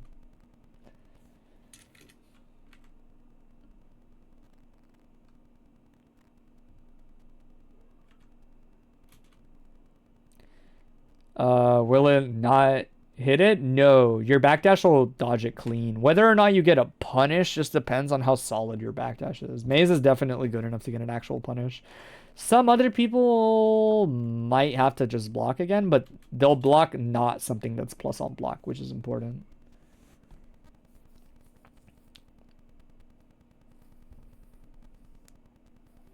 We'll watch this one, and I'll talk a little bit about like the ranges I find annoying versus May when I'm answer. No knockdown because lightweight. But yeah, we'll talk about it. A couple like maybe more applicable concepts. Good spacing on this pressure. He's got to guess. See, so like these situations have been fine. I know they might not seem like it, but like you resetting into hoop into resetting pressure and stuff hasn't really like been that bad for you, is the way I would put it. Like on average, these have been working out for you. They're not too bad. Like he mostly stays grounded. It's very rare that he just might kill. Nah. I'll depend on the scaling. So like these situations where it's like for the most part like he hasn't really done a good job of actually escaping. He just keeps catching you in the air, like 6P'ing, right? But he hasn't really contested you on the ground. It's one of those where it's like, I would, despite May not being that great, like, I would be too scared to hang out down there. Nice jump out. Oh, that's awkward that missed.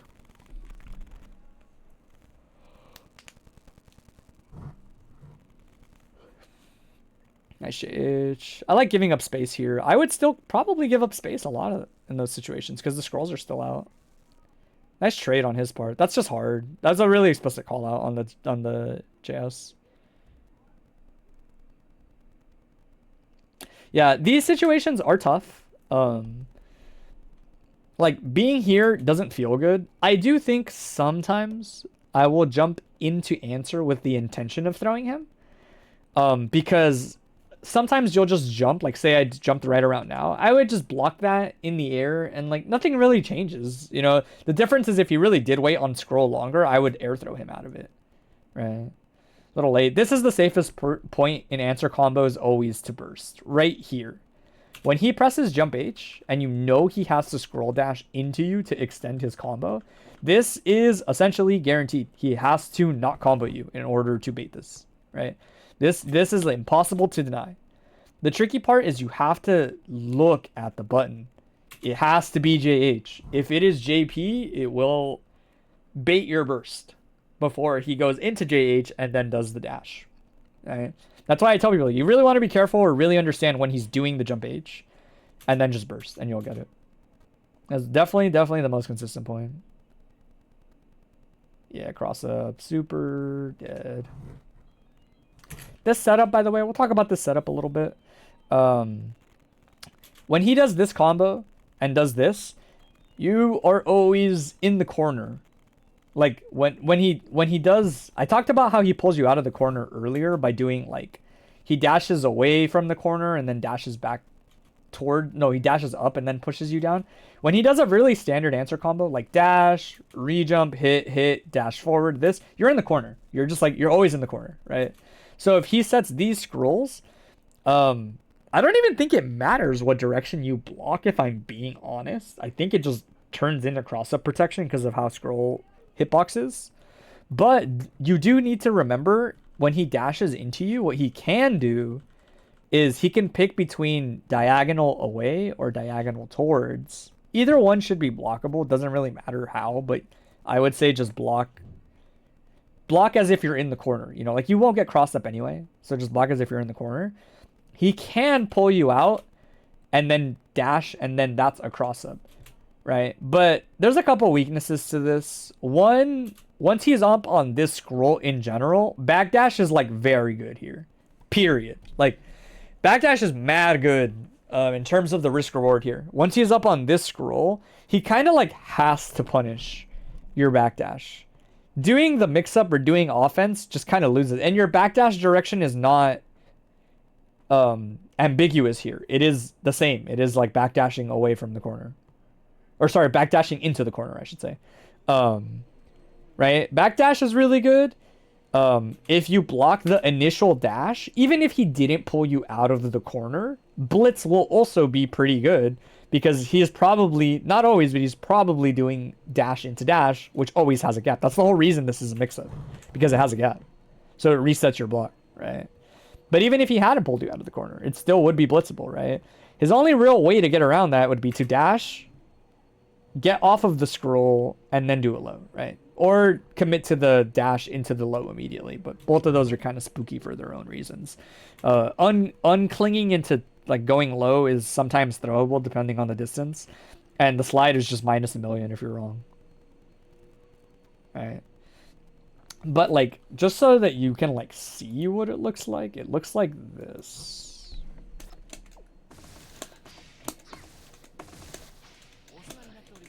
Right, he'll do his Oki, he'll jump, he'll do this, but your backdash will look like that. You'll backdash perfectly through the scroll, like that. The scroll dash. This setup is like notoriously, it gets smoked by backdash type setup. That's why you never really see me do it. The one I do of it is the one where I pull them out of the corner, so their backdash input is backwards at least. Right? But like, if you notice, it doesn't really matter, right? Like, I can set answer to dash towards people, like, let me say, like this, right?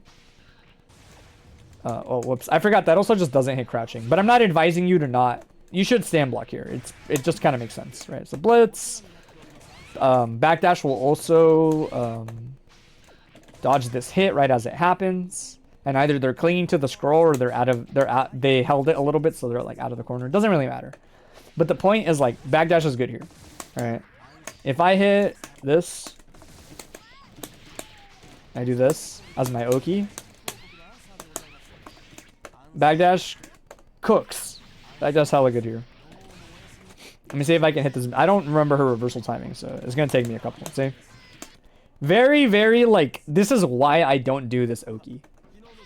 Right? It's easier to fake if you have other scrolls up because you can do other things. But if these are the only two scrolls that you have, then it's kind of obvious that you have to do something like this.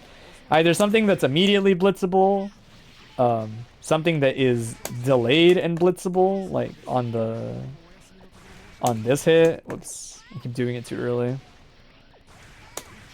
Delayed blitzable. Something that's backdashable, something that's IB and then backdashable most likely. Like, oh my god, so much block stun. Right. The idea mostly is like, backdash is really hard to catch here.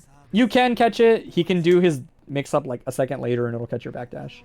But also do keep that in mind that he can do this and it pulls you out of the corner. But honestly, like, if you're ready and you block this sequence, I hate this sequence as answer, because you're just in the corner. You're now in the corner without scrolls, and it just feels really bad. But yeah, that setup is like really cheeky. To me, it's like kind of reliant on people not knowing how it works. It looked like he waited too for blitz, which is funny. Yeah, so he even tried to like wait around and bait something. But that setup is like whatever.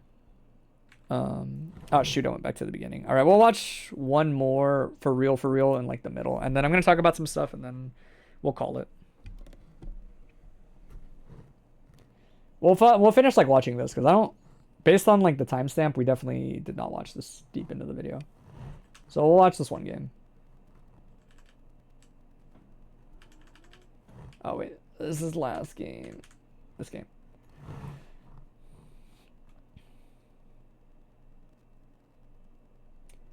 Yeah, so like these situations are fine. To me, these are fine so far. Like they might not seem like it to you when you're like playing mid-match, but it's like look at him getting caught by like H-hoop and shit. Like it's not that bad. You're always kind of holding positioning. It's usually moments when it feels like you overextend in like with air dashes and stuff that you either cross yourself up or lose these weird scrambles potentially. Right. Nice catch. So like this, I just die, man. Like to me, it's like this shit should never work in my mind because I don't know what KTP is doing, but like I backdash here versus KTP, I eat 30%. Like that shit just never works. I don't know what he's doing. Whatever OS he's doing, that shit's really messed up. Oh, Roman cancel. No, you got Roman cancel. Uncling low. Yeah, that happens. Be careful where you burst. Especially because you don't have to wait that long, by the way. So, like, normally this combo is this hit into, like, set into, like, button, and then probably JH, and then you burst. It's like, you would have only had to wait, like, 2 more hits to get it for your burst. And you minimize the potential, like, oh, he jump canceled and baited, you know? Oh, that's like way too aggressive. I don't know how I feel about this. Well, I guess it's fine. He doesn't have scrolls up yet. Being aggressive versus answer when he doesn't have scrolls is fine. It's not that big a deal. Yeah, see, like he's not that good at getting out of the corner. So it's like, what's the OS you do versus answer, Oki? You're watching on the side? Yeah, you're good. Don't worry about it. Like if you're hitting that juicy 2D, his Oki, your Oki. If you hit 2D and Dolphin is coming out, what's the sequence? The low profile / catch backdash one. That's like all you need versus answer basically. Nice catch. Yeah, well he catches parry in the sense that parry just whiffs. Like it just misses because the 2K goes under it. And then he reacts and he punishes it. Damn, this is a wash. We'll quickly watch one more game because that was a wash. Nice. Good air throw. This is tough. Yeah, like this situation is rough. Good job not jumping. A lot of people jump here because he doesn't have enough frame advantage to run up and press the button, but he does have enough frame advantage to press a low. Like 2D. And then get a set. This is fine. I would retreat here. I know that sounds kind of weird, but me personally, I would probably retreat because answer's 6P is so good here to just throw out preemptively. He could have smoked you for sure. Nice block on his part. Gets out. Nice 5K. Holy shit.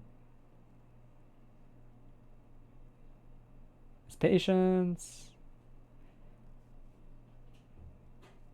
I will also say, this is a little more subtle, but there are points where, like, just kind of based on distance as you get more familiar with the matchup, like, you know from 2D, like, one, he has to special cancel, so it's like, it's coming no matter what. It's just whether or not he picks a, like, crazy option or a more reserved option.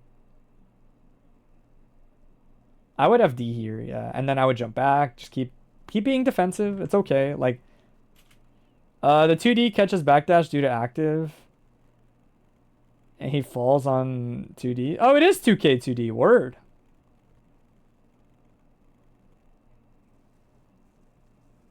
$6K.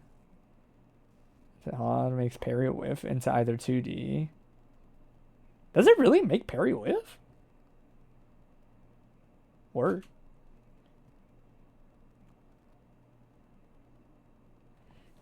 Get command grab, touchdown, double hit. This is not going to do that much damage. Oh, he tried to do the fancy combo.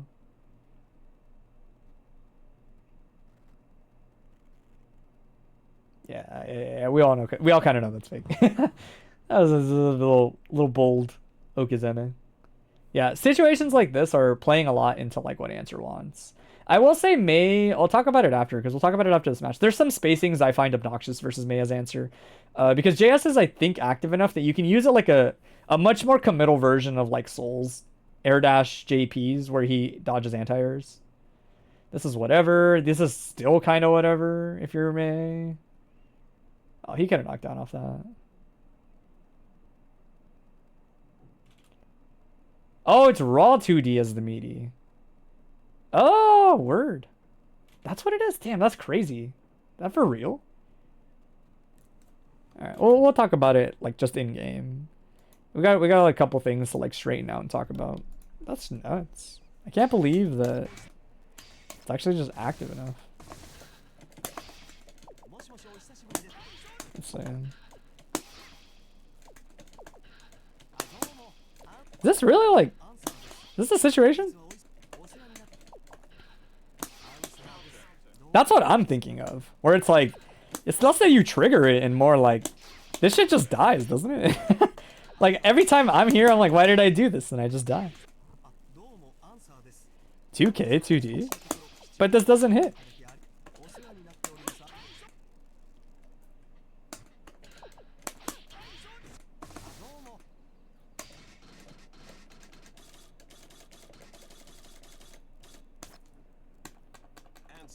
Yeah, sometimes you just do OSs, man. Like, you don't think about that shit. But my point is, like, do you do just meaty 2D as the Oki, or do you do... Falls onto it? I know I never trigger it. I definitely just always miss. Sometimes, if you do this, it triggers it, and I think usually you dash out of the way, and then I, like, land into it, or something like that. You meaty 2D, or...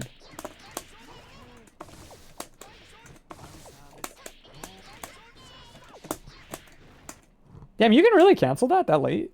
That's such a weird thing to get a charge on.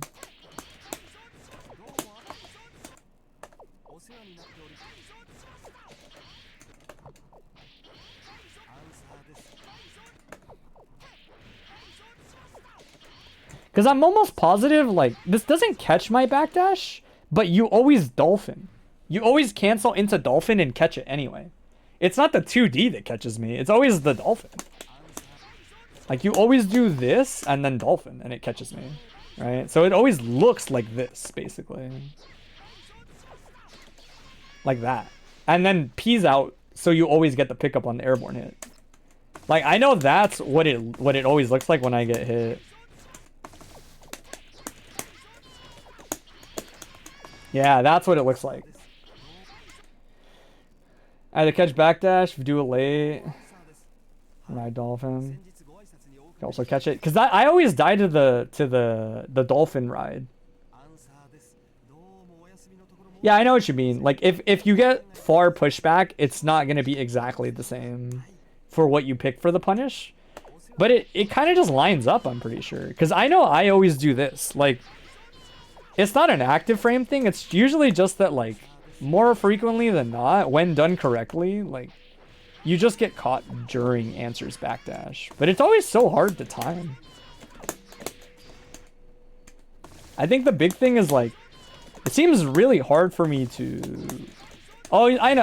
Yeah, I know what I'll do. I feel like that's a lot easier for me to just do, like, very meaty 2D. Yeah. And that should probably give me the time to catch backdash. Yeah, that look kind of right. Let me see. Oh. No. Too meaty.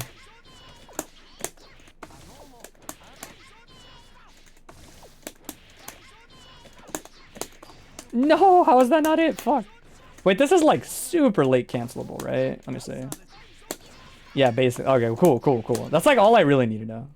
I keep worrying that I'm gonna be too late on the cancel.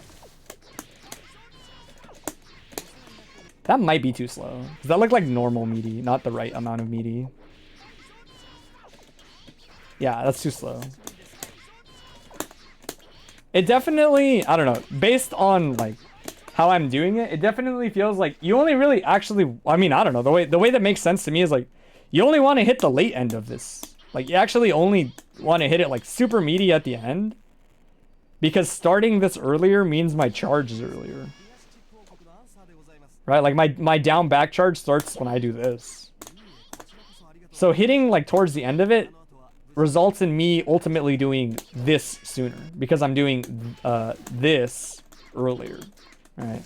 It definitely seems like a timing thing to get. Yeah, there we go. That looked pretty promising.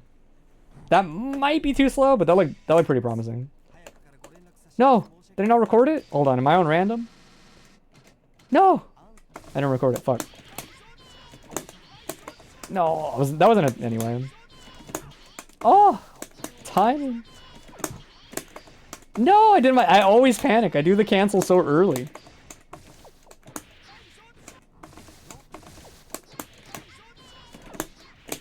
No, how is that not it? Fuck.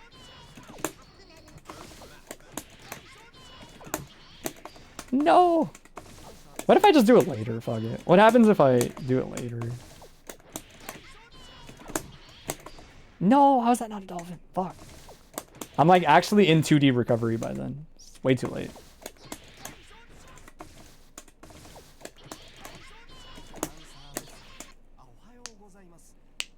You know, charge out of 2D pretty quickly. Yeah, I bet. It's definitely like a practice thing, where it's a feel to get used to. I mean, if I was lazy, I could just do like a point blank one for demonstrative purposes. But I know like most of the time you're hitting like a far one like this. That's just like how she works. Like, most of the time you're getting this, and you have to do the dash up 2D. So learning to do the timing and the cancel is like way more realistic than being like, oh hell yeah, point blank 2D. Oh shit. I almost want to like charge partition it, but you don't need to. You definitely do not need to do that.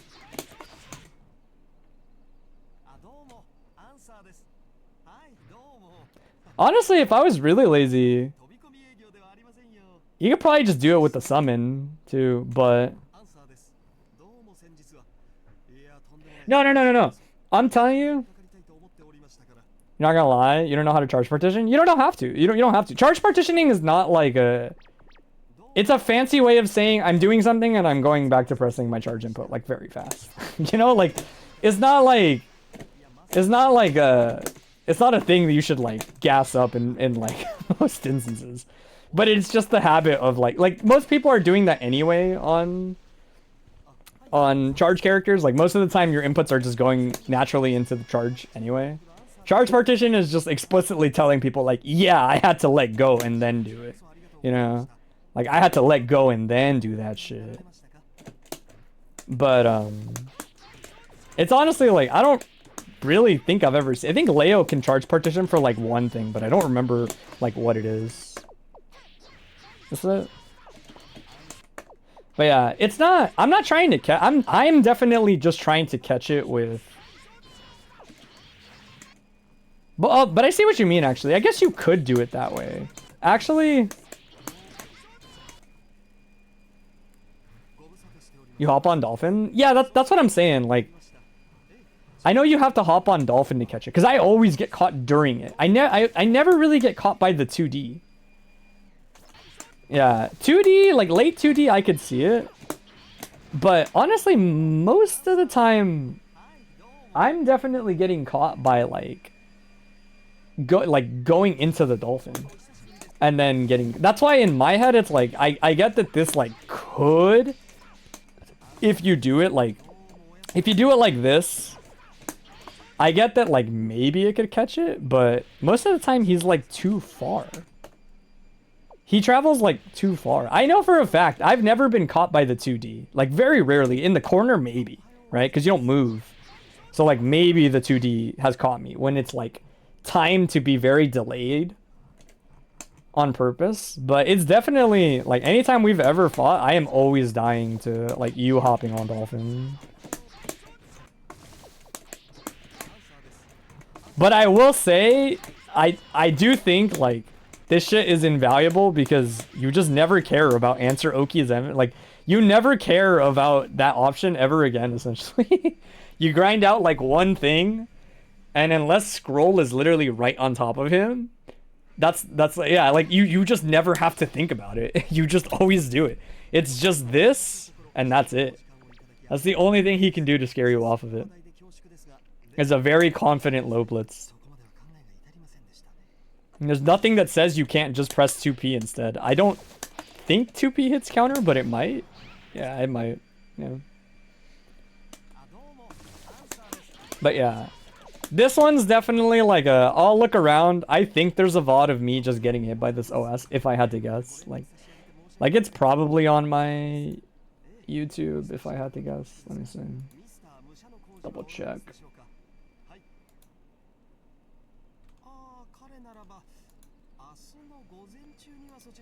I haven't signed in. Oh, yeah.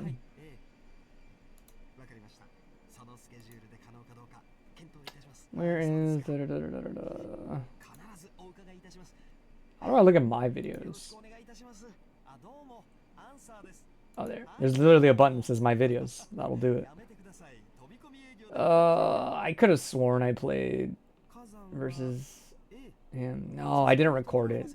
Oh, for shame. I didn't record it. I know we played, it's just not on record. It was Moku who I played. And I wasn't even with Answer. Damn, I should update some of these. These are very out of date.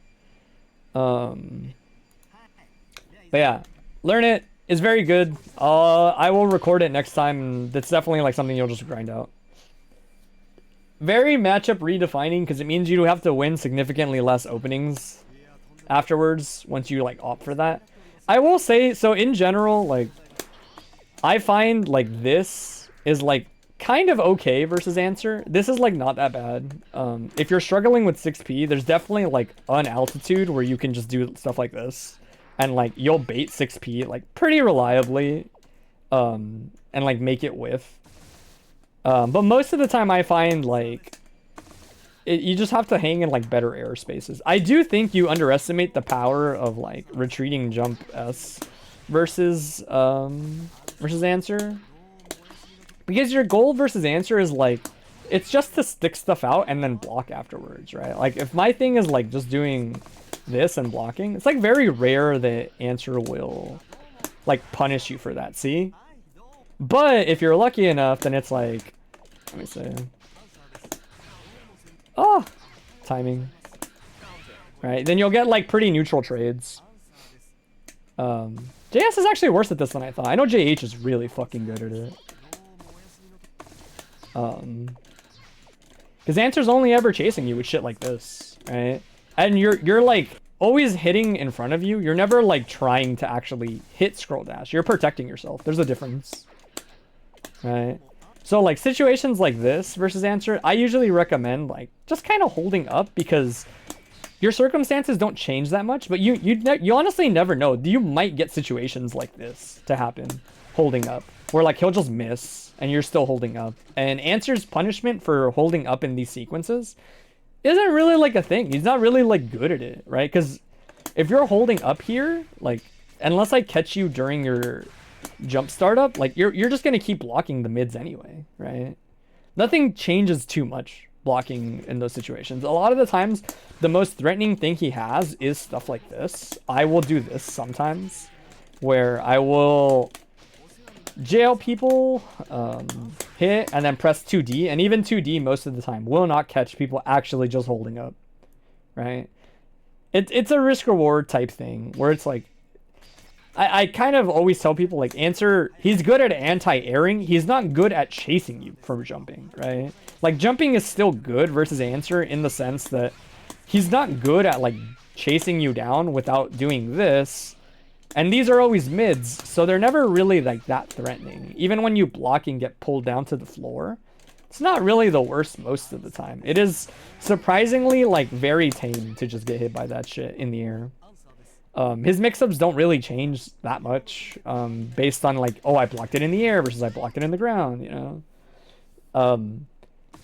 So while I do say, like, yeah, don't jump into scrolls, I do think just kind of like jumping away from this situation is very obnoxious for Answer to stop. It is so hard to just get people to like not run away. And like even when I'm doing stuff like this, like see, that still didn't reach. And that's the only thing that would jail from that distance is 2k. It's the only thing. 2D is too slow and everything else is probably too slow as well, right? It's very hard. Like you have to kind of be like in that situation, like right there, and then you'll get punished for holding up. But most of the time people are like not that distance versus Answer. So the tricky part about Answer is like he's really easy to jump away from. Just don't get greedy and go back in. That's basically the takeaway, right? for a lot of characters. He's really easy to jump away from, but if you do this, it's a hit confirm waiting to happen, especially because I don't have to even commit to anything besides 6p. Counter hit 6p always confirms into this 5h. So I just always get my damage for free, basically. If I was crazy, I could do, like, gamble in a set, and then you get, like, an actual combo. But I usually, like, never really opt for it. Or no, it's not that. It's 5h, right? If 5h, like, trades or wins here, then you get it. Yeah. But jumping away is good. I also think, like, if you're going to hang out in a range where answer 6p is valid, you're sometimes just gonna have to do shit like this instead. If that's like what he's looking for, then you hanging out and doing things like this is a good way to punish him 6ping, because these are all positional, right? Like at this distance, I have to kind of 6p you on anticipation. You're too close. This is too close to anti-air people on reaction. But it is anti-airable just based on distance. So if I'm anti-airing here as answer, it's usually around now. And like if I'm lucky, I'll get the block. But 6p has quite a bit of recovery, so that's an actual punish, right? Obviously, if I just wait, then it's like I could just try to air throw you. But the idea is like that's the whole point, right? Like you finally got me to wait instead of just doing this all the time. This is the spacing I'm talking about, by the way. The spacing is really good at also baiting. This is really hard to anti-air. This distance, like, you're maybe going to get the pass through, which you recover faster, by the way. Like, look at this situation. So even if I get the good anti-air, where I do it later and you pass through me, like, I am still recovering until the moment you land, and then we just both kind of mash throw and nothing really happens, you know? At worst, we just throw tech. At best, you, like, throw me out of it, you know? But I think like I'm holding up. That's how fast I recover in this situation. Look how much lag I have when I miss this. I gotta do it later. That's how long it took me to get to my jump. Oh my god. Or all faultless defense. It'll show it faster. That's how long it is before I'm actionable. Right? Like, does that put in like, this shit is really scary to win. This angle is annoying. For this, if you are here as May, this shit is obnoxious if I am on the floor. Like, it just is. It just is. Yeah, I could, like, 2H, and, like, if it's out early enough, I win this trade. But it's, like, a way different anti-air to consider. There are a lot of other things that will beat it. You could just, like... I think the J2H, like, might still beat it. Let me look at the distance on this. It's just jump back, right? Yeah. I think this might just win because of how long it takes to come out. Oh, never mind. That's pretty good. I might try this more. Because I know normally people's universal option here. I guess May actually does kind of have one. You just H Dolphin. I didn't even think about that. Because most characters, you think answer, crouch, react is pretty good? It could be. But so what I was gonna say is, like, most characters at this distance, their RPSs, they run forward, right? You're so preoccupied with playing on the ground here. Like, you're so tunnel visioned on, yes, I'm gonna anti-air. They can just land and run forward. But May's run is slow, right? It's one of the slowest in the game. So hers is, like, less viable. But I forgot, you can just charge Heavy Dolphin. Just charge Heavy Dolphin. Like, I'm not even fucking with you. Like, in this situation, just charge Heavy Dolphin.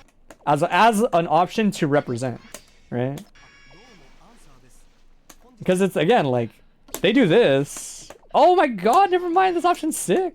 Because I would anti-air around. You have to realize these are preemptive. These are not, like, very reactionary. Jump S is, like, too good. Like, if I'm here and I'm, like, I'm going to react to it. Like, usually, I think I get smoked here between, like, the rotation of options. But we'll see. 2H might just be really good. Crouch react is really good. You might be right. I've never really, like, tried this.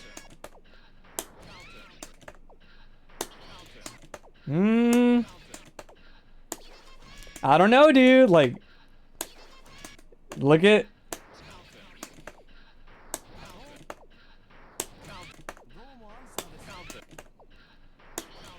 I don't know. Notice that I can't... Notice that it's kind of hard to get react on the JS.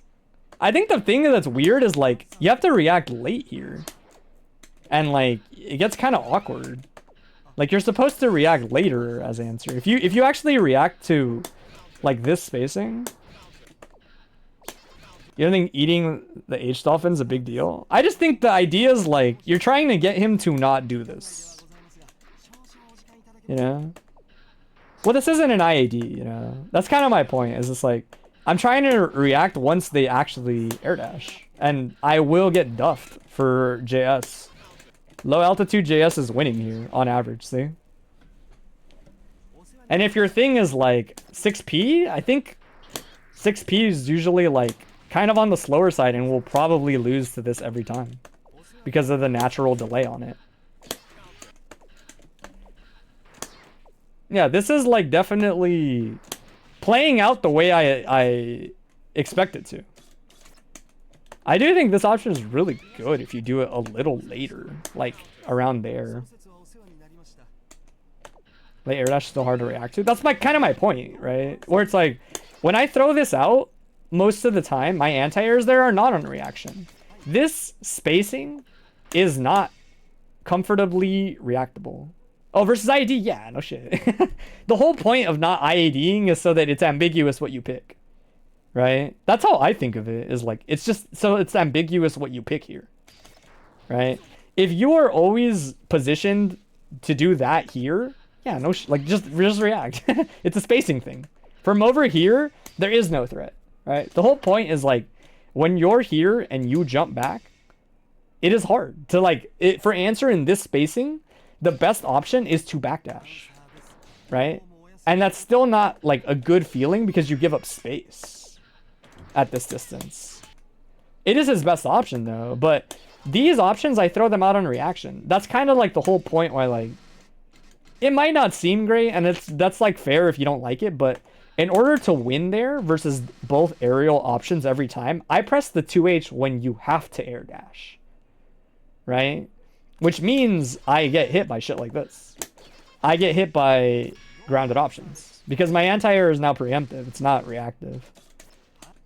And I've already kind of realized like I'm smoking the other options for sure, but like late JS is kind of like cooking versus like actually trying to react to air dash and not just pressing it, like reacting to the air dash. That shit is, you're not hitting that anti-air, dude. Maybe Kai, but like, no way, dude. Not on reaction. It has to be on anticipation. Which again, really my whole point was more like, you keep getting hit because you're doing like jump back in a spacing like over here, and then you're doing like that.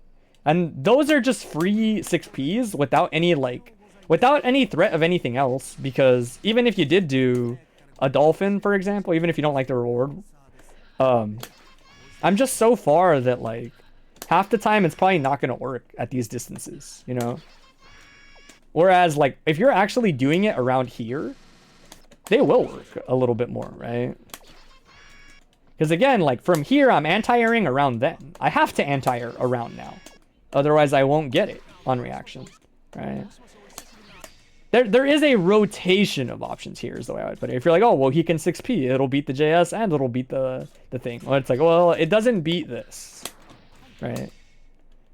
Each of these options is explicitly punishing me for looking for something, right? Like looking for late 6P, JH catches it.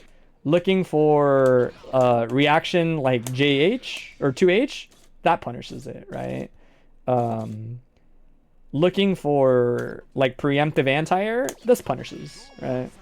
They punish each individual thing in this situation. My point is like, it's not like this should be your whole game plan, but when you jump back, consider the fact that you have all of these, right? Right? Realistically, you could just jump back and then backdash and then do something else. My point is more like playing around anti-airs like that, to me, is a lot about putting yourself in the air at the right spacing, right? Moves like this are insane because when done at the right distances, they're uninteractive. They just win when pressed correctly, right? Yeah, that's a better way. That's a more concise way to put it for sure. You can definitely like induce a specific button or response, right? Where clearly when I was watching, like 6P just was a nightmare for you to deal with, right? We still rolling? This is the end of it for sure. We did some overtime, but it's whatever. This one's nice because this was a lot more talking about like less really obvious surface level stuff and more like this is like what you should look for, you know? That's why I think there were so many situations where you were like here versus him, and I was like, dude, if you just jump back, you're gonna end up pretty close to that range. Where like late air dash, low altitude JS is like that shit is pretty real, especially because you can do it rising and then descending, right? Like rising and then descending like that is like that shit is so good, right? And really the only reason that I would have to respect you in those distances is you might start doing things like this, right? It's a shame that S doesn't reach, that it has to be heavy. But heavy was punishing anti-airs. You could also just run up. It's just that you won't. I know for a fact that you won't get it if you run up. That's the problem, right? Like, you might get 5k at its max distance, but like, yeah, you'll get 5k as a punish. Like the time I would anti-air. No, see, even still, because I'm anti-airing around now. So May's natural run is just bad at this, basically. But you can use the respect for other stuff if that makes sense. You could also just take the respect and run with it and throw a ball out. You can take the respect and backdash and throw a ball out. The idea is like, me in those situations, a lot of the times I am going for value. So it's like, why not beat both air approaches with like late 2H like that? And then you just get a set for free. Like you just get a ball for free, right? Because this is how I play around these options. When I fight characters with good anti-airs, I always have to think like, okay, how do I put you in a spot where it's like, you're gonna press this button because it's too good not to press it? And then how do I minimize the value you get out of that? Because that's how you just set people up to be predictable, right? Hanging in this spacing, very important, very good, for like representing that's like, I could do this. I don't have to do this. I could do this. I guess you can't react to that and get a hit, which is unfortunate. If this was S Dolphin connecting, oh baby. But in order for S Dolphin to hit, you gotta do it from like here, and this spacing is like not quite as good.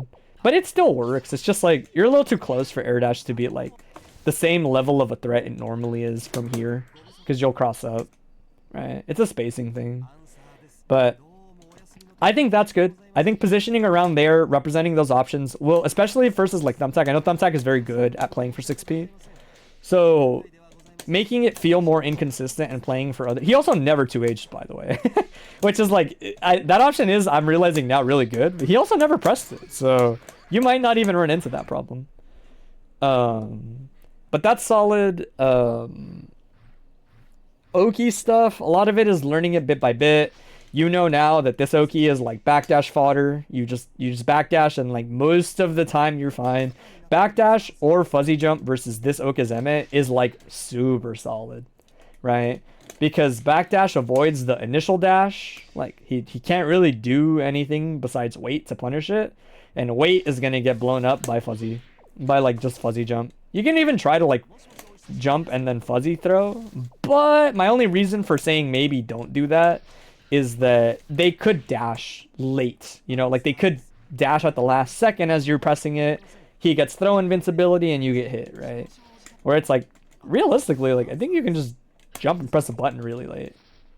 Or more realistically, like just jump and get out, if I had to guess. Yeah. Because at this distance, like say you did this in this Okazeme, he's probably gonna miss. Right, when you jump, these things are like very weird visually.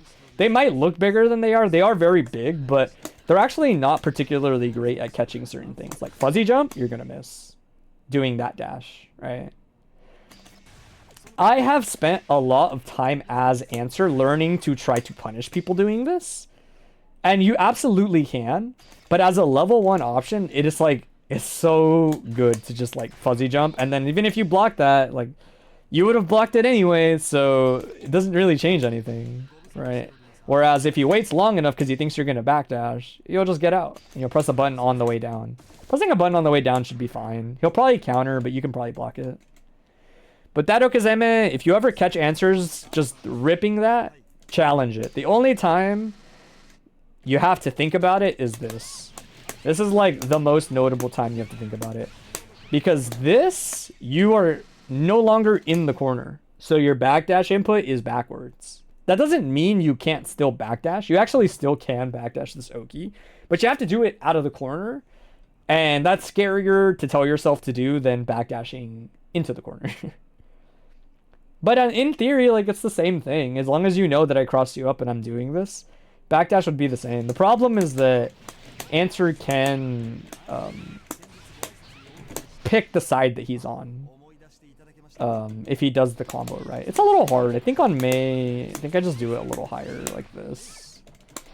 Nobody has ever gotten comfortable enough with this Okazeme for me to like actually have to introduce same side as a concept. It's always been cross up. But yeah, it looks like your backdash input is still backwards, which is really interesting. Because I could have sworn that it's same side. Doesn't really matter. This Okazeme, very challengeable with blitz, fuzzy jump, or backdash. If there are no other scroll... If he's doing this, it's different. Because he has other options. He can go to other places, right? He can dash through you like that and then end up like over here, right? Or he can do this and then that and then that. Like, there are different ways for him to move around. But if he knocks you down and he does like this in a super jump, you should just know. Like, that shit's kind of easy to fuck with. This is not like good Okazeme in terms of like not letting them challenge. You can also super, but it gets safe jumped, I think, by the thing. Keep that in mind. 2S, very, very solid normal to backdash in general. Really, the biggest threat is this option. This option does not lead to a knockdown or a 6K combo mid-screen. Like, it just doesn't. The space that you're doing this and then pressing this at, like, you're almost always going to hit. So you'd block it here, right? Which means the card would hit here. Like, you don't get 6K on May from here. You just don't. She's either backdashing it if she's really lucky. If she gets hit, like, let me see, a little later, I think. Like that. You have to be close enough to get it. But usually, like I said, 2S is pushing at about at least this far. So, actually, this is a pretty good range to show it. Oh my god.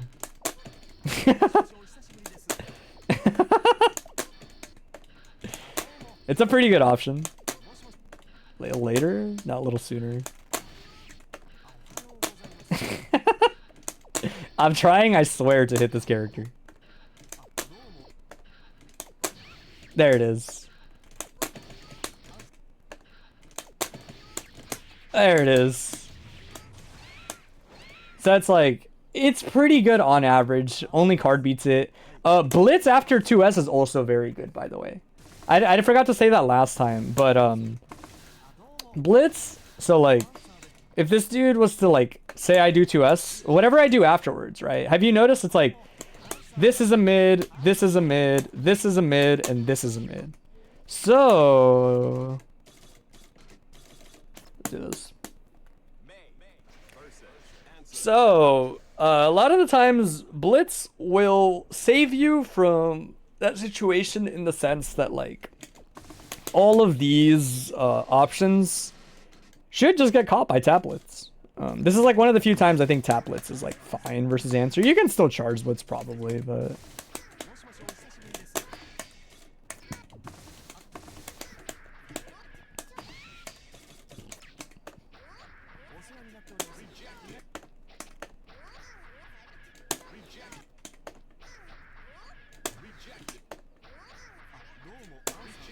notice how all of these are starting to get caught by Blitz. Even this one, I kind of like don't mind, because what I usually tell people is like, dude, you were gonna block this anyway. Like, you were actually gonna block that anyway. So like, nothing changed. In fact, you actually have, in theory, like more options than you would have before, because you can backdash now with the Blitz invulnerability, right? So depending on what he picks, right? Like, if I was to re-record this one, we'll say, let me see. Which one's card? I think it's this one. Yeah. If I was to re-record this and do... right? Like, what are my options there? Probably space 2K, right?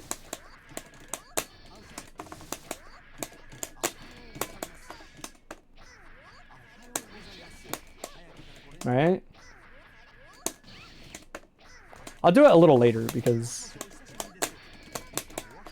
There we go. So I'll catch the jump, right? But... Ah, shit. Slowdown makes this, like, really awkward at time. See? You'll backdash through that. Right? So, on paper, like, Blitz actually improves your circumstances, at least in terms of things you could represent there. Right? But yeah, like, what... The big thing is, like, it's hard because answer fluctuates between having scrolls and having card or yada yada yada, right? So it's hard to, like, remember to tunnel in on moments like this. Like, hey, answer doesn't have anything. I'm just going to do that. Like, he's probably going to rip Cardwire C. He's probably going to do 6H. He's probably going to press a mid, right? Like, this is my one time to kind of, like, wiggle around and try shit versus him. Maybe I should blitz here, right? Maybe I should backdash here, right? See, like, dude, I fucking hate this backdash. Backdash is so good.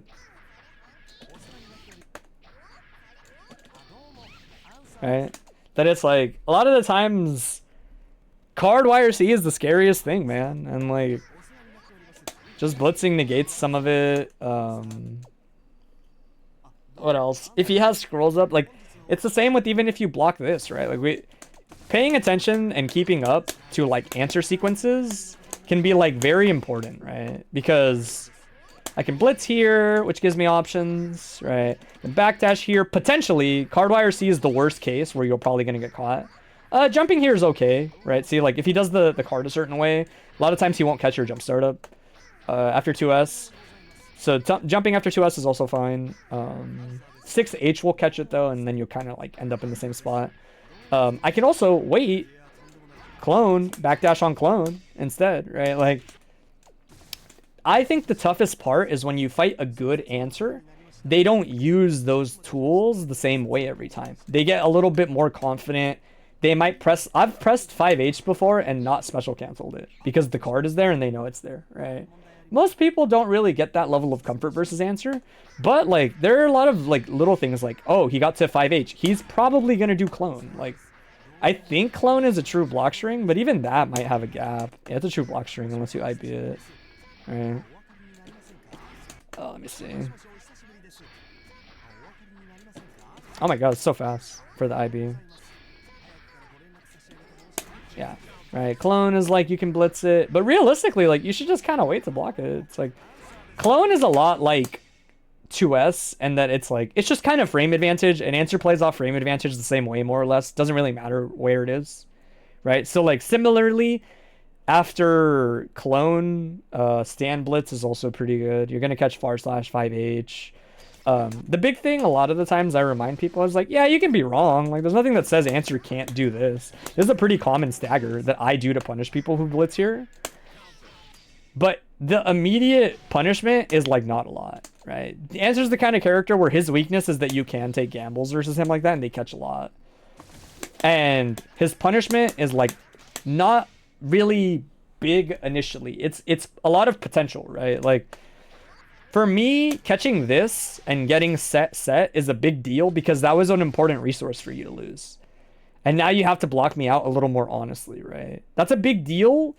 I won't pretend it isn't, but you only took 10 damage for being wrong, you know? Like, it means a lot to only take 10 damage for being wrong.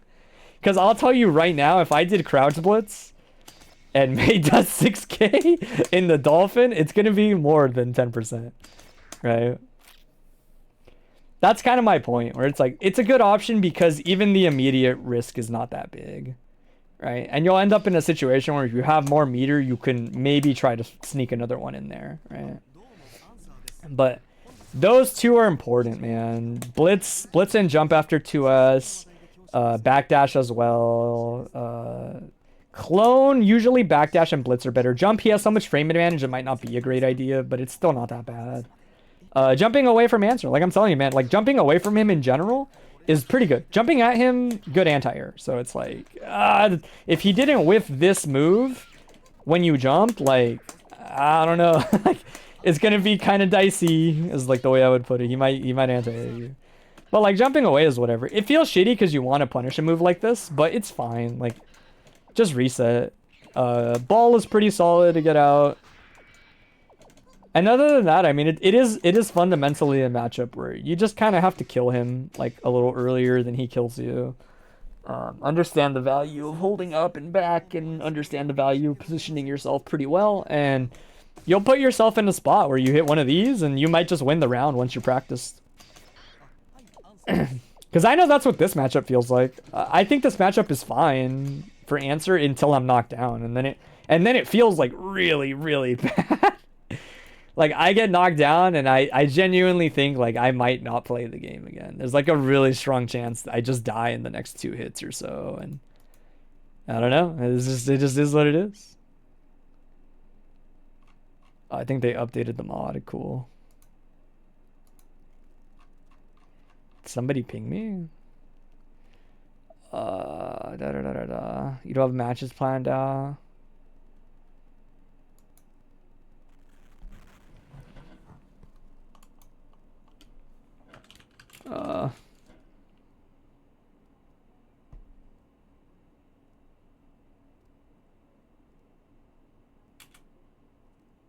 I don't have any match on there.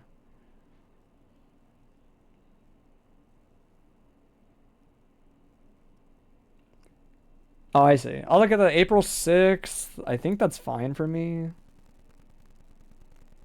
Yeah, that's fine. April 6th should not conflict with anything. Yeah, sorry. That was a lot of explaining. Again, answer's kind of tough because he changes game state quite a bit, and it can be difficult understanding how to like really minimize the threat of the character because he has so many tools, right? He doesn't have a really big obvious thing to try to abuse or play around. He has a lot of different spacings and a lot of subtle changes he can do. So a lot of it is understanding, one, how to kill him faster. He's a lot like Chip in my eyes, where he's just supposed to be kind of obnoxious in neutral / offense, and then die relatively easily on defense.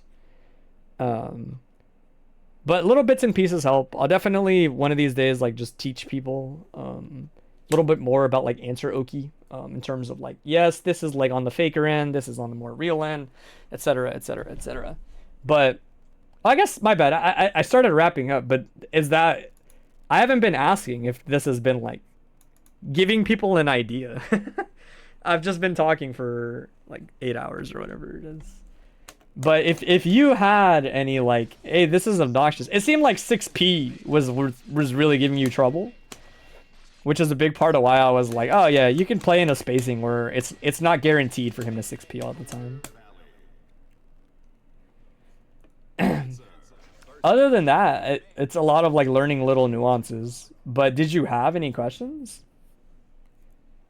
In like insert specific thing is hard. How do I deal with it? You know, I didn't end up showing this last one actually, but I'll show it while I wait and see if anybody has a question. This is it though. No more VODs. No more long. He was winning a lot. Wasn't worst ideas. Wasn't the worst. These ideas are pretty good. Okay. Yeah, I think the other thing is I thought you were holding the corner pretty well. Like, I didn't think you had much reason to give it up, right? Because the big thing here is, like, he's not really a character that does it. He usually super jumps instead. Right? Like, this situation is, like, usually how he gets out. And he's a little harder to catch than other people. Because he'll usually do something like this. So, like, he's harder to throw. But say, like, for example, he was doing this. The reason I say it's not such a big deal to worry about just holding the corner and, like, holding this space is that Answer doesn't reach you, right?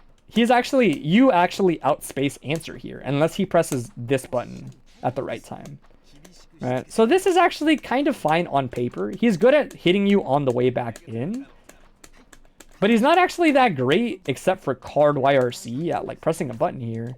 Right? And if he opts for escaping, you're in a range where your throw is guaranteed, right? If you're crouching and kind of waiting, and he does something like this, and you're ready, like, you can just throw him back in the corner. That's the whole advantage to holding that range, right? There's these interactions where you tag him with H-hoop, he eats a small hit, like to generate a big counter hit or knockdown. I'm pretty sure, I don't know if KTP still has the stream open, but I think if you think H-hoop is gonna hit and you do IAD, J, S, J, H, it combos on the hit. I could be wrong, but let me see. Because I swear, like, let me see. Oh, wait, don't block everything.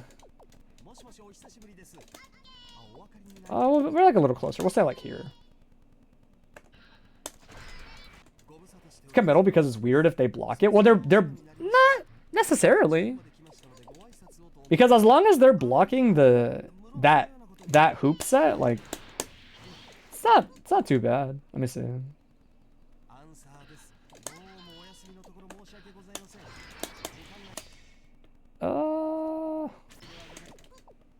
Touch the floor.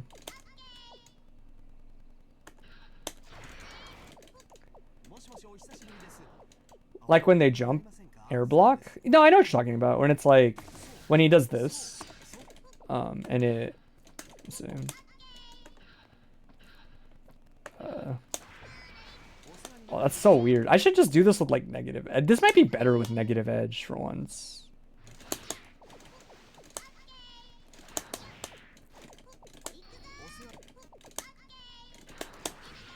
Whoa, that was weird.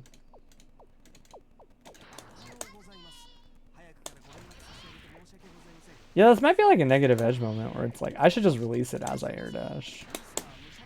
I think that's the one I'm thinking of. But I know what you mean. Let me see. Let me see if I can get it. Oh my god, I didn't mean to ride. No, it's so hard not to. I'm just trying to... Here, I'll show the situation. Because it's like, they block this, and then you IAD, essentially, right? This is like the situation I'm thinking of, where it's like, it's usually not that bad. They usually end up blocking JS in like a pretty solid situation, I would say.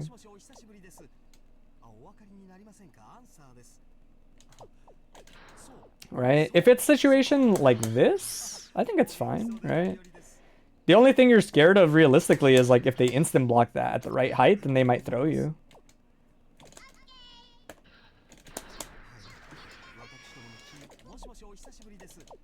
Because something you should realize is like, if done correctly, like 6P should not hit you doing this.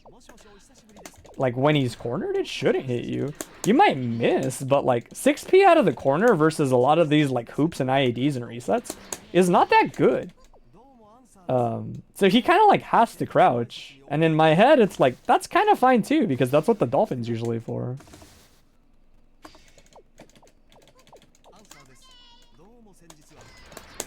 Like that. That situation's pretty awkward. With the Dolphin, I think usually protects you. And you do it right. And as far as like, let me see if I can get it. See if I can get like a little like straight air hit. Oh shit. Oh, this is so weird. There's so many buttons involved in this. Let me try JP on the pickup. It might be just too greedy to do JS there. You might have to do JP into like JK on the descending hit like that.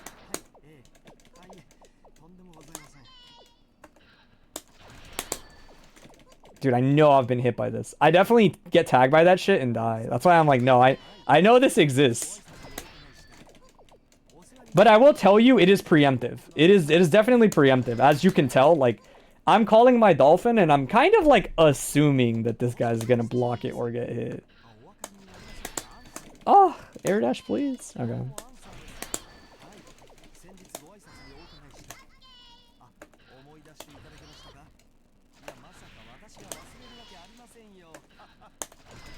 No, I have the right timing. I just haven't hit the... You're right. Let's try JK.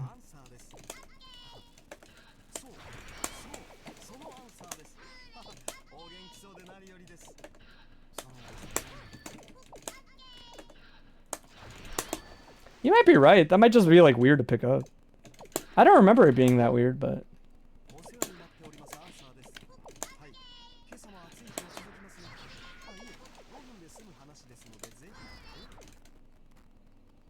I wonder about this. Oh, I guess I would call it with that. That's kind of weird.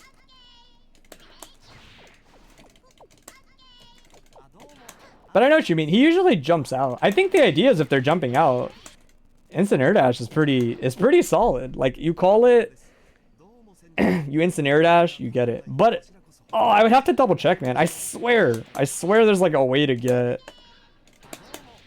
the H dolphin to tag him and get something. But I'm like at a loss. I can't remember what it is.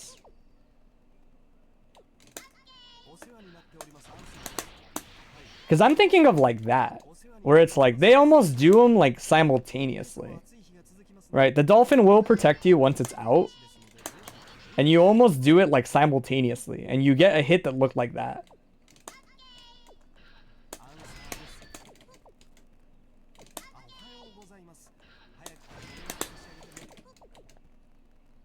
Well, I'd have to IAD and then press. That's why I think this makes more sense to me, like as a negative edge input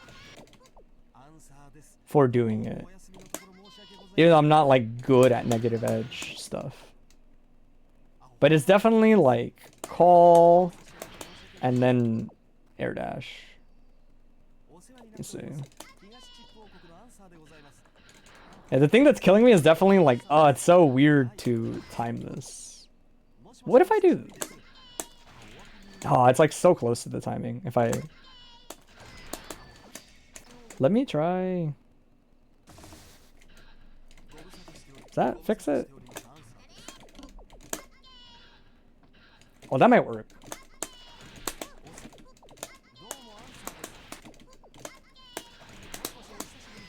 Oh, that's close. That's close. That's close.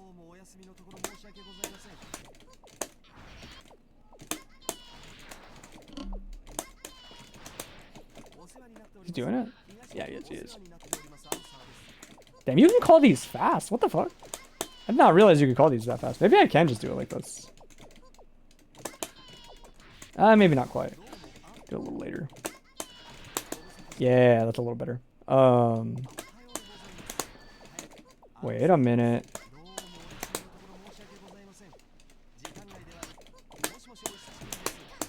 Yeah, I'm thinking of this. The G theme? Probably. I just put Capcom music on earlier, and I was like, yeah, this is a vibe. I'll just leave it. They used to have good music, so.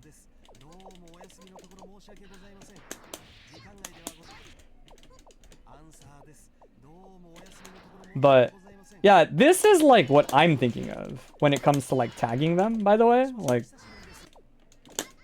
it's definitely situations like this, where it's like, you do them almost like at the same time, and I would say IDJP is fine. You do like IDJP and then JK on the way down. If it didn't connect into anything. If you did this and it doesn't hit, like just press JK on the way down. You're banking on the hit confirm anyway. But May can do stuff off that, right? Like, look at that. The thing is like, there's definitely not enough untech time for you to do that on reaction. But if you find that you are getting that hit, I would think it's fine. Especially, like, let me see. If he opts to just crouch block, it would look like this. It would look like I'm summoning. And then doing, like... Right? Like, you see what I mean about, like, the dolphin would probably cover you anyway, a lot of the times. They just have to be in the corner.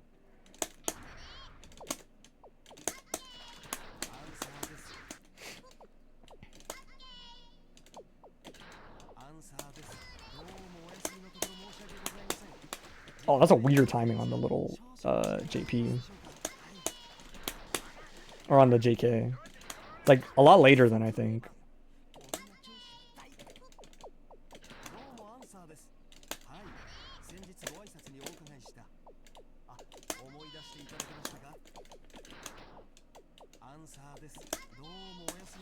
Ah. Yeah. That's what I would say. It took a very long time to get here, but that's what I would suggest. Wait, is it? Where's the recording? Oh, it's this one. Okay. Is like that situation is pretty chill for you, I think. Kind of like no matter what. And you just bank on like hitting it. Oh, whoops. We'll turn this off so that it shows a little bit more like what I'm expecting it to.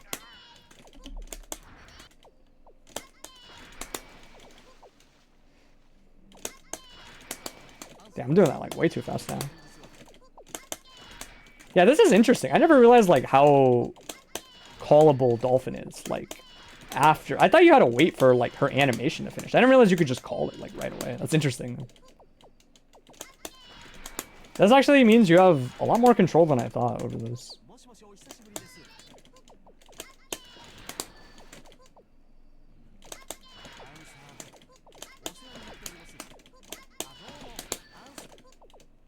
Trying to see if I can just get it on a dash pickup. Because dash pickups would mean you can also back away from anti-airs like this, which is also really good.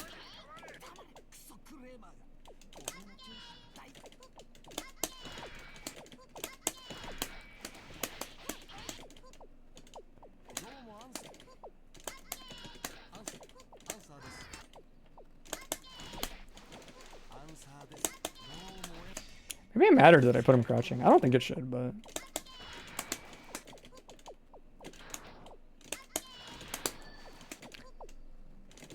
May doesn't care if you super jump IAD, right? She might. Actually, she probably seems like she does. I didn't even think about that.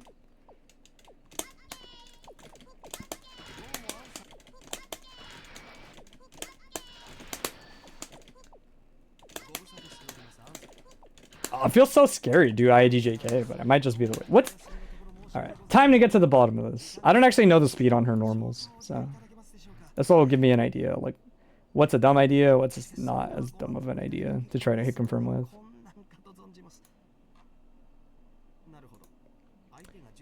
5 frames, 7 frames, 12 frames, 12 frames. Okay, I didn't know they were the same on JS and JH. Interesting.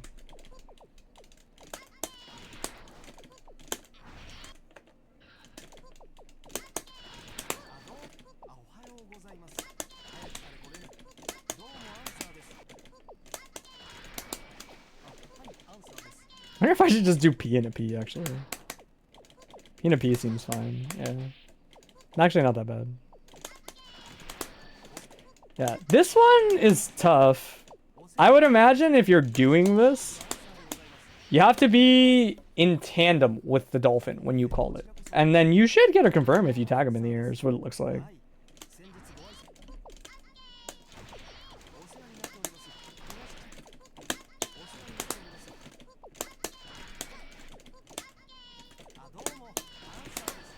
Yeah, because every time I'm not in tandem with him, I definitely get smoked. Which is, again, why I say, like, it might be easier if you negative edge this input. Because if you do it like this, he's always, the little guy's going to move before you, basically. But if you do it like that, then you're, like, good, you know? That's what's weird about this. Because I would say, if you're doing it as a release, then you just have to call him... like the moment, let me see if I can show it, hopefully maybe with the training mode dummy just jumping. You would have to call him the moment you're doing it, essentially. Like that. Right, not as a hit confirm, but more like, this guy's gonna make sure that this works, basically.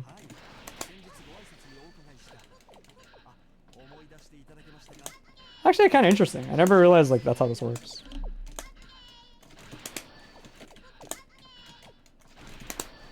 But yeah, I would say anytime I'm doing it, like calling him and then IEDing, that shit is not working. It's definitely always like when I call him and I'm right behind him like that. I wonder how consistent IAD JK is.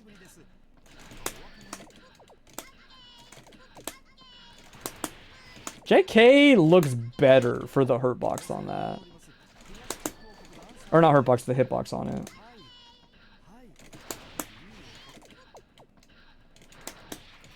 Yeah. In a way, the way I would put it is like, it feels a lot like what you would do anyway with JS and JH. But the difference is if he stays crouching, the little guy should help you out a little bit. Right? Like if you do this, see? Which is, again, I would imagine, like, that's why Mays are like, well, I don't want to do IAD JS. Because, like, you could just get thrown out of the end lag on it, right? But if you do it with him, like, you're good. You might whiff. And honestly, like, you're not fishing for that here anyway. You're doing something like that. If I'm May there, I'd probably release and do IAD JP as I do it. Like, as I release. If I'm being aggressive, I would try that. See? And the homie should have your back. More likely than not. See? Oh, and help you hit confirm. But I will say, like, you should practice it with negative edge. This feels pretty good with negative edge once you're used to it.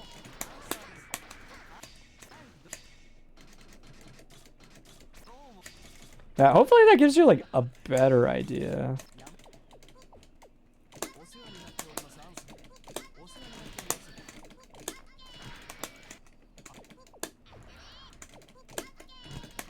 Oh, it's too early.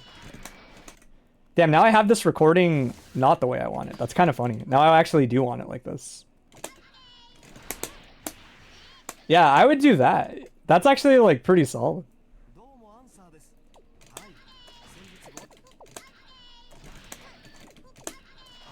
Oops.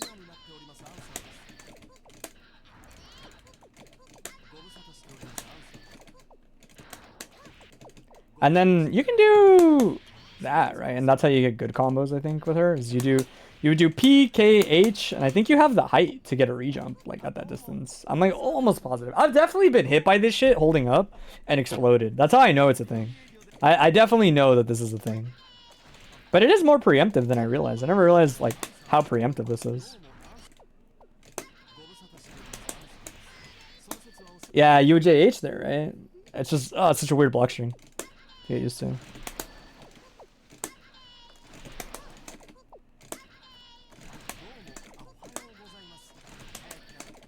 It also helps when they get counter hit. Oh, counter hit, this is probably, like, actually super easy. I was definitely like, well, we'll practice for, like, the tough one. Oops, too early.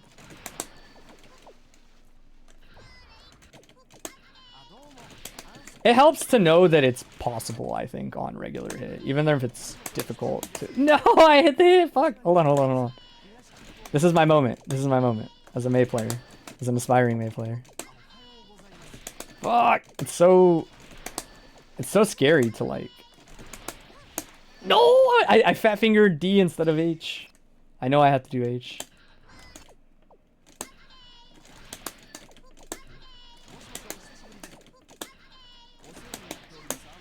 Oh, you don't have enough time. Maybe you don't. Maybe you don't. Hold on. Maybe I'm full of it. I thought you had enough time. Because it looked like off of this, it was like you would just do... Let me see. I thought you would do something like this as May. Here. Oh, you do. I must have just messed it up. Well, I didn't want to tell you to try JP, JH. Just because, like, if he stays crouching, you kind of want it to feel... How would I put it? Like, you want it to feel like the sequence doesn't change. Like, you don't have to react that much, right? So if I get to do P, K, H, that means when they stay crouching and the dolphin comes out, I'm just doing this instead. Most likely. I'm doing P whiff into land with K on top of them, right? And clearly this is hitting crouching because he has to stand up to block it. You can see the CPU standing to block it. That would be kind of like my only real reason for saying, like, it sounds weird, but it's like you actually kind of would prefer it be like the sequence that you're doing no matter what, whether it's on hit or whether it's like on block. Oh shit. Right, like this. Oh, I thought Nsengo was a DP. Fuck, it's a half circle, wasn't it? Yeah. All right, whatever. Yeah, I mean that should hopefully give you an idea on like it is in sync though. You definitely cannot hit confirm that. I will say like without a doubt, I am positive you cannot hit confirm that. I will say on counter hit, let me see. What's the untech time on this? Oh, that's juicy. That's like twice as much. On counter hit, you probably will not miss this. It's just, again, I don't usually expect people to get counter hit because they're just holding up. They're not usually pressing buttons, depending on the character. Right? Like, Answer just kind of holds up. He doesn't press a button, so it's less likely he'd get counter hit. It's not that it can't happen. It's more just like, I wouldn't expect it to happen.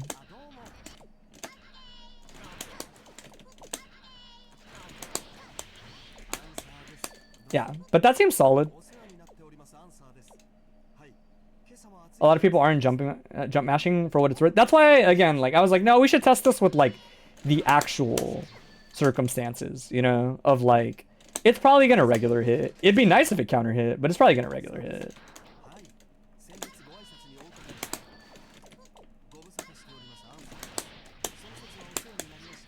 Yeah, that works. That works. If you're wondering, like, if I didn't explain it well enough when I was doing it, I am releasing, so like I'm calling Dolphin and I am releasing it when I air dash, like that, right? That is kind of like what is making it feel pretty natural. I'm not doing manual call like that. I'm saying like I was doing a block string. It would look a lot like this, right? Like I've decided it feels, I don't know, it feels more natural to hold it, realize when I am actionable, and then go for my air dash and release it while I'm air dashing like this.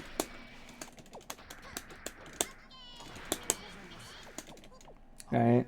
It just depends what you want is what I'm realizing. Because in order for me to get this sequence, they gotta wait a little bit longer. If you notice, like if he's just holding up, that's not gonna work, right? But if he's just holding up, then you can just call, like, you can call Dolphin immediately. Whoops. Ah, half circles. Right, you can do that and run up. I think if people are literally just holding up and not trying to react to the Dolphin, you might as well call him immediately. Like, summon, call immediately, and redash. And take the free reset, right? If they seem like they're holding up, like tried and true, then do that. If it seems like they're waiting, you might actually be able to get away with holding it and then releasing as you air dash, or close to when you air dash. Honestly, even in general, I'm kind of realizing this guy just does a good job of covering your air approach for the most part. It definitely forces them to be more patient, is like, see, like it is the way I would put it, because the Dolphin's gonna help keep them kind of on the floor there, more likely than not. Maybe not though. Let's see. What if he's just holding up?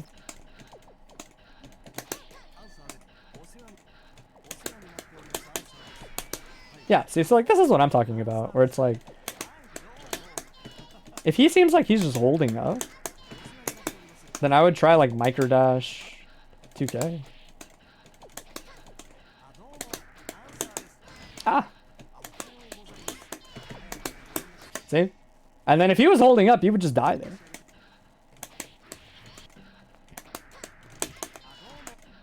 Let me see.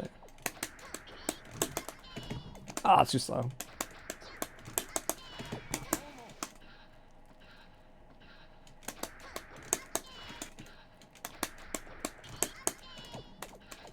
Ah. Dude, I've not been hitting that far slash.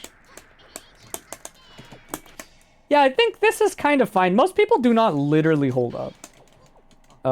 So the run up 2K 2D should probably be fine versus most people. If we're being super real, I think May's like best and realistic way of catching people holding up is she's got to do this. Like, she's just she's not a pressure oriented character, right? She doesn't dash back in fast enough. She doesn't have the normals to support being like really aggressive. That it's like she's a lot more about being right. She is soul in the air, basically, right? That it's like this would be how you catch somebody jumping. Like if you're just pretty sure that's how they're gonna jump, they seem a little complacent, then it seems like there's room for you to mix in stuff like call, release, air dash like this. Call, release, air dash while trying to hit confirm it like that, right? Oh my gosh, she's got such a weird like floaty jump, right? But in terms of like pressure, it might just get kind of awkward, man. That's why I say like holding space is pretty valuable with her, because you don't really apply a lot of plus frames or a lot of threat immediately on block. She's the scariest when this happens, in my opinion. If you block that versus Mei, that's when she's the scariest. Because this means that she could microdash and do it again for as long as she thinks you're going to respect it, and then eventually commit to something like that, right? She's soul in the air, man. Like, she's waiting to get to that moment when you block this normal. And that's usually where she's going to get her money. And then she runs Oki, right? So I would say don't hyperfixate too much on improving, like, super duper fleshing out your offense. I do think it's smart if you want to find an option for everything, right? Like, just know you have something. Like, knowing H-Dolphin is good at catching jumps. Knowing if it seems like they're going to it kind of late, then, like, you just do, what is it, like, release while air dashing. Like that, and you'll get a pickup, most likely. Right? But yeah, I would guess that's as good as it gets, but you're free to ask. Like, KTP might actually know if you get an actual, like, for real confirm off of heavy dolphin like that. But it's kind of fishy is the way I would put it. It definitely seems like I know you're probably gonna get hit by this. I'm just like doing this in advance, and it's not that risky overall. But yes, that is the gist of it. Let's see. Monitor, that's not right. All right. That seems like a reasonable time. Like I said, bit by bit, matchups are learned bit by bit. So it's like, hopefully the like initial notes give you like an idea on like things to look for. Answer's a weird one. Answer's a really weird one to learn the matchup for really well. The simplest answer is always to just kill him first, and not have to learn how answer works most of the time. Yeah, this was dope. For anybody like randomly still lurking, I will be back to do this specifically in like 2 weeks. I'm trying to do them every other every other Sunday. So the 30th is the next one. Thanks for the time. Thanks for listening to me. Every other Sunday, I'll do open QA / VOD review. So if you want to come through and just share like a VOD of yourself or ask a question, hey, I don't know how to do this. Hey, what should I do about that? Feel free to. I'm going to try to make them a thing. And if nobody comes through, then I'm just going to do my own stuff anyway. So, but this was longer than I'd meant to do. I'll try to work on my pacing as we do more of them. Make sure I don't go as long. But this is dope. If you want to watch more Exerd, Ray is streaming. 2 other people are streaming, but I can't vouch for their character. I don't know if they're legit or not. I don't recognize the names. But if you're trying to watch more Exerd, it looks like Ray's streaming. Otherwise, that's it for me.